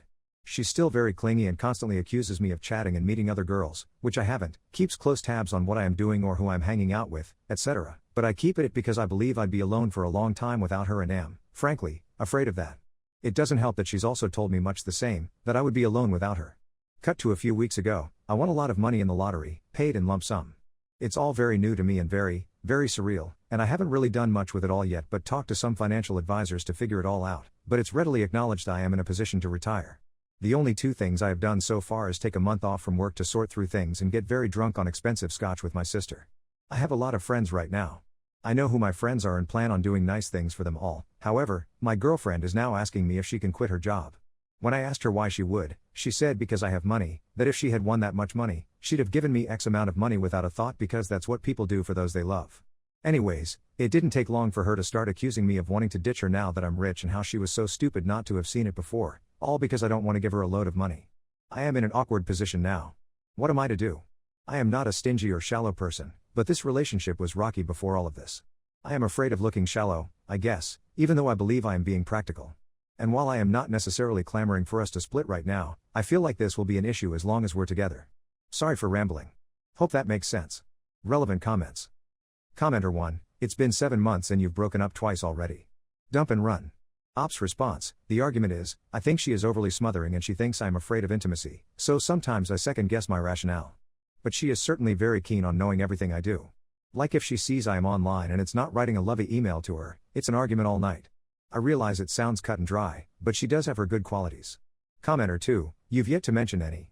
Reread what you've wrote and ask yourself, based on only what was written, what your advice to a different person who wrote that would be. Commenter 3, nope, nope, nope. You have this windfall and suddenly she thinks she's on easy street and never has to work again? Forget that. You have much bigger fish to fry than your dating life. You need to talk to a financial consultant and find a way to make this money last so that you don't end up yet another cautionary tale. You need to learn to be appropriately selfish in a big way, and most likely, you're going to have to end your relationships with a lot of people. Otherwise you are going to be expected to pay for pretty much everything and shamed when you don't. Don't mess around with this, it could be the greatest or worst thing that has ever happened to you. Ops response, you hit the nail on the head. I do feel ashamed of thinking selfishly and I think I worry about being perceived as such. It's amazing how much some people have opened up to me the past weeks. Commenter 4, she is your girlfriend, not your fiancé or your wife. She has no right to quit her job and rely on you to support her. She is fully taking advantage of the situation, and is probably attempting to make you feel guilty by pulling the if you break up with me, it's because you're rich now. Who cares if you look shallow? She shouldn't assume that just because you happen to win a large amount of money that she is entitled to any life-altering benefits from it. I would sit her down and explain why exactly you are breaking up with her and explain why it has nothing to do with the newfound fortune. If she still accuses you of it being because of the money, you'll know she is just trying to emotionally manipulate you. Ops response, she is your girlfriend, not your fiancé or your wife. She has no right to quit her job and rely on you to support her. She is fully taking advantage of the situation, and is probably attempting to make you feel guilty by pulling the if you break up with me, it's because you're rich now. Extremely well said. Who cares if you look shallow? This seems to be my problem. She just texted me a while ago saying she accepted my quirks before I won the money and few ever did so before. I've only had 2 relationships, so to ditch her now proves money will change me. I feel guilty. Commenter 5, saying she accepted my quirks before I won the money and few ever did so before. I've only had 2 relationships, so to ditch her now proves money will change me. This so reminds me of when I finally told my abusive ex-wife I was leaving and she said, I'm the only person who would put up with your nonsense. I feel guilty. Which I am sure is her intention. This is manipulative as heck. If you didn't think you had a reason to leave before, you do now. Edit, thank you all for taking the time to respond. I think I am taking my anxiety with the whole situation in general and applying it to a relationship that was on wobbly legs already. I am afraid of having to make tough, selfish decisions with a lot of out-of-the-woodwork people, but this is clearly a no-brainer. The decision was essentially made before my win even. Thanks again for your input and advice. Update, 1 month later. A few people have messaged me asking for an update on this situation. In a word, nightmare. Suffice to say, she was not happy when I told her that she needs to forget about the money for now and that we had serious problems in our relationship from before the win that we kept sweeping aside, and all this has done is force us to have a conversation we needed to have anyways. It got heated pretty quickly and I felt like we kept digressing into petty arguments about old stuff instead of sticking to the main issue. She suddenly took to calling me manipulative and emotionally abusive, which took me completely off guard and had me scrambling to defend myself before it occurred to me that she was just trying to make me feel guilty again. After probably 4 or 5 hours of getting nowhere, I finally said that we are breaking up and there's nothing more to it.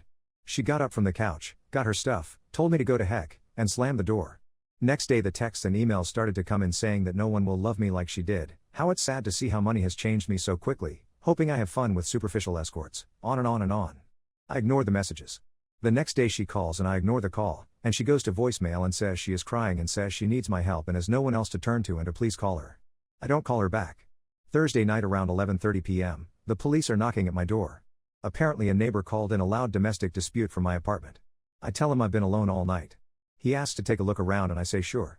He says the neighbor who called is not answering their door nor their phone and asks if I recognize the last 4 digits of a number, which I don't, so he asks if I know of any reason why someone would call the police making such a claim. I tell him I did recently break up with a girlfriend on the weekend and we did yell, so either someone took their time to call or my ex is not taking things well. We both agree it is strange. I decide not to ask her about it. Over the weekend I get a few emails, texts and calls from her that start off sweet and nostalgic and end up angry and accusing me of throwing her to the side and being heartless, among other things. From the voicemails, I can tell she is drunk. I can't resist, so I ask her by email if she knew anything about the prank call to the police, which of course she denies and then spins it back on me. Do I really think her so petty? Why would I ever think that? It just proves I never trusted her. Back to arguing, so I don't reply. So yesterday I log on to Facebook for the first time in a while and I notice over the past few days, she's been adding my friends as friends. Nothing else, but it freaks me out. I send her a message asking why she's adding my friends and she essentially says it's a free country and that she couldn't have been so bad if my friends like her too. All to say, I am wary and I am depressed and lonely, and I have a feeling this is going to be a pain in the rear. Objectively I know this was a good move, but subjectively it's a whole other matter. Look forward to normal times. Sorry again for the rant. Relevant comments. Commenter 1. No one will love me like she did. Here's hoping, right? You should message your friends, though, and say that your ex is sending the cops to your house and such, so they should watch out if she friends them out of nowhere. Ops response. I've locked my Facebook privacy settings down and emailed some friends. My closest friends and family are well in the know already, of course. Commenter 2. Cut all ties. Burn the bridges. Block numbers. Block on Facebook. Document harassment. Ops response. Didn't think I'd need to block her number, but you are likely right. Commenter 3. Nah, you need to. Every single option for communication with you is an open door to her.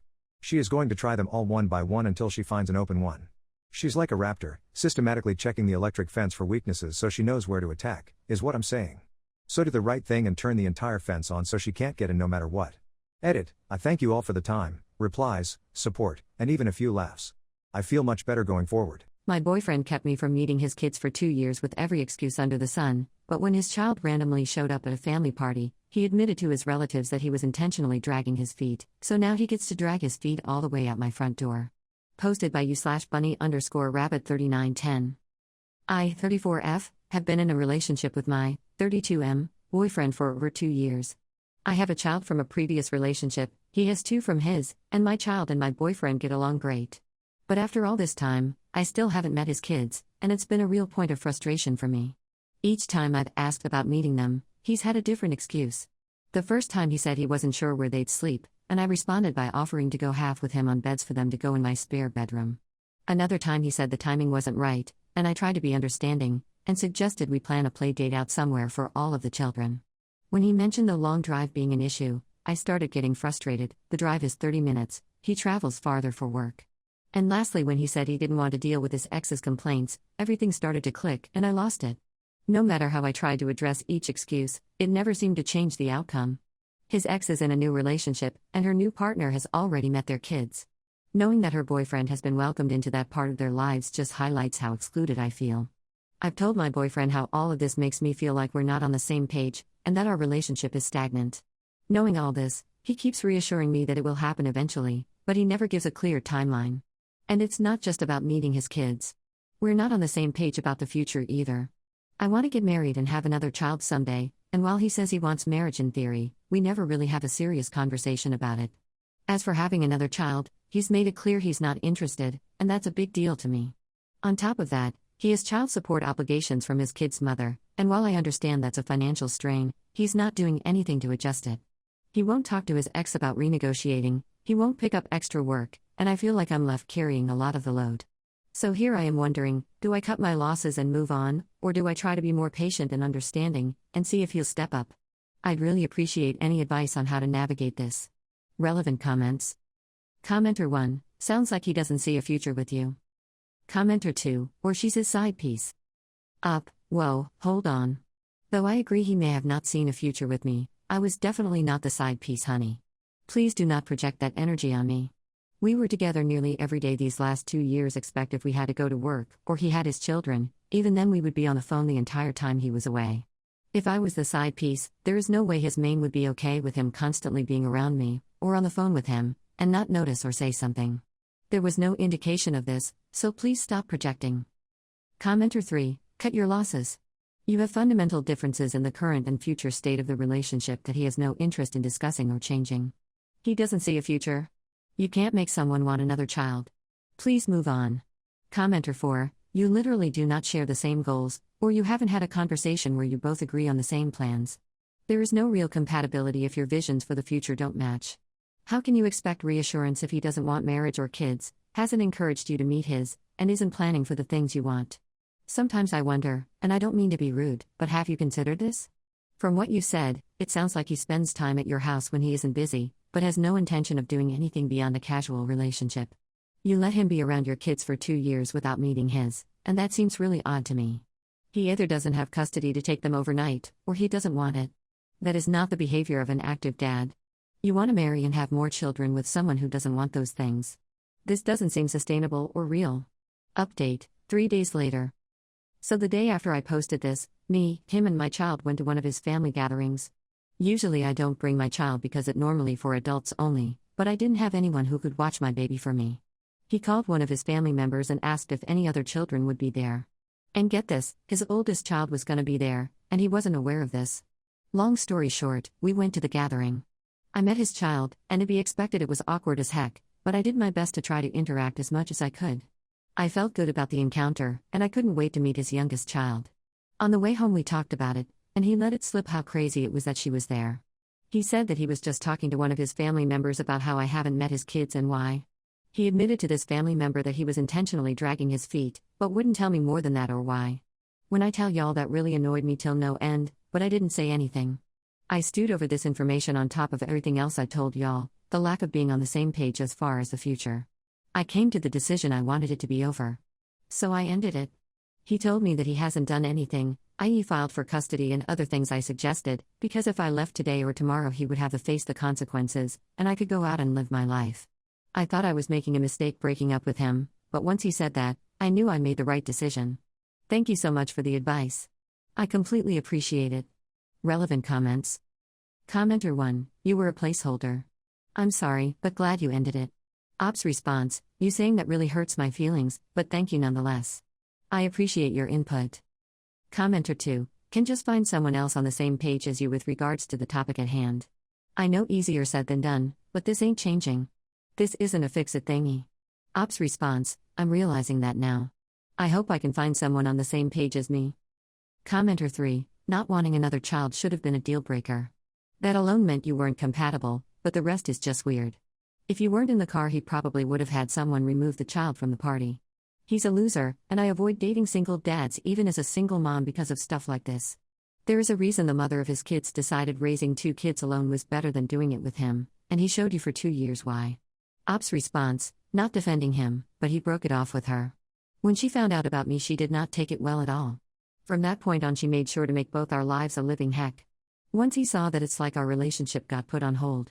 I tried helping out, he wouldn't take it. Commenter 4, he didn't want to file for custody of his own kids, because he couldn't guarantee that you would raise them for him. What a freaking deadbeat. Ops response, didn't think of it that way. Commenter 5, if I left today or tomorrow he would have to face the consequences, and I could go out and live my life. Not being shady, but what else could this have meant, girl? It sounds like he would only file if he had a free babysitter. Which is kind of wild. Ops response: I was more focused on him getting his stuff and leaving without it turning into a conflict. At that specific moment, I interpreted that to mean you aren't worth me dealing with consequences that will come from her, if that makes sense. That's why I appreciate all your perspectives, because y'all are on the outside looking in, and much more clear-headed than I am right now. My boyfriend of a year told me he loves me because I'm pretty and would take care of our future family, but when I asked what else he loved about me besides my looks and cooking skills, he just stared at me, so now I'm realizing he never actually fell for me, just the idea of having a beautiful wife who knows her way around the kitchen. Posted by you/educational_cry_2878. I, 21F, had been dating my boyfriend, 21M, for a year, and the other day, while we were talking on the phone, he told me about his friend's, 23M, relationship, and asked for my opinion because he wanted to know the female POV. Basically, his friend was dating a girl, 19, who did not share his religion. He really wanted her to have the same beliefs, so she decided to convert for him and practice his religion. Eventually, her family decided to disown her, and it caused her a lot of issues and problems. Around the time she converted, they were still in a long-distance relationship. Later on, they met in person and spent 2 weeks together. After those 2 weeks, he decided he didn't have feelings for her and broke up with her. 2 days after the breakup, he told my boyfriend that he regretted it and thought he still loved her, emphasis on thinks. This is when my boyfriend asked for my opinion. I tried to stay neutral and told him that I think his friend shouldn't get back with her, because he already decided he doesn't love her. He would just be wasting both her time and his. I added that if he's a good person, he should leave her alone, since he has already caused her enough trouble in her life and then threw her away after spending 2 weeks with her. My boyfriend then told me that he thinks his friend should get back with her just because the girl is pretty and nice, and she actually loves him. I told him that was unfair, because he would be taking advantage of her. You don't love someone just because they're attractive. That's when he told me I'm such a feminist, and that I don't have to make everything about feminism. He said I wasn't being realistic, that I don't know the girl to be on her side, and that I watch way too many women empowerment videos. I explained that this has nothing to do with feminism. If the roles were reversed and it was my friend telling me she did this to a guy, I would still tell her to leave him alone because she caused enough damage already. I would lose all respect for her. You're not supposed to toy with people's feelings or life regardless of gender. I told him I was speaking from the goodness of my heart, and that it's just normal human decency. My beliefs are built on a solid foundation. I'm not an idiot. I'm a feminist and always will be proud of that, but this conversation had nothing to do with it. He seemed very biased toward his friend, which I didn't like at all. On top of that, he lashed out at me for no reason, calling me a feminist as if it were an insult. Now I'm honestly contemplating ending the relationship because of his way of thinking. For context, when I asked my boyfriend if the girl did anything wrong, he said she was an absolute sweetheart and a very kind person. Relevant comments. Commenter 1: Do you think there is something wrong with wanting men and women to be equal? That's feminism. Ops response: Absolutely nothing wrong with that. I'm in fact a feminist, and I'm always going to stand by that. It's the way he responded to what I said that made me feel like he was against me being a feminist, and he has mentioned it indirectly before. If anything, I'm upset that he isn't being supportive. Commenter 2: It made you feel like he's against you being a feminist, because he is against you being a feminist. For me, that massive difference in personal values would cause me to break up with someone like him, but of course you may feel differently. You may want to discuss in more detail his personal views, as I suspect this isn't the only red flag, red pill-like views he has, but has hidden from you. Ops response: I don't quite understand how his brain works, but one of the things he said to me is that he finds it scary when people are obsessed with a certain thing, like for example an artist or singer, and then proceeded to tell me that I freak out and lose my mind whenever anyone mentions One Direction.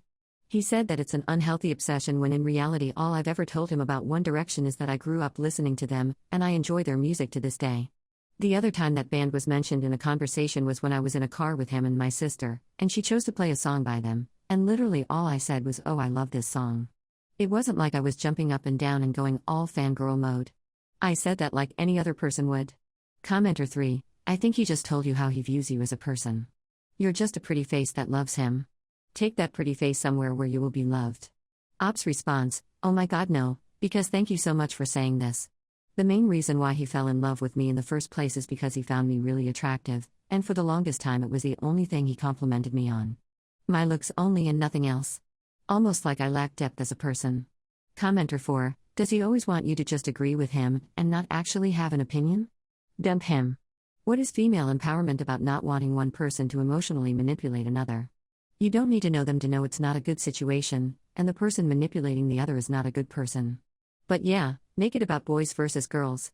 NTA, dump him. Ops response, actually, yeah, a lot of the time he gets upset when I disagree with him about certain things, and we always end up arguing about our disagreements. He just doesn't want to agree to disagree. I've explained it to him way too many times that we're not supposed to be the same person or have the same opinions. Each one of us can be their own person, and that is okay. Update, the next day. Thank you to everyone who gave me advice. You gave me so much clarity, even the ones who basically yelled at me. God bless all of you.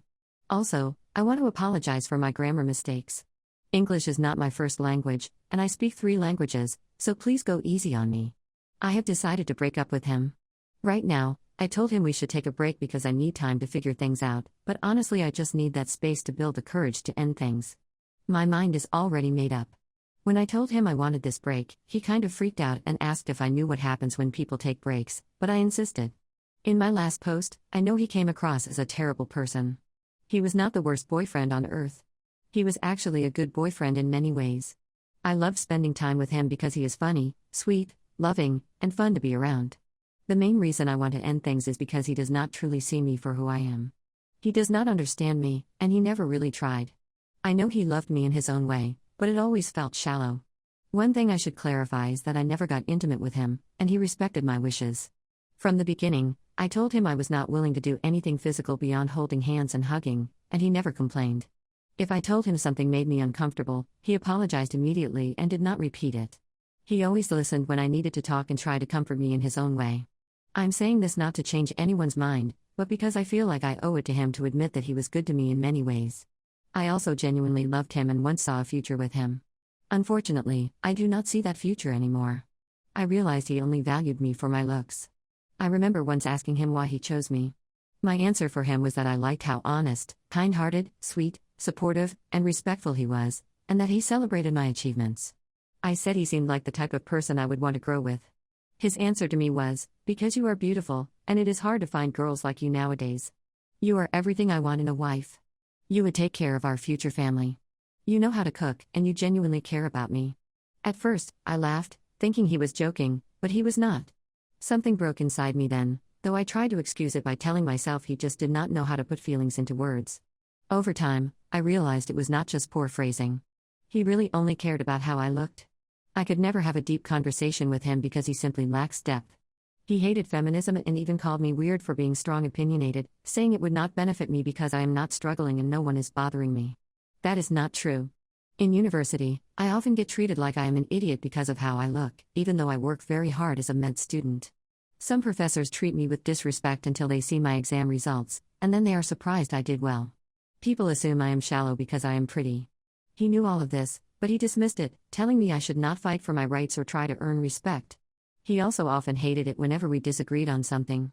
No matter how many times I tried to reason with him and tell him it's okay to agree to disagree, he insisted that we should agree on almost everything because that's how relationships work. I stood by what I said anyway.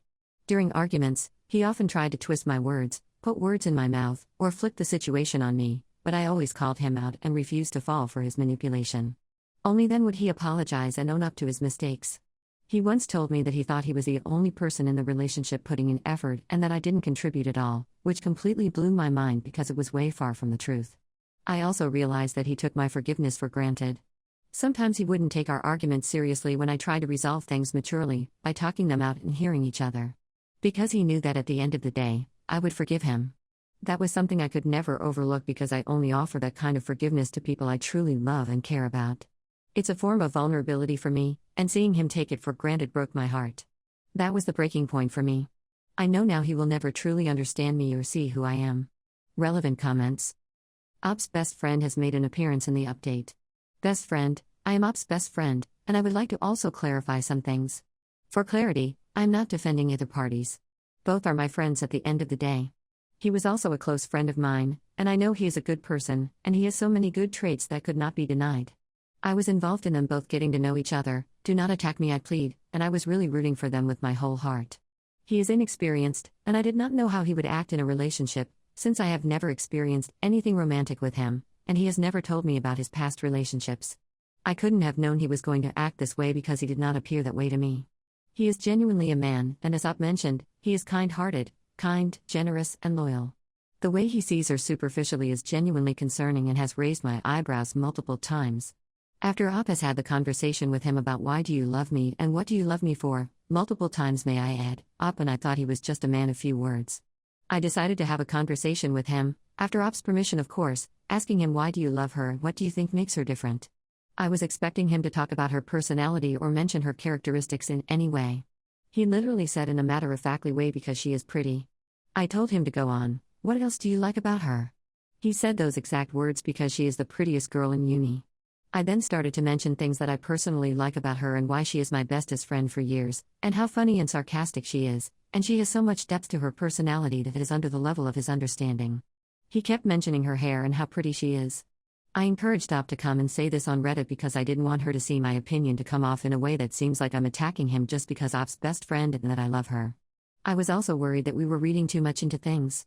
I don't want to seem like I was painting him as the villain because it's my best friend. Of course I'll be upset because I know she is worth so much more. We wanted to hear an outside opinion from people who are not emotionally involved in this. Thank you for everyone's support. Op's response, this girl isn't just my best friend, she is my sister. I do not put any of the blame on her for introducing me to him. She meant no harm, so please try not to attack her for anything. She couldn't have known that he would be this way. She's offered me nothing but love and support. Edit, she let me know before she left this comment, and I encouraged her to. She is the reason I came on here to talk about my relationship, which has given me a lot of clarity and helped me make my decision. Commenter 1, oh my god, were you dating my ex? He just wanted a girlfriend, not you. Sounds like he had a bunch of qualifications a girl should fulfill, and it doesn't matter who does it. I'm sorry, friend, but it seems from your update he doesn't actually know you or like you. I'm proud of you, internet stranger, for taking the steps to move forward. Still NTA. Op's response, thank you so much. It breaks my heart to realize that he doesn't love me for who I am. I thought he might be the man I would marry one day, but I know this isn't the end of the world. I've been through breakups before, and I know I'll be just fine without him even if it makes me sad now. I'm okay with that. Commenter 2, we should never disagree, and yet he never seemed to try to change his mind to agree with you. What a self-absorbed amoeba. Looks change over a lifetime, but the right partner will cherish the qualities that never fade. Op's response, yeah, he always wanted to change things about me but never considered changing things about himself for me. Commenter 3, no. You are not. Not at all. It sounds like he wanted a helper wife. Maybe you do have qualities he admired for that role. But he never was able to see you for who you are. He saw you fitting that role he needs as that defines the extent of his understanding of man and woman. He's not designed with any empathy muscles, but in his paradigm, it's not the man who has empathy. That's the helper wife's job. I'm sorry he never could really get to know you. He sounds like he tried, but he's not really capable of seeing you beyond the box he seems to think he understands. Good for you reaffirming your boundaries and calling him out on his nonsense. Good luck in school and your future relationships. Op's response, the thing is, he knows that I'm very passionate about my education and that it's my #1 priority, and that I could never settle for being a housewife. Don't get me wrong, there's absolutely nothing wrong with housewives. I really want to be a mother one day, but being a housewife is just not for me. Op responds to a downvoted comment on trying to talk with her ex about feminism and why the ex wanted to be with her. Op's response, I've tried talking to him about this. The part where I asked him why he wanted to be with me, that conversation obviously didn't end there. I just didn't include it in the update. I asked if that was all he saw in me and nothing else, and his response was, well, you've said everything, so obviously the things you've said about me and you being a great future wife. I told him I feel like he doesn't understand me or even try to. He would tell me we just have different interests, but that's not what I meant. He's never complimented me on anything except being pretty. Only recently he called me smart, and that was just because we got our exam results back. To him, I'm just pretty. He doesn't see that I'm kind, funny, understanding, or smart. In his eyes, I'm just the pretty girl who's hard to get, and these are his exact words. I also talked to him about feminism. I explained what feminism actually means, that it's about equality, that women should be treated with respect, that they should get paid the same amount as men and not less just because they're women. I asked him if he thought it would be fair if his sister, who raised him, got paid less than a man who did the same job simply because she's a woman. He said no, but then proceeded to argue that I'm not being harmed by men and that this doesn't affect me in any way because no one is doing anything to hurt or mistreat me. I told him about situations that I was put in and that I do get affected negatively by these things, but instead of engaging, he changed the conversation.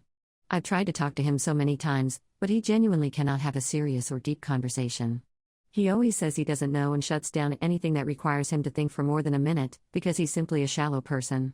About the girl who converted, he asked for my opinion. I only said what I thought was fair and right. This girl could have been a victim of his friend's manipulation, so if he had any human decency, he would leave her alone. At the end of the day, she's free to do as she pleases. I don't know her or her ex. Op responds to a comment about the finances in the relationship, and what the ex's family values were. Op's response: hello, he did pay for all our dates.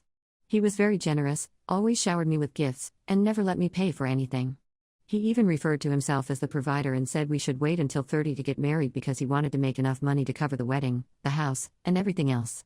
I told him I wouldn't mind paying for things related to the wedding or marriage and that I was willing to help out, but he always refused to let me contribute in any way. But here's the thing, he comes from a family that I don't think would support the idea of him marrying a woman who is 30.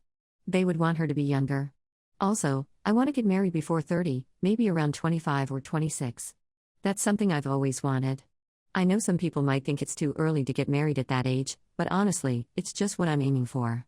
I want me and my future partner to spend a few years together with no kids, just the two of us, for maybe 3 to 4 years, and really enjoy life before starting a family. In my head, I see myself having my first child at 29 or 30. And about pretty privilege, yes, I do experience it very often. Sure, it has some benefits, but a lot of the time it shows me how I'm being objectified, or how I get treated better than someone else just because I'm perceived as more attractive. That honestly makes me sad. Op clarifies her thoughts on equal rights and feminism. I'm sorry, but when did I ever say that I don't want to be a wife or look after my family? There's nothing I want more than that. I even stayed with him despite his very shallow answers. But this man constantly tried to put me down. He hated that I wanted equal rights. It's not like I ever said I hated men. If that were the case, I wouldn't have gotten with him in the first place. My idea of feminism is simple: we deserve equality. I'm not being toxic about it. I just can't settle for someone who doesn't see beyond me being a child-making machine and a good wife, especially just because I'm a virgin and haven't been with a lot of men before. To him, I was the prettiest girl in university. But what happens when my beauty fades with time? He never showed me that he loved any other part of me. He never made me feel secure that he loved me for who I am, not just for my looks. He even admitted he's very picky and that what matters most to him is having a beautiful partner who stands out for her looks. Sure, that made me feel good at times, but it also made me feel like an object, like a piece of meat he was showing off. When I asked what his mom thought of me, he said all she cared about was him having a beautiful girlfriend or wife, and that the rest didn't matter. On top of that, he made comments about my appearance, even though he saw me as beautiful. He would ask me to gain weight or dye my hair, which I always refused to do, thank God. A partner should see more in you than the fact that you can cook and are conventionally attractive. Anyone can have those two qualities. All my friends are attractive and great cooks, but what makes me stand out? Why did he choose me?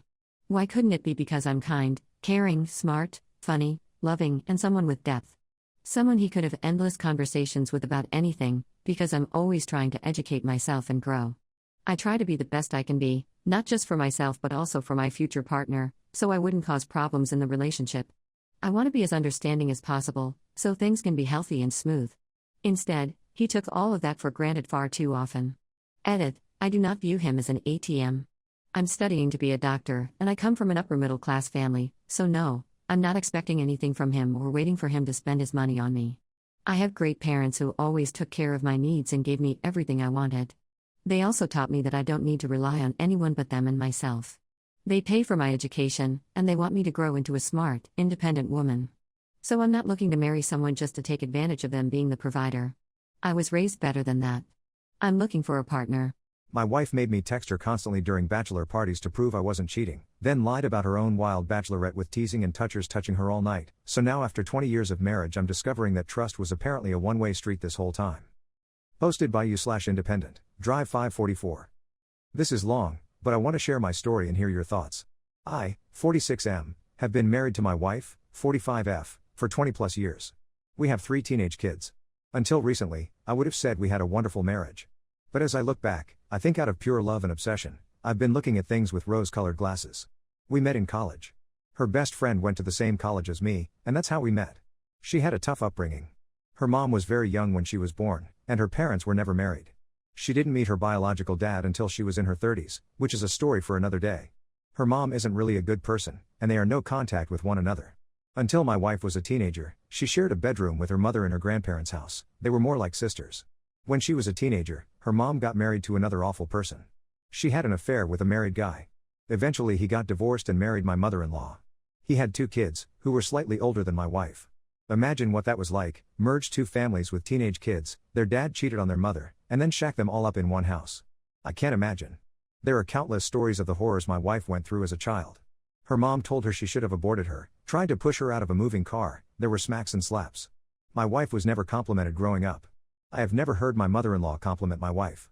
My wife was always smart, did well in school, didn't get in trouble, helped around the house, cooked for her family. She was and is very pretty. Her mother only criticized her, and it was constant. As if that wasn't bad enough, she was intimately assaulted in college by some friend of her stepbrother. To say that this has taken a mental toll is the understatement of the century. I have loved her with every sense of my being, have supported her in her therapy. I am by no means a perfect husband, but I have tried my best to be supportive and loving. Anyway, fast forward to today. I've been married for over 20 years. My wife obviously has a lot of issues stemming from the above. I love her more than anything in the world, but it hasn't been easy. I've borne the brunt of some pretty outlandish treatment, and I'm wondering if I have been blinded by love, and if this is not a safe and healthy environment for me. I don't know if I could ever leave, don't know if I could do that to her or do that to my kids. But I'm starting to feel like I'm only here to serve the purpose of providing support, financial, emotional, physical, parenting. Here are some of the things that have happened. About 5 years ago, we had gone to a beach location for a long weekend with a lifelong friend of mine and his family. It was an all-around great time. One night, while we were leaving an amusement park, we were walking with the kids for ice cream. We walked past a bar, and a baseball game was ending. My friend and I say to the wives that we want to grab a drink and watch the end of the game, while they get ice cream next door. Everyone seemed fine with it. This is something I never do. My friend and I were gone 20 to 30 minutes. When we got home, my wife lost it. Couldn't believe I abandoned the family, for a half-hour tops while they ate ice cream. This was the first time she hit me. She punched me 4 times and threw a chair at me. I was shocked. This pattern escalated over the next few months. She slammed the shower door on me, breaking it and effectively trapping me, naked, in the shower. If she hadn't brought me a screwdriver to remove the shower door, I'd still be in there. Right before the holidays in 2019, 4 months after this hitting started, my wife had a disagreement with my daughter. My wife made a mistake and said something she shouldn't have. It should have been easily fixable with a quick apology, but my wife turned it into World War III with my daughter, which I thought was unnecessary, but my wife and I put up a unified front with our kids and addressed things later. After my daughter went to her room punished, my wife and I went into our room. I tried to calm my wife down, but apparently she wanted me to match her level of outrage, and my wife unleashed the fury on me. She punched me countless times. I ended up with a bloody nose and cut beneath my eye. I am over 6 feet tall and a pretty fit guy.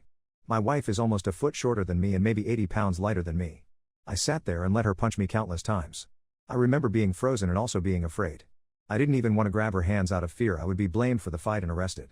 She was unhinged, screaming as she pummeled me. It was awful.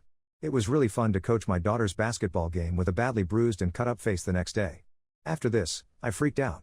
I realized the situation had gotten way out of hand. My wife apologized profusely. I said I couldn't go on like this. Our kids heard the commotion, and we later had to talk to them about it. I told my wife this wasn't safe for me. She had a near breakdown out of fear I would leave her. She discussed with her therapist. We went to couples therapy for the first time. It was a mess. I've come to realize that therapists, or at least the ones we have seen, focus on the patient with the most needs. Given my wife's past, she has the most mental health issues, and so that is where the focus was. It was really hard to be put on the back burner. COVID came and the couples therapy stopped. We tried again last year, and that was worse for the same reasons. What else has this marriage been like? Well, we've always been very intimate. My wife is very beautiful. She gets attention anywhere she goes, although she usually seems oblivious to it. I sometimes feel infatuated with her. But she grew up with a mother that hated her and constantly took her down. I have always complimented her. Her beauty, her intellect, how wonderful of a mother she is, how incredible of a cook she is, how incredible of a hostess she is for holidays. She's amazing in so many ways. I think I'm good looking but nothing special. I'm in good shape, but I'm going bald and I've aged.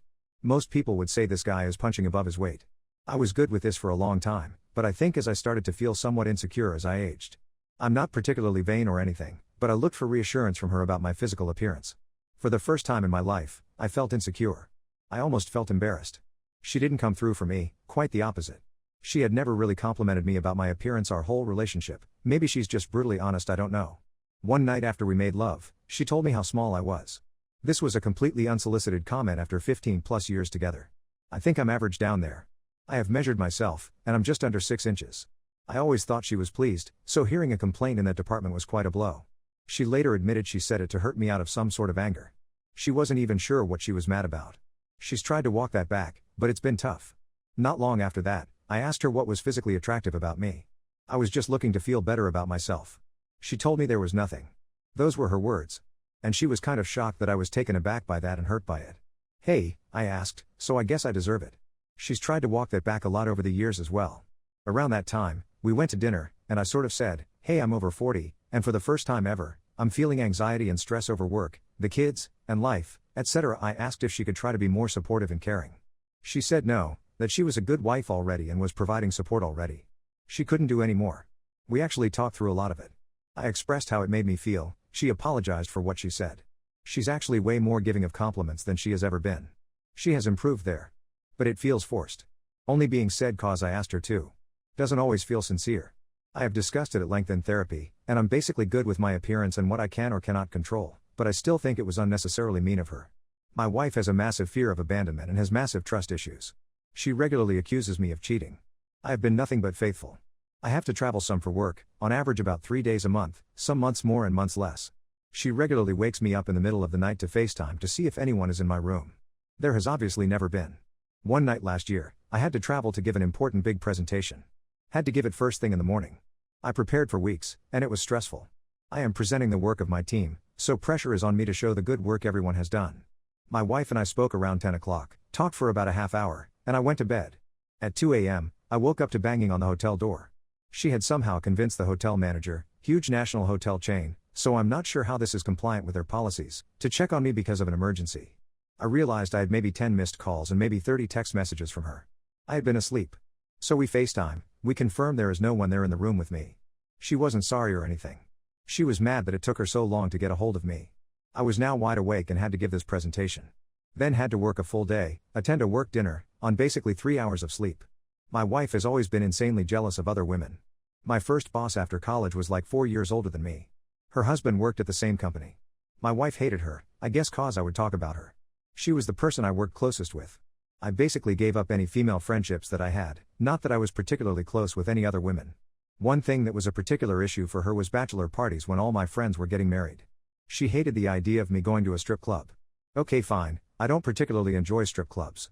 Nothing against the workers there, but I just see it as they just want my money, and I don't need to pay to see a really attractive woman. So anyway, neither of us had strippers or anything like that at our bachelor or bachelorette parties. I had a great time at mine. We played golf, went to an awesome dinner, and then gambled afterwards. Anyway, some friends of mine did go to strip clubs for their bachelor parties. I always told my wife. And she wanted me to attend. I offered to skip that part, but I don't think she wanted to be seen by my friends or the other wives as controlling or a stick in the mud. I really don't know. But she wanted me to stay in contact the entire time. It was a little over the top, but I did it. I would literally text her nearly the entire time I was there. Describing the situation, just talking about the night. Not sure why I even went to that part of the bachelor party. This happened 3 or 4 times. When I got home, I got the 3rd degree. She examined me, smelled me. Examined my body for evidence, examined my underwear. It was crazy. Before the last one, I said I don't want to do this. I don't even want to go. But she didn't want that, she wanted me to go and stay in touch. She promised to back off some, but she didn't really. At one point, a bouncer came over and told me to put the phone away when I was texting. So I did. I guess he was worried I was taking pictures. No, I wasn't taking pictures, I was staying in touch. Typing this out makes me realize how ridiculous it was. All of this would have been no big deal. These bachelor parties all happened over 10 years ago. Recently, she was talking about her best friend's bachelorette party which was years ago. My wife was the maid of honor. She had always insisted that she never went to a strip club ever. Well recently, my wife said something about the men pulling her friend up on stage and embarrassing her. I was like, where was this? Even in that moment, I wouldn't have cared that they went to a strip club. I trust her. Or until all this, I fully trusted her. She insisted this was at a typical bachelorette party restaurant that wasn't a strip club. I don't know what that is. Does anyone know? I said that it felt like she wasn't being honest. She was offended. I said that I thought that the real issue was that she thought I might have put her through the same thing she put me through. I said I didn't like it, but it was so long ago, I don't really care. But she doubled and tripled down. So she goes to the other room and texts her best friend and comes back and hands me the phone to show me the texts. She asks the friend, did we go to a strip club for your bachelorette party? Which seems like an odd question to ask someone out of the blue, and the responses seemed odd. So I asked my wife, is this the full text exchange? It feels like something is missing. So I look in her deleted texts, and sure enough there are deleted texts. I restore it, and the response from the friend is, oh, that is a definite yes. So I look at my wife shocked. I don't even know why she went down this path. She says her friend is wrong. Now I'm annoyed, and I'm asking, what happened that you would lie about this? What did you do? Horror stories about bachelorette parties are running through my mind. We have an argument over this where I'm gaslit to heck. Doesn't remember, her friend is wrong, that's why she deleted the text, she didn't cheat or do anything wrong. All the comments about her level of attraction to me come back to my mind. No real resolution, but she promises me that she will figure out exactly what happened. Fast forward about a month to a holiday party we went to. We see her best friend for the first time in a few months. Of course, they talk a lot amongst themselves, which is obviously fine. We leave, and 20 minutes later, we are in the car driving home, and she gets a text. It's from her best friend. It includes a screenshot from one of their other friends, and the best friend text says, wife and I just cannot remember what we did for my bachelorette party. Do you remember? And the response is this whole description of a comedy show that they went to. The entire thing is so contrived, it's almost comical. There is no way this is true, and it is so clear that they discussed this at the party we were just at, and they came up with this plan. I feel so manipulated. My wife is in the passenger seat, and she is almost giddy reading the texts and saying how they have now solved the mystery. I have no idea what happened at that bachelorette party. But the whole story and the lying was so unnecessary.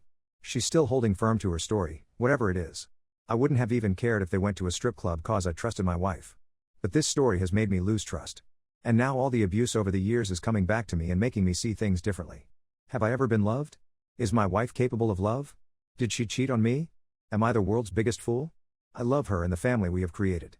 Obviously there are so many positives to our relationship that I didn't list. But can all the positives in the world make up for all this? Edit. First, all comments and the DMs have been so caring and kind. Even the ones trying to smack some sense into me. There is a lot of love out there from kind strangers. Thank you. Based on an exchange in my DMs, I'm sharing that the physical abuse did stop 5 years ago. She worked with her former therapist who specialized in CBT, and she is more in control of herself.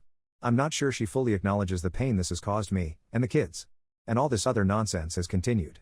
I'm not sure this changes anything for me though. Update, 6.5 months later. Wife's disclosure. I posted several months ago about my 20+ year marriage, and how much nonsense I have put up with. People mostly gave harsh but good advice to me. I wanted to give an update and come back for more advice. This is long, so feel free to skip if the ramblings of a middle-aged dad of 3 aren't of interest to you. So back in February, I insisted on a 2-month separation. We told the kids I was traveling for work, and when I was home, that my wife was traveling to meet friends. My wife hated every second of the separation. I had some conditions for returning. We tried marriage counseling again, third counselor. This one was better, I guess. But my requirement was that my wife take the lead, find the therapist, give all the backstory on the abuse, the insults, etc. She did all that. I further insisted that she tell the complete truth on anything inappropriate that has ever happened with another guy, including at her friend's bachelorette party. This took a while. At first, she held to the same story. Then she started saying things like she was working on it with her therapist. Working on how to tell me. She somehow didn't understand that a statement like that was awful for me to bear. Obviously my mind went to all the worst places. I ended the separation in April with the idea she was making progress. We discussed her physical abuse of me a lot in therapy. The abuse really peaked in late 2016 to 2018. She told me at that time that she became very resentful of me. I had gotten a promotion, and she overall felt everyone thought I was awesome, and she was jealous. At the same time, she got into excellent shape. She's always been very attractive, but at that time my youngest was like 6 to 8 years old, and she still had some baby weight. She shredded that baby weight and looked incredible. I guess I had gained some weight around that time, and she thought she didn't get enough attention or credit relative to me. I don't know. She says these things very matter-of-factly. She did a lot of CBT work and specific work for abusive partners. She owned it with the kids, and we had several good conversations. I thought we were turning a corner. I had been frustrated by the lack of disclosure on her friend's bachelorette party. So in June, I said I was leaving again. She actually handled this much more calmly and maturely. We still saw each other and even did date nights. We were even intimate. Not sure what the separation was. So she said she would focus on what happened and was getting ready to share anything and everything with me. A couple of weeks ago, she asked me to join a session with her therapist. She wanted to do a therapeutic disclosure. I wanted to throw up. I go to the therapist's office, and she proceeds to tell me how at her friend's actual bachelorette, they went to some show, no strippers, just drinking and silliness. Then she says that her friend's work friends threw her a bachelorette at a hotel. And there were strippers there. In my wife's words, it was wild. Now, context for this is in my prior post. I really don't care if she saw strippers. I care more about the double standard she applied and the lying, as she treated me like crap whenever friends of mine went to strip clubs for their bachelor parties. She said that she never touched any stripper even though multiple approached her many times, at first in G-strings and eventually fully naked. Lovely. But that's all that happened. Who knows if it's true? I don't care anymore for reasons I'm about to get into. This is all in front of this therapist. So then she says that I asked if there was anything with any guy that she hasn't told me. If this wasn't long enough, brace yourselves. She had this other friend who was in the middle of a divorce in 2016. Friend was a fitness instructor at a gym. Friend met a retired professional athlete at the gym. I remember the friend being obsessed with this guy, all while technically still married. Well, my wife and this friend would go out and meet up with retired athlete and his entourage. My wife would effectively play wingman for her friend. And one of the entourage took an interest in my wife. My wife claims nothing ever happened other than flirting, but that when they were out, this guy always had his arm around my wife, constantly groped her rear, often tried to kiss her, sent woodpecker pics, bought her a thong bikini for her to send pics back to him. My wife said she never wanted it, but never fought it, liked the attention and mostly wanted to support her friend. Friend eventually had a falling out with the retired athlete who moved away. So that whole thing sucks. So I'm completely stunned. Wife is crying. Therapist is spewing some nonsense about my wife's bravery. That I requested disclosure of anything that might have been remotely inappropriate, and she has come through for me. I leave. Wife follows. Phone starts blowing up. It's my wife's best friend who calls 10 times. She then starts texting me, swearing to me that what my wife is saying is true. There were strippers at Bach party number 2, but wife did nothing. Texts start pouring in from her other friends confirming this story. And then I get a text from her friend who paired up with the athlete. And she confirms that story. Wife was only doing her a solid, taking one for the team. So great. Let's get a few more people involved in my life, my humiliation, the crumbling of my marriage. She could talk to all these other people about all this but not me. She needed a therapist there to talk to me about it. It just feels like one big manipulation. So anyway, I feel completely done. I still love my wife cause I guess I'm just a simp. We are separated.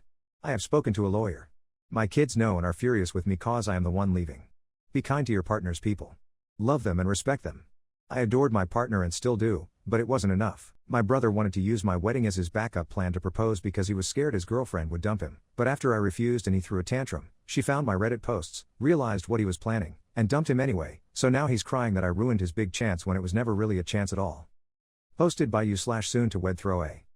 I, 27M, will start this off by saying my wedding is scheduled for April because my fiancé, 25F, has always dreamed of a spring wedding, and I really like the idea too. I have an older brother though, 30M, and last Saturday I was called over to my parents' house to talk about something. But they refused to tell me what until I got there. They then sat me down with my brother, and told me that my brother wants to use my wedding as the perfect day for him to propose to his girlfriend. I was instantly mad, and told them absolutely not, but they ganged up on me. I ended up so enraged to the point that I, one man, somehow backed all 3 of them into a corner. I told them that if they want to do this, then not only will they all be uninvited, but I'll also cut off the financial support I've been giving monthly since they paid to have my golden child brother go through college by taking out a second mortgage. I landed a decently high-paying job, and have been sending $500 to my parents monthly to help ease their mortgage, and I didn't ask for a stake in the ownership of their house either. It was entirely goodwill, and I can cut it off any time.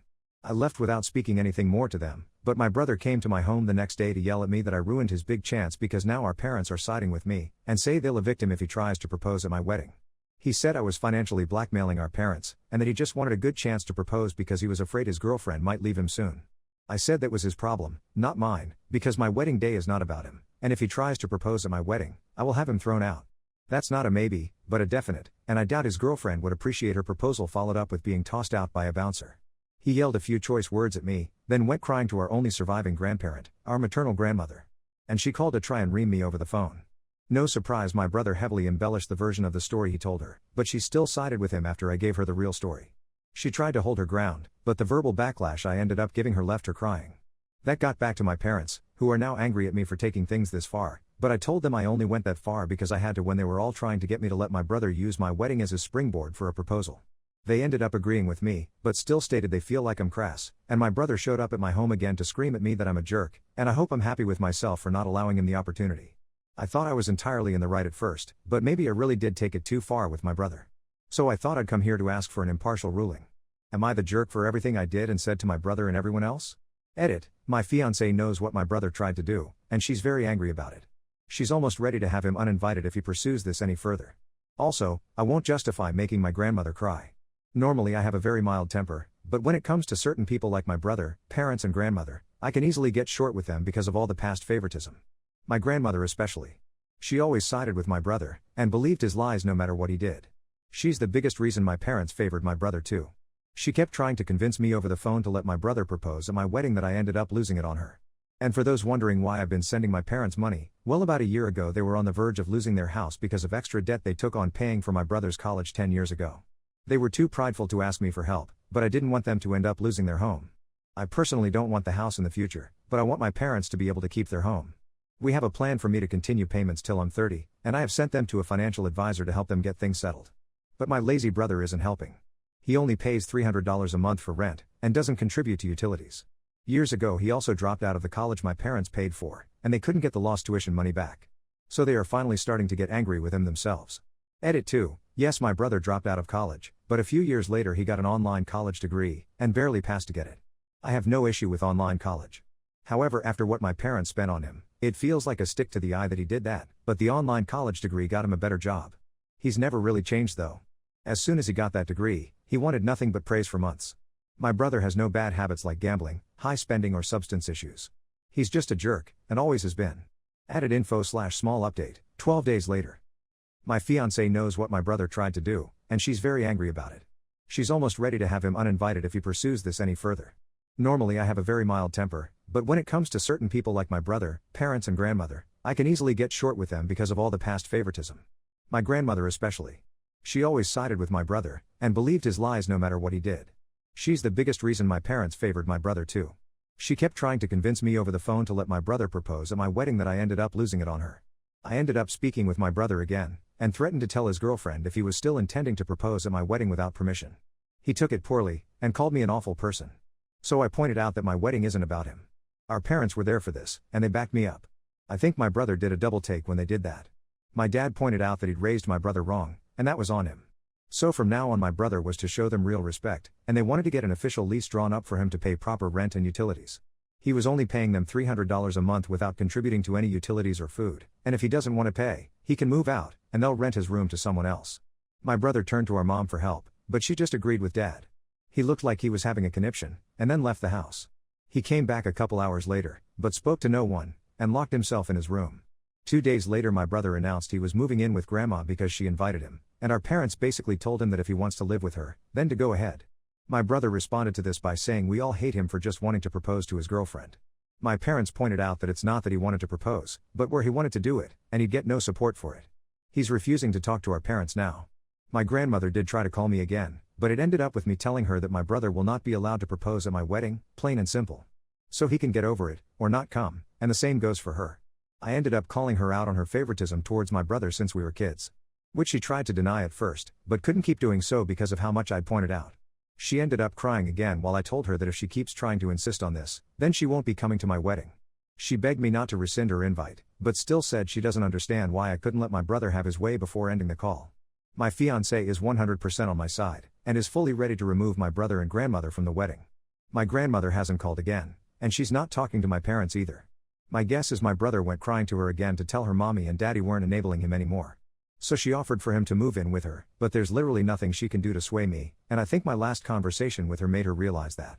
I didn't wish to tell my brother's girlfriend, but she called me up on a Saturday about my Reddit post. She saw it read in an online video, and then realized it might be me with the way I described my brother and grandmother. So yeah, now she knows. She ended up tearing my brother a new one, and he still tried to justify himself to her. That's when she told him they were through, and cut all contact with him. My brother of course blamed me, even though his girlfriend said that she's been ready to leave him for a while now, and if he'd tried to propose, no matter where, she'd have told him no. So that's it. My brother showed up at my place one more time to have a fit, and said he is boycotting my wedding. He actually thought he had leverage that he and grandma won't go. I said I wouldn't miss him, and that he's in his 30s now, and needs to grow up. Our parents have cut the umbilical, and are no longer supporting him, and they're already repainting his room to rent it to someone else. And they plan on renting out my old bedroom as well because they need the money after the financial hole he left them in after dropping out of college, just to mooch off them for a while, and then get a degree with online college later, and then barely paying any rent while also making them pay for his food and utilities despite having a good paying job. They spent the world on him, and he wasn't the least bit grateful. That made my brother just shut down and leave, and since then we've not heard a peep out of him. That's everything that's happened from my original post up till now.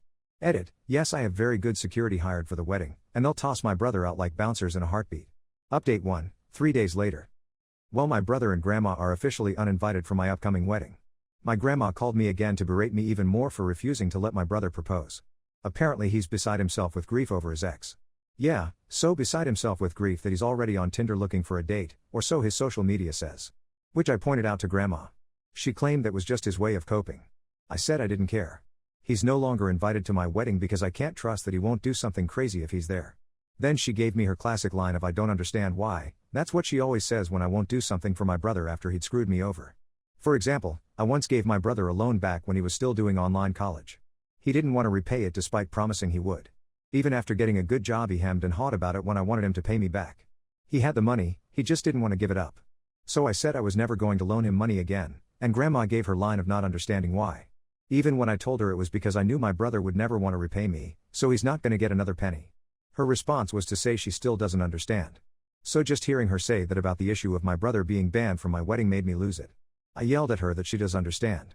She just acts like she doesn't because she doesn't want to. She's always been on my brother's side no matter what he did, and because of that she's no longer invited to my wedding either, and I don't care if she cries, because I'm just plain done with her. She made her bed with the side she chose. Now she can live with it. Of course she exploded in tears crying like a sad whale, and called me a bad grandson. I said she was a bad grandma for thinking I'm the bad grandson when she always believed my brother's lies, and played favorites.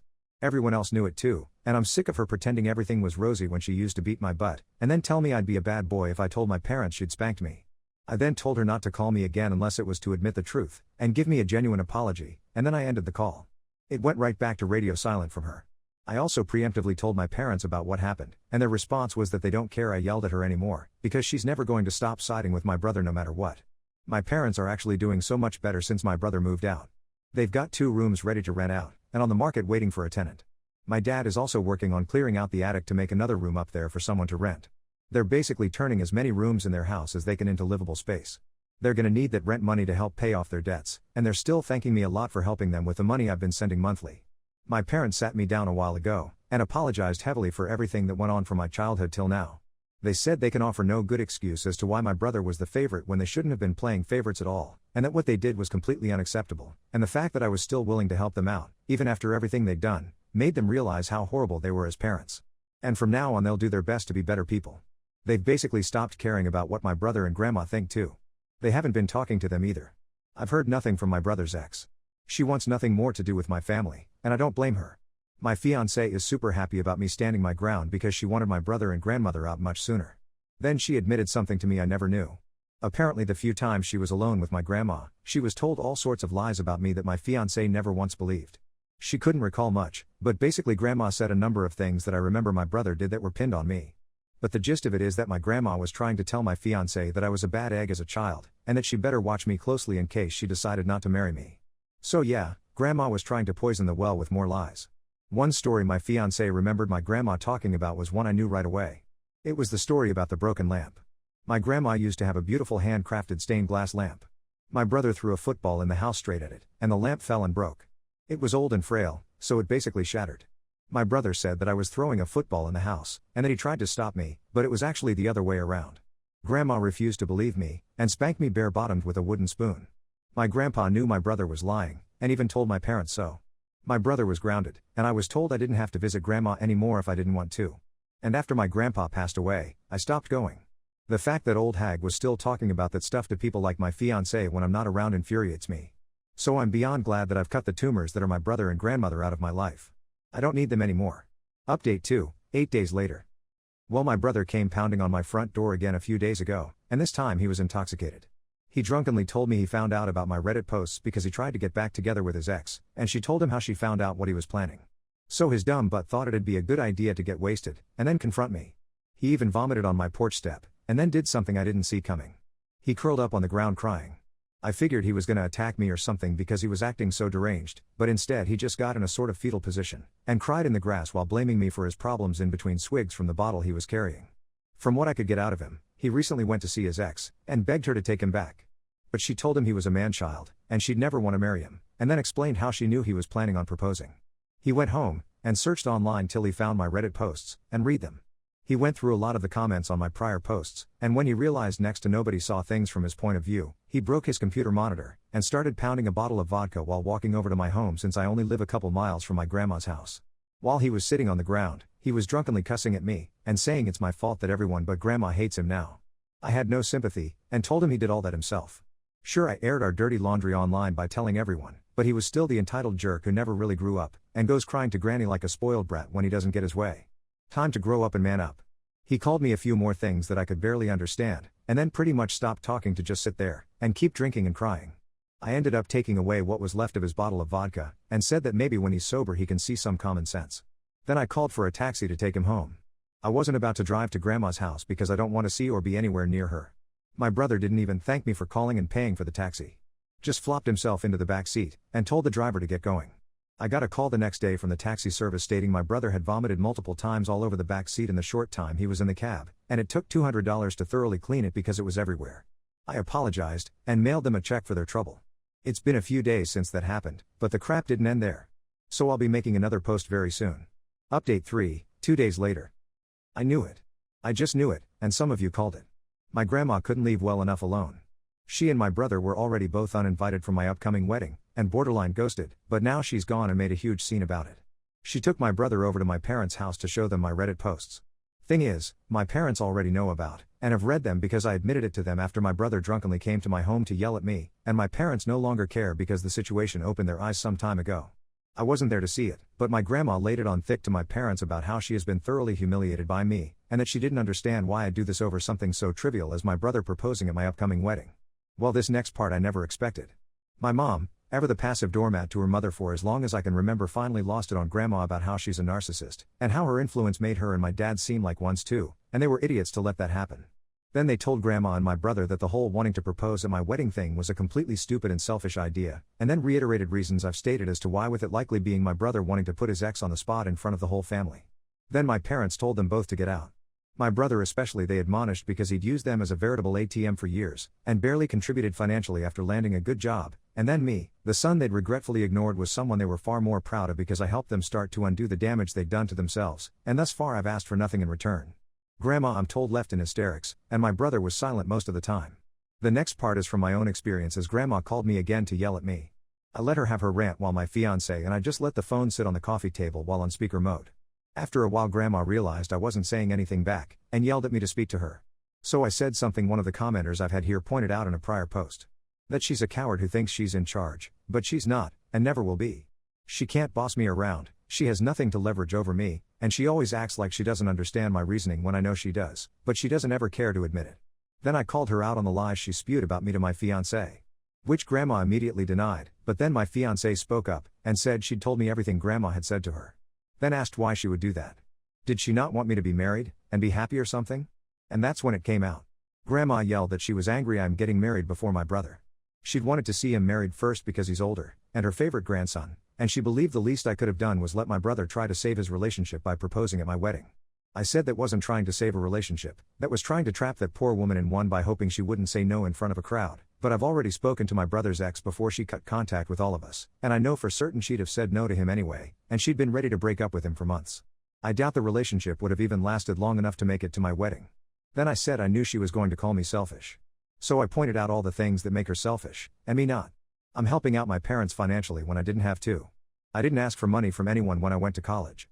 I actually worked hard at my relationship with my significant other, and didn't scheme to try and find a way to take control of it. While my grandma would rather spew out any reason she can think of to make my brother the golden boy who can do no wrong. She lied about me just to try and ruin my relationship in her hopes my brother would marry first, and she openly admitted to having a favorite grandson. Now that's selfish. Then I said that if it had turned out my brother had been in love with my fiancé or something, I bet she would have demanded I give her to my brother as well, because that's just the kind of selfish narcissist she is. Then all I could hear on the line was Grandma loudly sobbing, and my brother trying to console her. He didn't say anything to me, and then the phone hung up. Either by him or her. I don't know, but I think it's fair to say I really verbally tore Grandma apart this time, much more so than I ever had before, and yes, this time I finally blocked her number, and my brother's too. Update 4, 7 weeks later. Well, it's been a ride. A fair bit has happened since my last post. So I thought it best to wait till I'm married, and settled in after my honeymoon to speak to everyone. Firstly, I want to say that I don't know anything about taxes other than I pay them, but someone here questioned how I could write off the money I was giving to my parents monthly for their mortgage, and I honestly thought I could. But a person who actually does taxes contacted me, and said that wasn't possible, or at the very least shouldn't be possible since I don't have partial ownership of the house, and that made me curious that I may be breaking the law. Well, I looked into it, and long story short, the person who was doing my taxes before, no longer is. I took my questions to the owner of the tax firm, and explained to him that the guy who was doing my taxes was getting me a roughly 1/3 write-off on the money I was paying to my parents monthly. Well, the owner said he'd recheck my records himself, and said he'd call me later. Took a few days, but he told me that the guy who was doing my taxes did a few things that he shouldn't, and that he had a previous record of doing this. The firm fired him, and the owner apologized profusely, and asked me not to take my business elsewhere. I believe in supporting local businesses, and shop from them when I can. So I told him that as long as my records are clean, I'll stay with them, and he assured me that he'll make sure everything is. I do find it stupid the owner didn't fire my former tax guy after his first offense, and I get the feeling he rug swept a lot of things. But he's assured me that my taxes will be done by him personally from now on. So I'm gonna give him the chance to make everything right. Since my last post, my parents have also managed to rent out both of their spare rooms. Both tenants are young women who are first-time renters, and they've each taken a room. Both are pleasant enough, but I've barely spoken to them. My parents say they're pretty good tenants. So we'll see how everything goes. My father has also begun remodeling the attic into another room that they can eventually rent.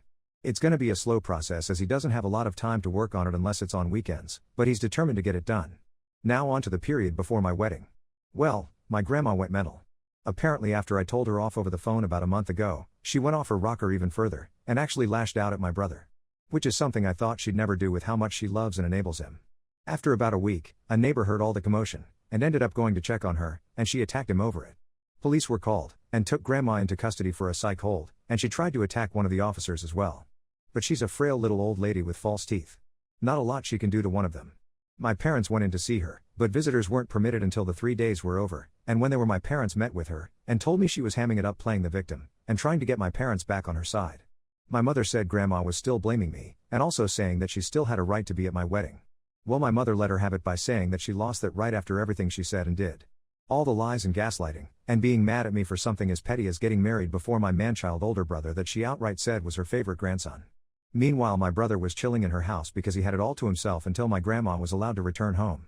Don't have much information from that point since my parents didn't bother to see grandma or my brother again thus far. Next is my wedding. The outdoor venue my wife and I picked was beautiful. There was a good-sized man-made pond with paddle boats, and plenty of wild ducks and frogs. Though the ducks came right up to people begging for food. We brought some loaves of cheap wheat bread so the kids in the family could toss some to the ducks. The venue was also near a golf course, so kids were having fun hunting for lost golf balls like they were Easter eggs. They actually found a lot of them. That was some good wholesome fun. Yes, I did have security there, and yes, my grandma did show up, and tried to get in. Even though her invitation had been officially rescinded, she still had the paper one she'd gotten in the mail since she refused to return it after being uninvited. My brother wasn't with her, but she drove 200 miles herself just to try and get into my wedding. She showed up acting sweet, but then turned into a crazy witch when the guard refused her entry. She screamed out my name, and demanded to be let in, and she refused to leave till she spoke to me. Until security threatened police. She ended up screaming at him, and then waddling back to her car. And that was it for that. But this was not the end to the story. Oh no, because now that the only person still talking to grandma was my older brother, I guess she started taking things out on him. No family scapegoats left for her to yell at, so she started going crazy on my brother since he was under her roof now. I know this because he sent me a letter since I have him blocked on everything but snail mail. I got the letter after coming back from my honeymoon. It was a letter with a mix of apologies, and blaming me. He said he was sorry for wanting to propose at my wedding, and sees how crummy it would have been to try that, and that I was right about him being underhanded in trying to ask his ex to marry him in front of so many people.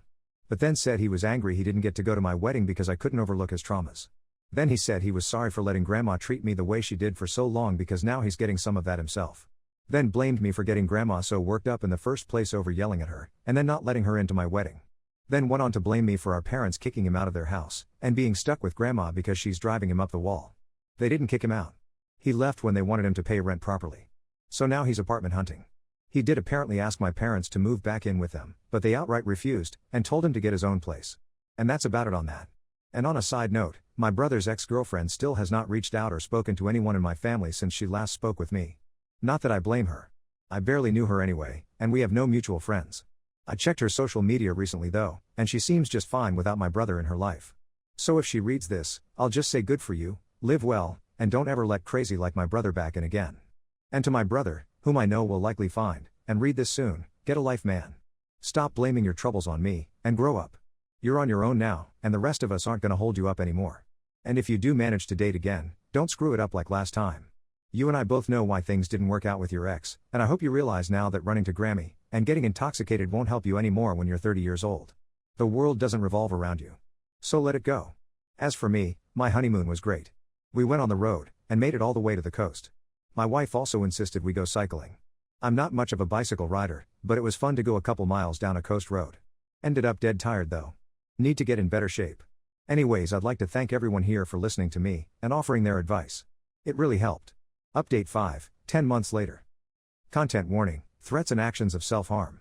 I know the post I made last year was supposed to be the end, but I just wanted to tell this last bit now that it's all over. This compiles some events that happened from then to just recently. At first my brother and grandmother only got worse. My grandmother turned into a crying wail again when my brother told her he was moving out. Then he had the gall to ask for mine and our parents' help to move his stuff because grandma was saying she wouldn't let him leave.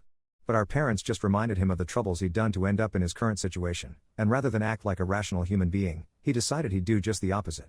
He blamed me for ruining his life again, and my father told me he actually busted a gut laughing at my brother when he said that. Then laid into my brother over how he was blaming his own troubles on me, and my 30-year-old brother curled up in a chair crying.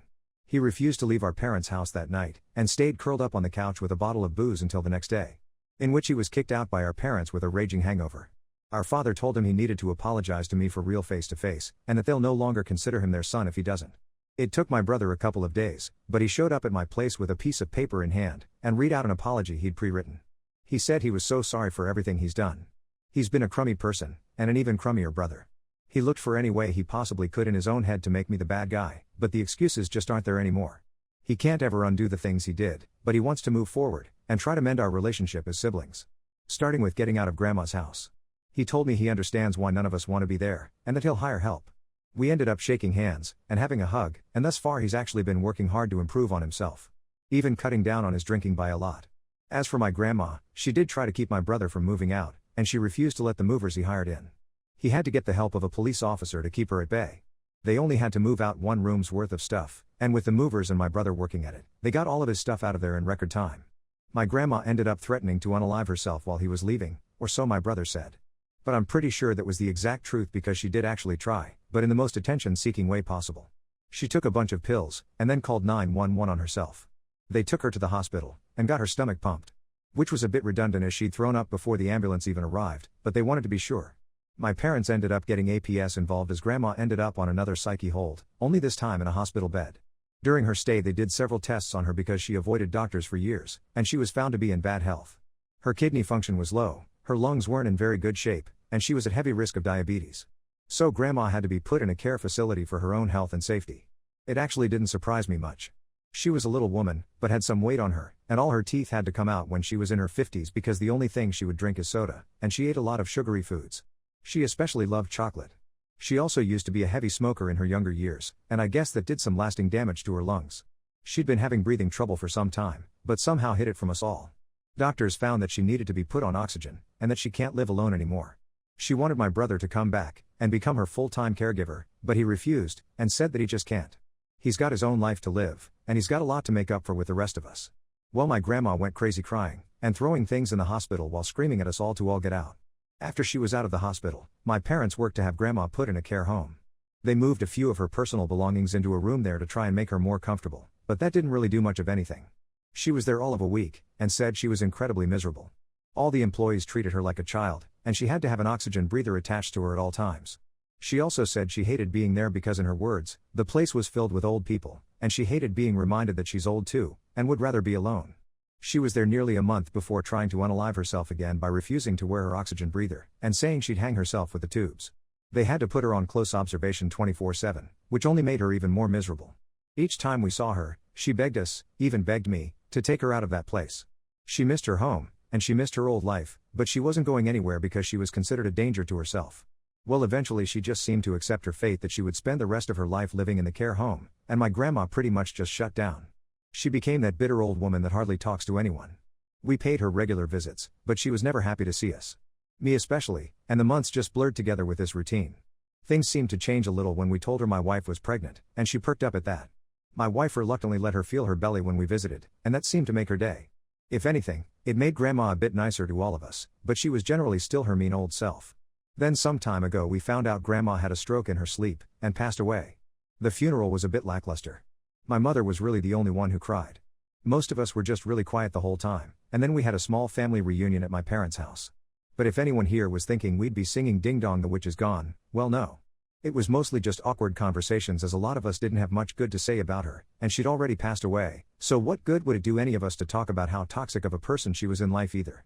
So there wasn't much to do but stand around, and get intoxicated we did. But it was more like a party full of sad, quiet people who had been drinking. Everyone dressed in black, and gulping down beer or wine.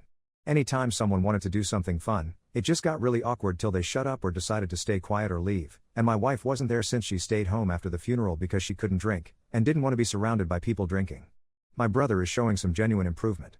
Grandma was his biggest enabler, and she's no longer with us. He applied for therapy last year to try and better understand himself, and make a better effort to change.